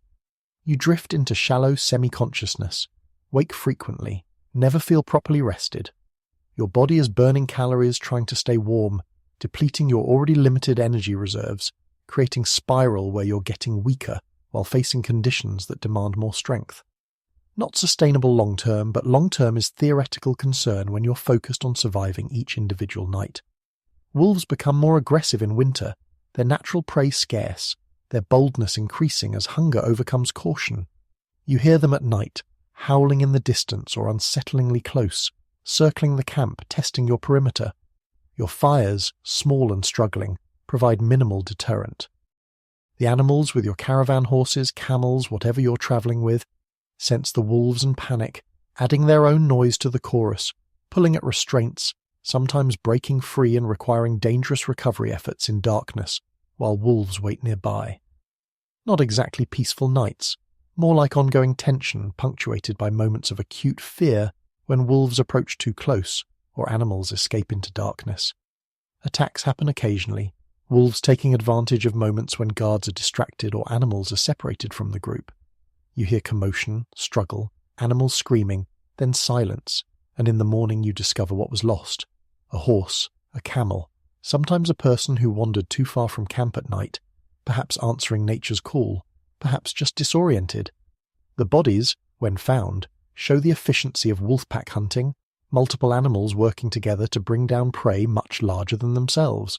It's a reminder that you're not top of the food chain out here, that winter desperation applies to predators too, that survival is contested by multiple species all trying to avoid starvation. The psychological effects of winter travel are significant. The constant cold is wearing, creating misery that never fully stops, background suffering that accumulates over days and weeks into something that affects your mental state as much as your physical state. You become irritable, depressed, sometimes apathetic, the emotional range narrowing to variations of cold and tired. Relationships within the caravan deteriorate as everyone's tolerance for annoyance drops, minor conflicts escalating into major disputes, social cohesion breaking down when it's most needed. Not exactly team-building conditions, more like pressure cooker where everyone's slowly breaking. Getting lost in winter is a gradual process, not sudden realization. You don't necessarily know you're lost immediately. The guide might be confused but not admitting it, hoping the route will become clear ahead. Or you might suspect you're off course but not be certain, and without landmarks to verify position, suspicion remains unconfirmed. Days pass and expected landmarks don't appear, or appear in wrong locations, or turn out to be different features that just look similar in snow. The realization that you're lost settles slowly, dread accumulating as confidence in navigation erodes, until someone finally acknowledges that nobody actually knows where you are or which direction you should be travelling. Being lost in winter is more immediately dangerous than being lost in summer. In desert you might survive days without finding the next oasis, uncomfortable but possible. In winter you might not survive even one night without shelter or fire, especially if weather turns severe. The urgency of finding correct route is greater, but the ability to navigate is worse because the environmental cues you need are hidden or absent. It's a terrible combination of factors, high stakes, and poor information, forcing decisions based on insufficient data with consequences for errors being death rather than mere inconvenience. The memory distortions are real, exhaustion, and cold affecting cognitive function in ways that create false confidence about wrong information. Your guide remembers a landmark being north of the path, confidently asserts this memory is accurate, bases navigation decisions on it. Later you discover the landmark was actually south, the memory was wrong, and decisions based on false memory have led you further off course. But you can't know in the moment which memories are accurate and which are distorted, can't verify information against external references when external references are buried under snow. So you proceed based on collective best guesses, hoping the aggregate wisdom of the group is sufficient, sometimes discovering it wasn't. The supplies are running low as they always do, but winter makes resupply harder. Towns and trading posts you might rely on in summer are closed or operating at minimal capacity in winter. The locals have retreated to winter quarters, reduced activity, stopped commercial operations that aren't essential. Getting supplies requires special effort, higher payments, sometimes just isn't possible regardless of what you're willing to pay because the supplies don't exist. You ration more strictly, eat less, make your remaining resources stretch further, hope you reach somewhere with available supplies before running out completely. The trade goods you're carrying are affected by winter conditions. Fabrics get damp from snow and humidity, potentially molding if not kept dry, which is difficult when everything is wet. Frozen goods might crack or break, ceramics become more fragile, metals become more brittle. The animals carrying your goods are struggling too, moving slower, requiring more food for energy, sometimes dying from cold or exhaustion despite your best efforts to keep them alive. Each dead animal means abandoning or redistributing cargo, difficult decisions about what to keep and what to leave behind, losses that reduce your eventual profit if you survive to sell anything. And then there's the espionage, because apparently surviving geography, politics, winter, and bandits isn't sufficient challenge. You're also potentially involved in intelligence work, whether you know it or not. The Silk Road has always been conduit for information as much as goods, knowledge flowing along trade routes, travellers carrying news and gossip, and occasionally more structured intelligence gathering. The Mongol administration is aware of this, sometimes using merchants as informal spies, occasionally recruiting them formally, often just assuming that travellers will share information about conditions they've observed, because that information has value to authorities. Your cargo might include items that are more politically sensitive than you realise. Carrying silkworm eggs out of China, for instance, is not just illegal trade but strategic technology transfer that Chinese authorities take very seriously. Silk production is Chinese monopoly, carefully guarded, economically valuable. The techniques for raising silkworms and processing silk are state secrets, protected by laws that threaten death for anyone attempting to smuggle the means of production. If you're carrying silkworm eggs, either because you're deliberately smuggling them for profit or because someone asked you to transport a package without explaining its contents, you're risking execution if caught. The technology theft isn't limited to sericulture. Other manufacturing processes, agricultural techniques, military technologies, all these have strategic value and are potentially subject to export restrictions. Carrying certain books or manuscripts might be illegal, particularly if they contain technical knowledge or religious content that authorities want to control. Maps showing strategic information about routes, fortifications, or resources might be classified. You might be transporting items that seem innocuous but are actually forbidden, discovering this only when officials inspect your cargo and suddenly you're facing serious criminal charges. Letters and documents are particularly risky cargo. Some of what you're carrying is legitimate commercial correspondence, bills of lading, contracts, business letters that are boring and legal. But mixed in might be encrypted messages, political communications, military intelligence, or correspondence that someone once kept private and is paying you to deliver discreetly. You might not even know which documents are sensitive. They could be hidden in your cargo, concealed in innocuous-looking packages, written in codes or languages you don't read. The first indication you're carrying something problematic might be when officials arrest you for possession of forbidden materials you didn't know you had. The people travelling with you might be spies, either for Mongol authorities, for regional powers, for commercial rivals, or for foreign governments interested in Silk Road intelligence. That merchant who's been helpful and friendly might be genuine, might be gathering information about your routes, your contacts, your commercial activities for reasons that aren't friendly at all. That religious pilgrim travelling with your caravan could be real pilgrim, could be intelligence agent using religious identity as cover for reconnaissance or diplomatic missions. That translator you hired might be faithfully translating, might also be reporting to authorities about your conversations and activities.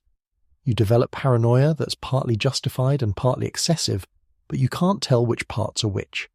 You guard your words, avoid discussing sensitive topics, assume some of what you say will be reported to someone. This makes genuine relationship building difficult because trust requires vulnerability, and vulnerability is dangerous when you're surrounded by potential intelligence gatherers. So relationships remain superficial, transactional, carefully managed to minimize risk while still facilitating necessary cooperation. The officials questioning you at checkpoints might be doing more than just checking travel documents.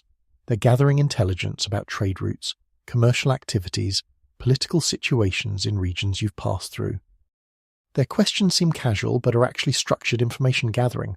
Where did you come from? Where are you going? What routes did you use? What conditions did you encounter? What goods are selling where? Who's buying what?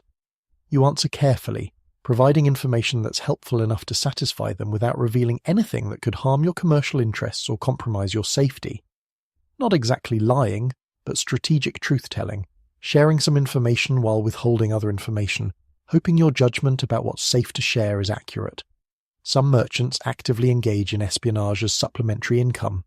Authorities pay for information, sometimes quite well, and the information gathering aligns naturally with commercial travel. You're going to these places anyway, observing conditions, talking to people. Adding structured reporting to authorities is additional service you can monetize.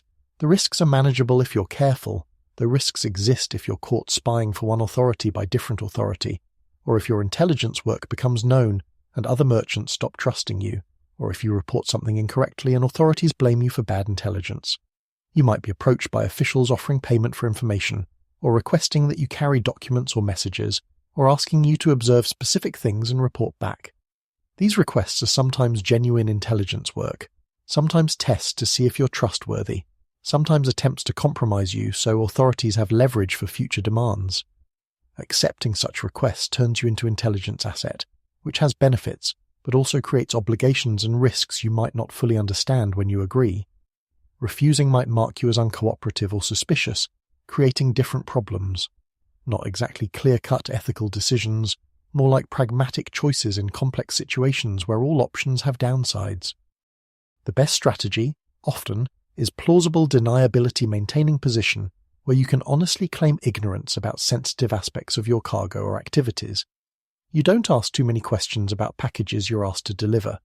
You don't examine closely items that aren't your primary trade goods. You accept explanations at face value rather than investigating inconsistencies. This way, if problems arise, you can legitimately claim you didn't know what you were carrying or who the people travelling with you really were or what the documents actually said. Not exactly courageous moral stance, but courage is luxury for people who can afford the consequences of being principled, which you probably can't. The intelligence you gather informally is valuable to your own commercial operations. Learning which cities have surplus of certain goods, which regions are experiencing shortages, which routes are becoming more or less safe. This information helps you make better business decisions, time your trades more effectively, avoid routes that are becoming too risky. You're not spying in the formal sense, just staying informed about market conditions and travel safety, but the line between commercial intelligence and political intelligence is blurry because the same information often serves both purposes. Sometimes you're used as unwitting courier, someone else's cargo hidden in your shipments, messages concealed in items you're legitimately transporting, your caravans providing cover for intelligence operations you're not aware of. You might discover this only if authorities find the hidden items during inspections, at which point you're explaining that you didn't know they were there, which might be true but isn't always believed, and you're facing consequences for someone else's espionage that you benefited from not at all. Not exactly fair, but fairness isn't the primary concern of intelligence services or the authorities trying to catch them. The constant uncertainty about who knows what and who's reporting to whom creates atmosphere of surveillance that may or may not correspond to actual surveillance, but affects behavior regardless. You assume you're being watched, reported on, investigated even when you're not, and this assumption makes you cautious in ways that are sometimes excessive but occasionally necessary. Not exactly paranoid if they're really after you, but mostly they're not specifically after you. You're just one of many travellers who might be engaging in activities authorities care about, and the surveillance is broad rather than targeted, catching some guilty parties along with many innocent ones who are just trying to conduct business. The overlapping intelligence networks mean that information you provide to one authority might be known to other authorities through their own sources or through informants in the first authority's organisation. The intelligence game is multi-layered, people spying on each other in complex patterns, information flowing through formal and informal channels, secrets that aren't actually secret because so many people know them. You're operating in this environment without clear understanding of who knows what, making decisions based on partial information about information flows that are themselves only partially understood by anyone. Not exactly the transparency you'd hope for, more like opacity that everyone's navigating through guessing and risk assessment. The political instability, winter conditions, and espionage concerns combine to create an environment where every decision has multiple risks attached. Travelling is dangerous for obvious reasons: cold, wolves, getting lost. But stopping is also dangerous because you're consuming supplies without making progress, falling behind schedule, possibly getting trapped by weather. Trading is necessary for profit, but exposes you to officials who might confiscate goods or discover forbidden items. Trusting companions is essential for survival, but creates vulnerability to betrayal. Speaking honestly facilitates relationships, but provides information that might be used against you. Remaining silent protects secrets, but makes you seem suspicious. There are no safe choices, only choices with different risk profiles, and you're selecting among them based on judgment that's impaired by exhaustion, stress, cold, and incomplete information. The cumulative effect is that you're moving through winter landscape, physically deteriorating, politically exposed, potentially compromised by intelligence operations you may or may not be aware of, trying to reach destinations that keep seeming further away than they should be. The suffering is multidimensional now, not just physical pain from cold and exhaustion, not just fear of bandits or officials, not just anxiety about commercial success, but existential uncertainty about whether you're actually moving toward your goals or just wandering through frozen landscape carrying cargo that might be illegal and travelling with people who might be spies while officials watch and wolves wait for opportunities. But you continue because stopping means certain failure and possible death, because forward momentum is all you have, because somewhere ahead you hope is civilization, warmth, successful trade, and the end of this particular nightmare. The winter will eventually end, assuming you survive it.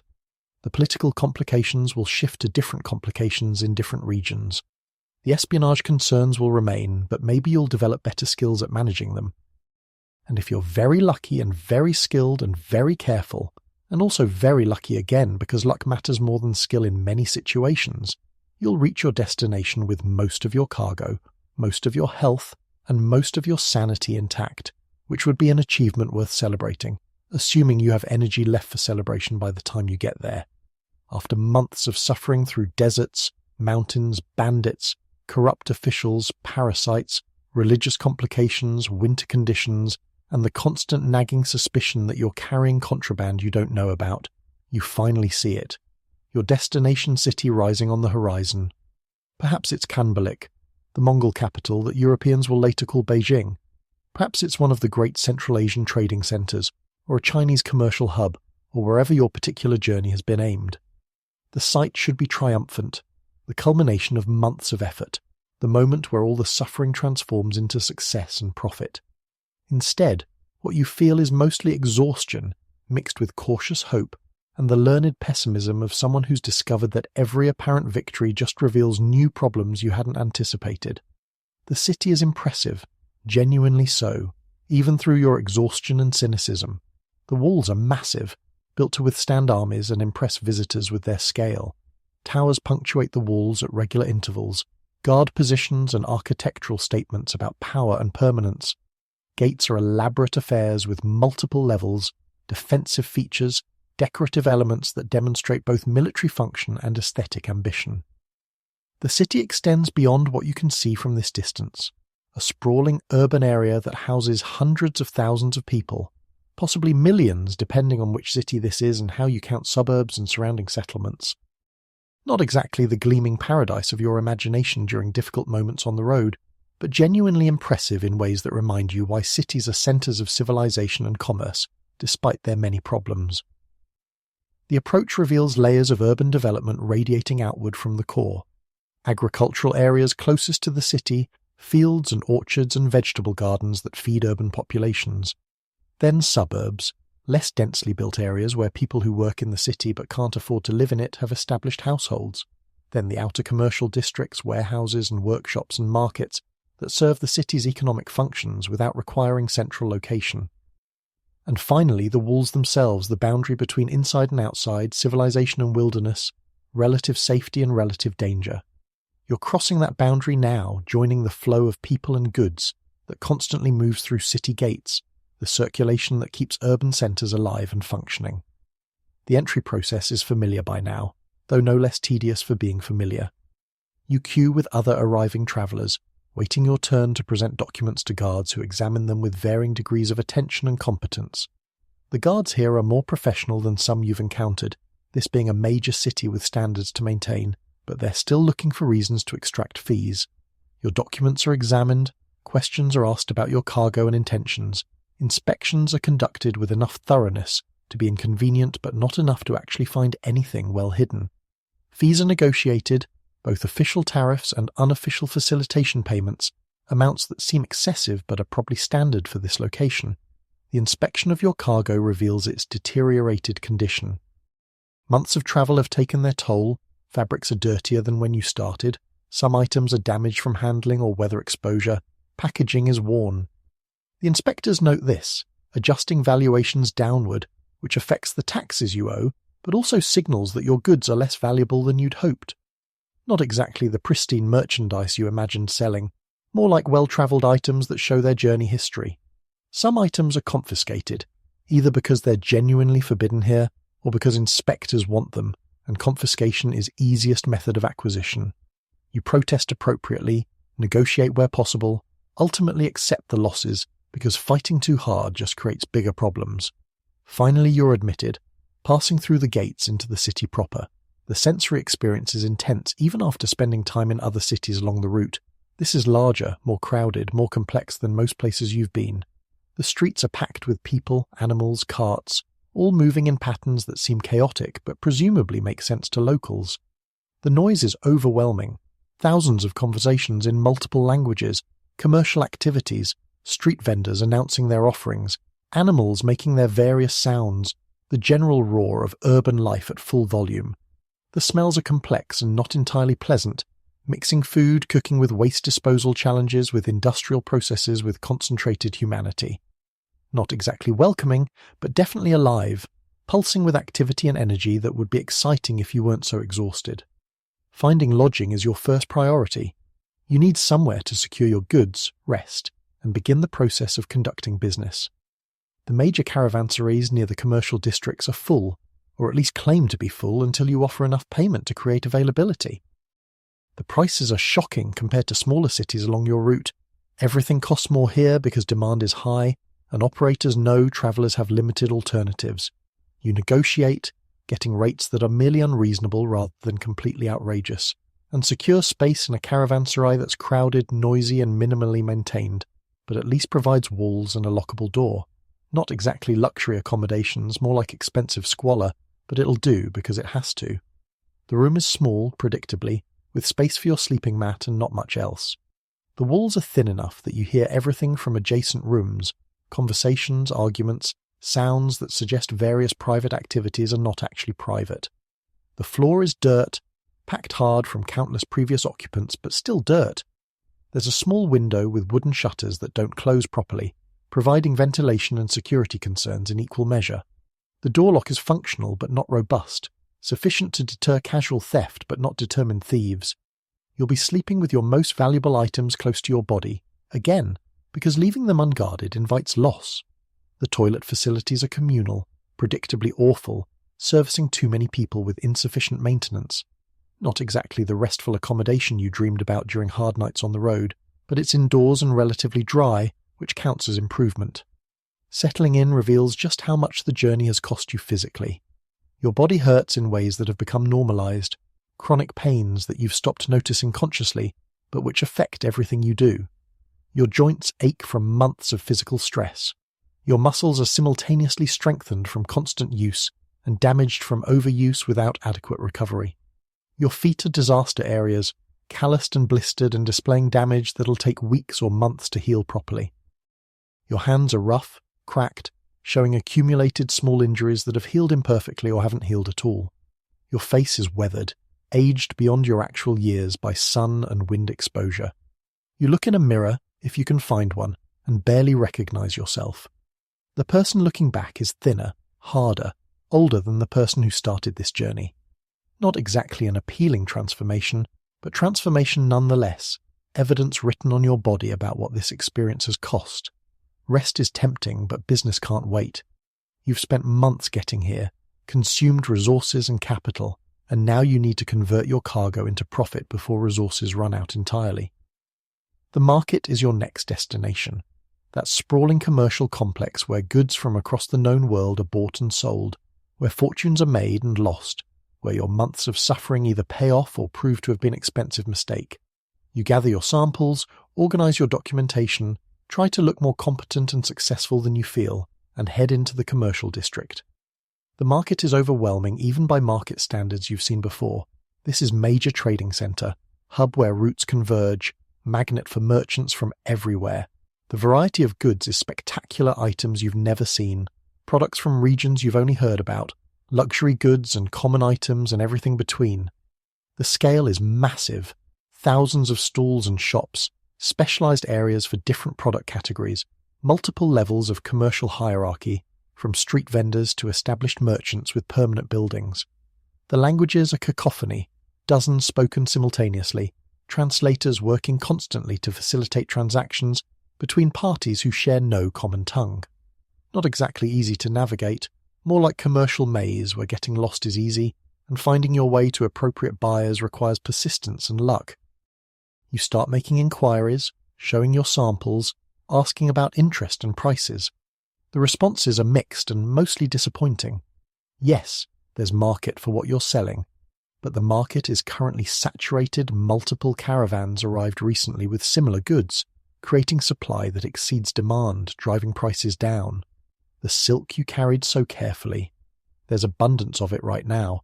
Prices are depressed. Buyers can afford to be selective and demanding. The spices you preserved through desert and mountain. Available from multiple sources, yours aren't differentiated enough to command premium prices. The other items you invested in, similarly afflicted by market conditions that worked against you through timing you couldn't have predicted. The buyers you meet are skilled negotiators who know they have advantages. They can see you're travel-worn, probably low on funds, likely under pressure to sell quickly. They offer prices that are insultingly low, expecting you to counter but starting negotiations from positions that assume your desperation. You counter, explaining quality, describing the journey and risks involved in bringing these goods here, appealing to fairness and reasonable profit margins. They're unmoved by your suffering. Your journey costs are your problem, not theirs, and they're interested in purchasing goods at the lowest possible price regardless of what it cost you to acquire and transport them. Not exactly sympathetic to your entrepreneurial struggles, more like rational economic actors maximizing their own interests at your expense. The negotiations are exhausting, psychologically more than physically, though physically too because you're standing for hours, walking between potential buyers, presenting samples repeatedly, having the same conversations with small variations. Each negotiation is a battle, not dramatic but grinding, offers and counter-offers, walking away and being called back, threats and promises and calculations about whether accepting a bad deal is better than holding out for better deal that might never come. You're making decisions about the value of months of work, the return on investment of your journey, whether your suffering has earned enough profit to justify the costs in money, health, and psychological damage. Some items sell at acceptable prices, transactions that feel like victories even though the prices are lower than you'd hoped. Other items sell at poor prices, deals you accept because you need the money, and continuing to hold unsold inventory costs money, through lodging and opportunity costs. Some items don't sell at all, nobody interested at any price, which means you'll be carrying them forward or leaving them behind as losses. The overall financial picture is disappointing. You're not losing money, probably. Accounting is complex and you won't know final results until all transactions are complete. But you're certainly not making the profit you imagined during optimistic moments along the route. Not exactly financial disaster, more like modest success that feels like failure given the suffering you endured to achieve it. The bureaucracy of conducting business in major city is its own special challenge. Sales require documentation, contracts that must be witnessed and stamped by various officials who charge fees for their services.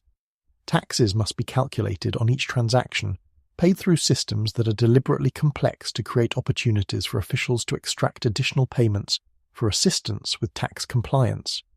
Your credentials as legitimate merchant must be verified repeatedly, each verification costing money, each official finding reasons why your existing documentation is insufficient and additional paperwork is required. Not exactly streamlined commercial environment, More like bureaucratic obstacle course where every step requires fees and patience and tolerance for inefficiency that's probably partially deliberate. The local merchant guilds notice you, newcomer operating in their territory, and make clear that operating here requires their approval, which comes with membership fees and ongoing obligations. These aren't optional refusing means being excluded from best markets, facing hostility from established merchants, dealing with officials who've been informed you're problematic. You pay the fees, accept the obligations, become member of guilds that provide some benefits, but mainly extract resources from merchants who have no choice but to join. The guild meetings are tedious affairs, politics and posturing and discussions about regulations that might affect business, hours of your time consumed by participation that's mandatory but rarely useful. The accommodations for actually conducting business are expensive and inadequate. You need space to display goods, but prime commercial space is costly and mostly occupied by established merchants with long-term arrangements. You rent what you can afford, which is poorly located with minimal foot traffic, requiring active efforts to bring customers to you rather than benefiting from passing trade. The space is small, barely large enough for your goods and customers simultaneously, certainly not impressive in ways that would make customers think you're a successful merchant worth dealing with. Not exactly the prestigious storefront you envisioned, more like closet with commercial aspirations. The social dimensions of business require investments of time and money you didn't adequately budget for. You need to attend gatherings, buy meals and drinks for potential business partners, give gifts to people whose goodwill might be valuable, participate in social events where actual business rarely happens, but where relationships are built that enable future business. This is exhausting for someone who's introverted or simply tired from months of travel, forced socializing with people you don't know well, making conversation in languages you don't speak fluently, navigating cultural expectations about appropriate behavior in commercial social contexts. Not exactly your preferred use of time and energy, but necessary because business operates through relationships, and relationships require social investment. The city itself is interesting, genuinely impressive in ways that make you understand why cities are centers of civilization despite their problems. The architecture is sophisticated, buildings designed with aesthetic considerations beyond pure function, decorative elements that demonstrate artistic traditions and technical skill. The infrastructure is developed water systems that bring water into the city and remove waste, roads that are actually paved rather than just compressed dirt, public buildings that serve administrative and cultural functions. The cultural life is rich performances, religious ceremonies, intellectual discussions, artistic production happening constantly at levels that would be impossible in smaller communities. If you had time and energy to appreciate these things, you might find them fascinating. But you don't have time or energy, you're focused on business and survival, so the city's cultural offerings remain background details you're too busy to engage with. The food is better than what you've had access to during travel, more variety and fresher ingredients, and more sophisticated preparation. But it's also expensive, surprisingly so even accounting for urban price premiums, and your budget is tight enough that you're making difficult choices about whether to eat well or save money. You mostly eat cheaply, street food and simple meals, saving expensive dining for occasions when you're entertaining potential business partners, and the meal is investment rather than consumption. The cheap food is familiar by now, variations on themes you've encountered throughout the journey, adequate nutrition delivered without pleasure or distinction. Not exactly culinary exploration, more like fuel consumption that happens to involve taste buds.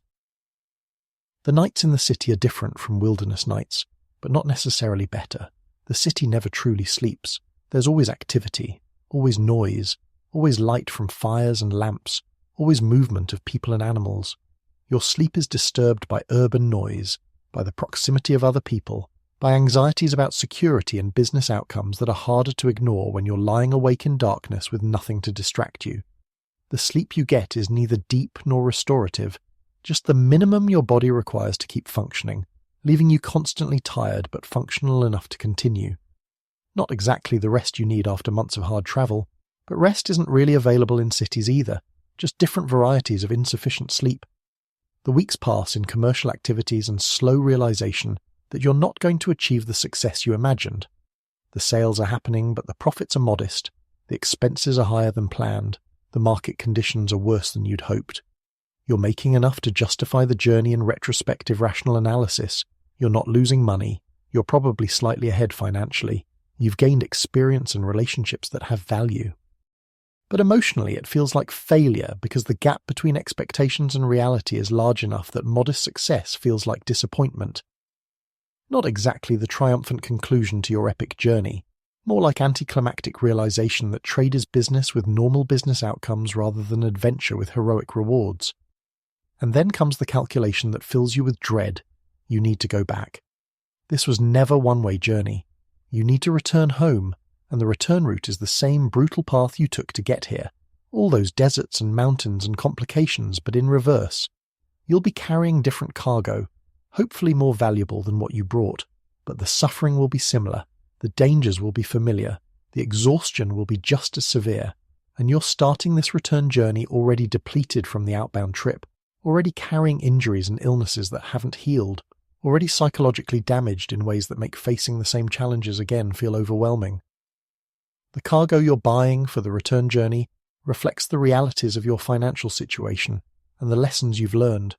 You're more cautious now, less optimistic about potential profits, more focused on reliable goods that should retain value rather than speculative items that might pay off spectacularly or might be worthless at your destination.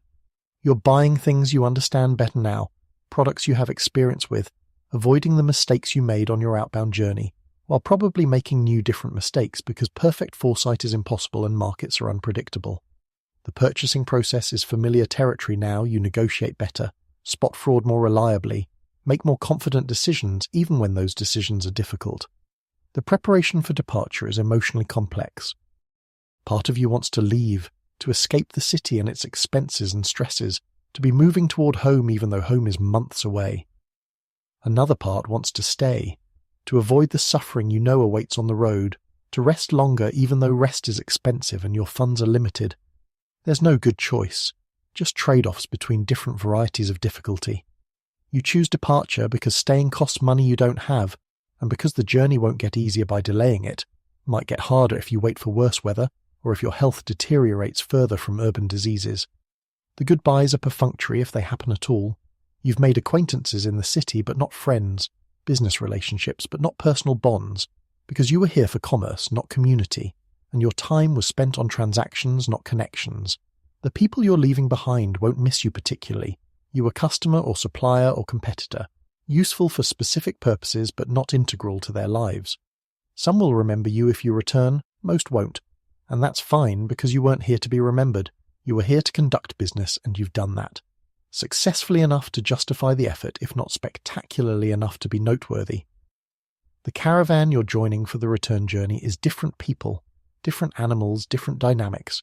Some travellers are making their first journey in this direction, enthusiastic and naive in ways that remind you of yourself months ago, which would be amusing if it weren't sad because you know what they're facing and they don't.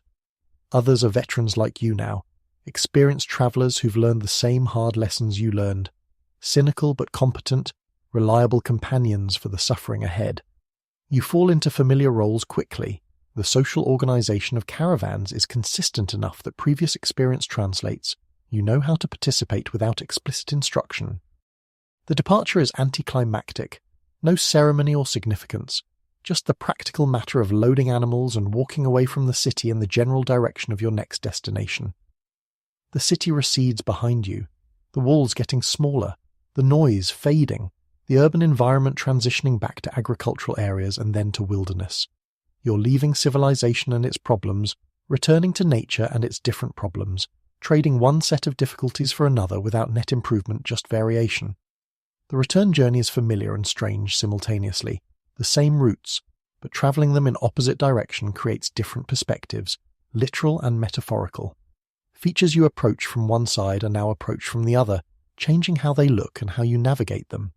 Landmarks you remember passing are encountered in different order, creating cognitive dissonance between memory and current experience. The seasons are different too. You're travelling the same paths but months later, encountering different weather, different temperatures, different growing seasons that change the landscape in ways that make familiar routes seem unfamiliar. The suffering is familiar though, depressingly so. The same physical challenges that hurt on the outbound journey hurt again on the return sore feet, aching muscles, the slow accumulation of fatigue that never fully resolves. The same parasites colonize you again, Different individual insects but same species, same itching, same futile attempts at elimination. The same diseases circulate through the caravan, spreading through close contact and poor hygiene, affecting everyone eventually because isolation is impossible in caravan conditions. The same officials demand the same bribes at the same checkpoints, different individuals but same corrupt systems, same negotiations about fees, same resentment at forced payments. Not exactly déjà vu because you're conscious that you're repeating experiences rather than experiencing them for the first time, more like knowing you're in a loop and being unable to escape it because geography and economics constrain your options. But you're different now, changed by the outbound journey in ways that affect how you experience the return. You're more competent in some ways, you navigate religious complexities more smoothly, negotiate with officials more effectively, assess situations more accurately, make fewer naive mistakes. You're more damaged in other ways, your health is worse, your optimism is lower, your trust is more limited, your psychological reserves are depleted. The net effect is that the return journey is simultaneously easier, because you know what you're doing, and harder because you're starting from a worse baseline condition. Not exactly balanced trade-offs, more like different advantages and disadvantages that combine unpredictably. The caravan dynamics are familiar enough that you fall into patterns quickly. You know your role, you understand the social hierarchies, you participate in the necessary cooperation while maintaining appropriate caution about trusting too much.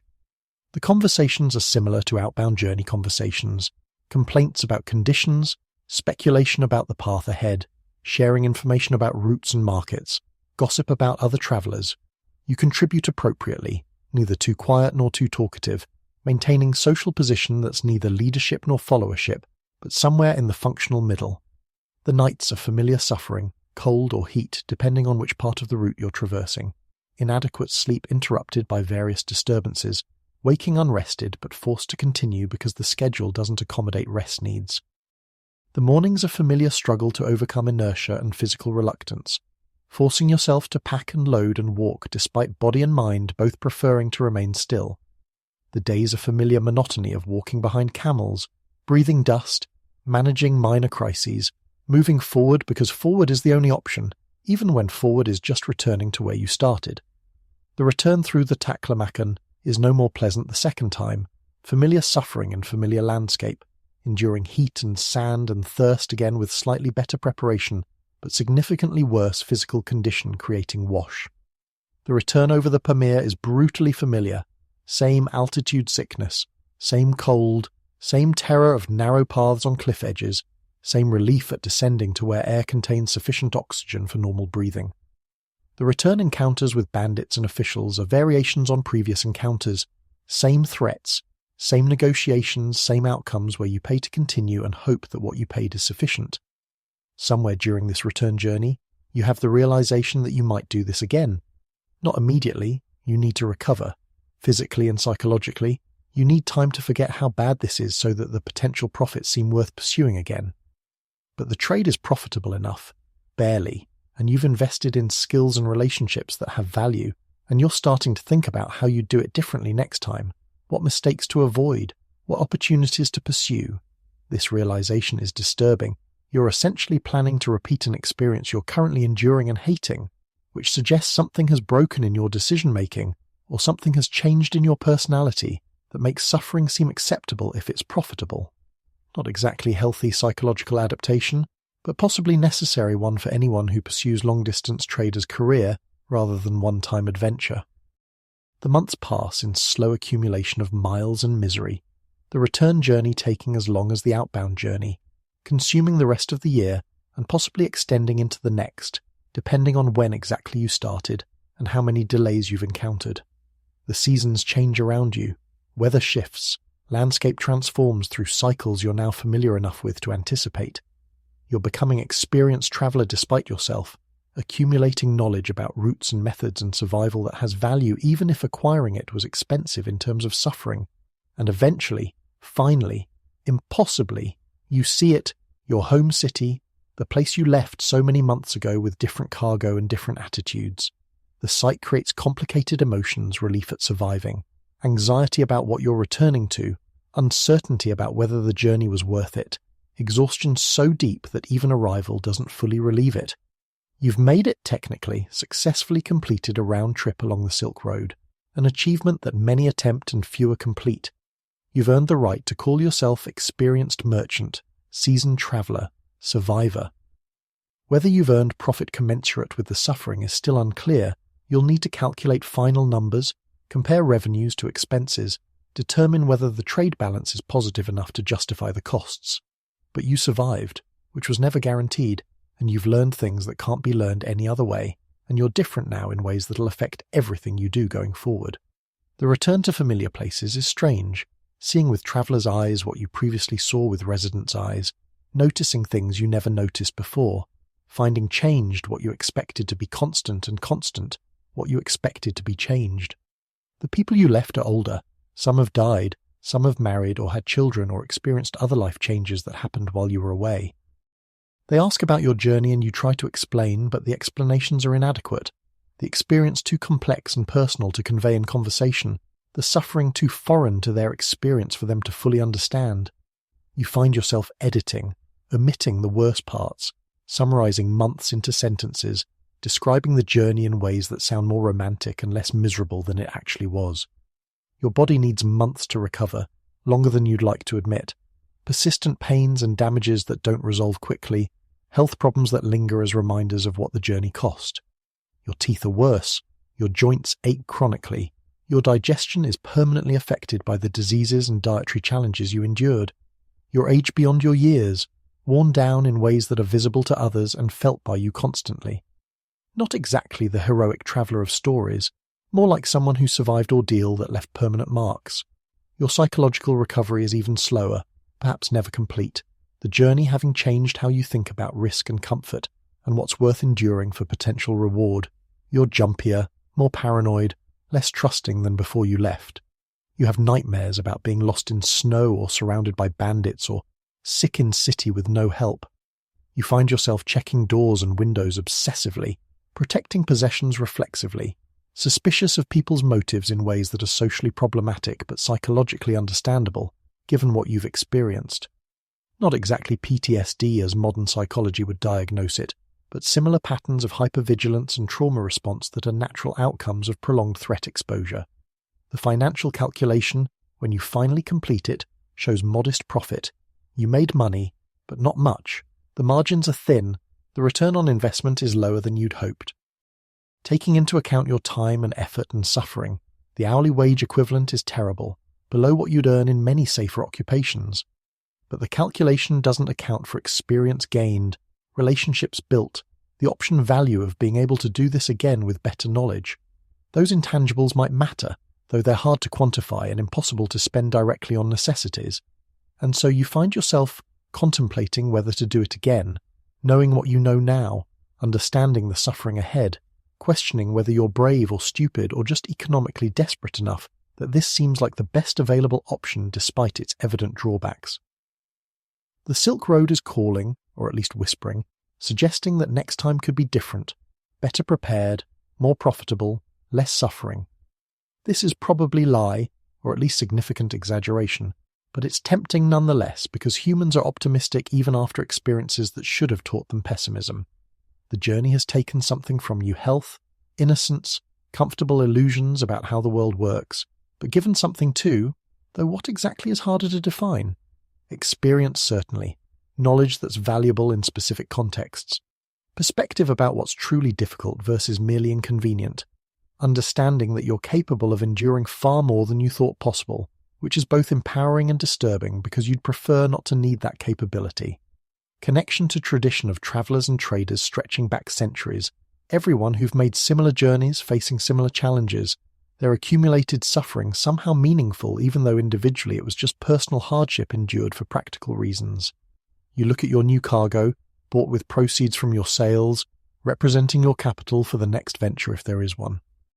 You look at your maps, marking corrections based on experience, noting changes in routes and dangers. You look at your worn clothing and damaged equipment, evidence of the journey written in physical objects that tell stories without words. And you consider whether this, all of this, the entire enterprise of long-distance trade with its suffering and slim profits and accumulated damages, is worth doing again. That's where you are now, returned but not recovered, successful but not triumphant, experienced but not wiser in ways that prevent you from considering repeating the experience. The Silk Road is still there, routes still connecting distant cities, goods still moving, merchants still attempting the journey despite knowing the difficulties. You're one of them now, part of that ongoing flow of commerce and suffering, considering whether to step back into the stream or rest on the banks permanently. The choice is yours, though economic pressures and personal psychology might make it less free than choice implies.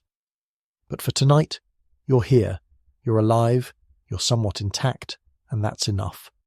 The journey is over, at least this iteration of it, and whatever comes next can wait until morning, until you've rested, until the memories have faded slightly and the potential profits seem larger than the certain suffering. The Silk Road will still be there tomorrow, patient and indifferent, ready to challenge whoever attempts it next, whether that's you or someone else who doesn't yet know what they're choosing, but will learn the same lessons you learned, written in the same alphabet of discomfort and fear and endurance, and occasional transcendent moments of beauty that make the misery seem almost worth it. Almost. And that's where we'll leave our story tonight, with the trader returned, the journey complete, the lessons learned but not fully processed, the future uncertain but full of possibilities. As you drift towards sleep, let your mind wander away from deserts and mountains, away from the dust and cold and endless walking, towards something softer and more peaceful. You've travelled far tonight, through landscapes that tested body and spirit, alongside companions who were sometimes trustworthy and sometimes not, facing challenges that were sometimes conquerable and sometimes just endurable. But you're here now, safe and warm, no camels spitting at you, no officials demanding bribes, no parasites except maybe the ones you already had before this story began. Your bed is more comfortable than packed earth. Your room is quieter than a caravanserai courtyard. Your tomorrow requires less effort than the journeys we've described. Let that comfort settle over you like the best blanket money can't buy, because the best things are often free, like safety and rest, and the absence of anyone trying to rob you. The Silk Road will still be there in your dreams if you want to visit it, though hopefully in your dreams it's slightly less difficult and significantly more profitable than the reality we've explored. May your sleep be deep, your dreams be gentle, and your waking be refreshing in ways that medieval travellers never experienced. Good night, weary traveller. Rest well. You've earned it, even if our merchant protagonist might question whether his journey earned him anything beyond scars and stories. Sweet dreams.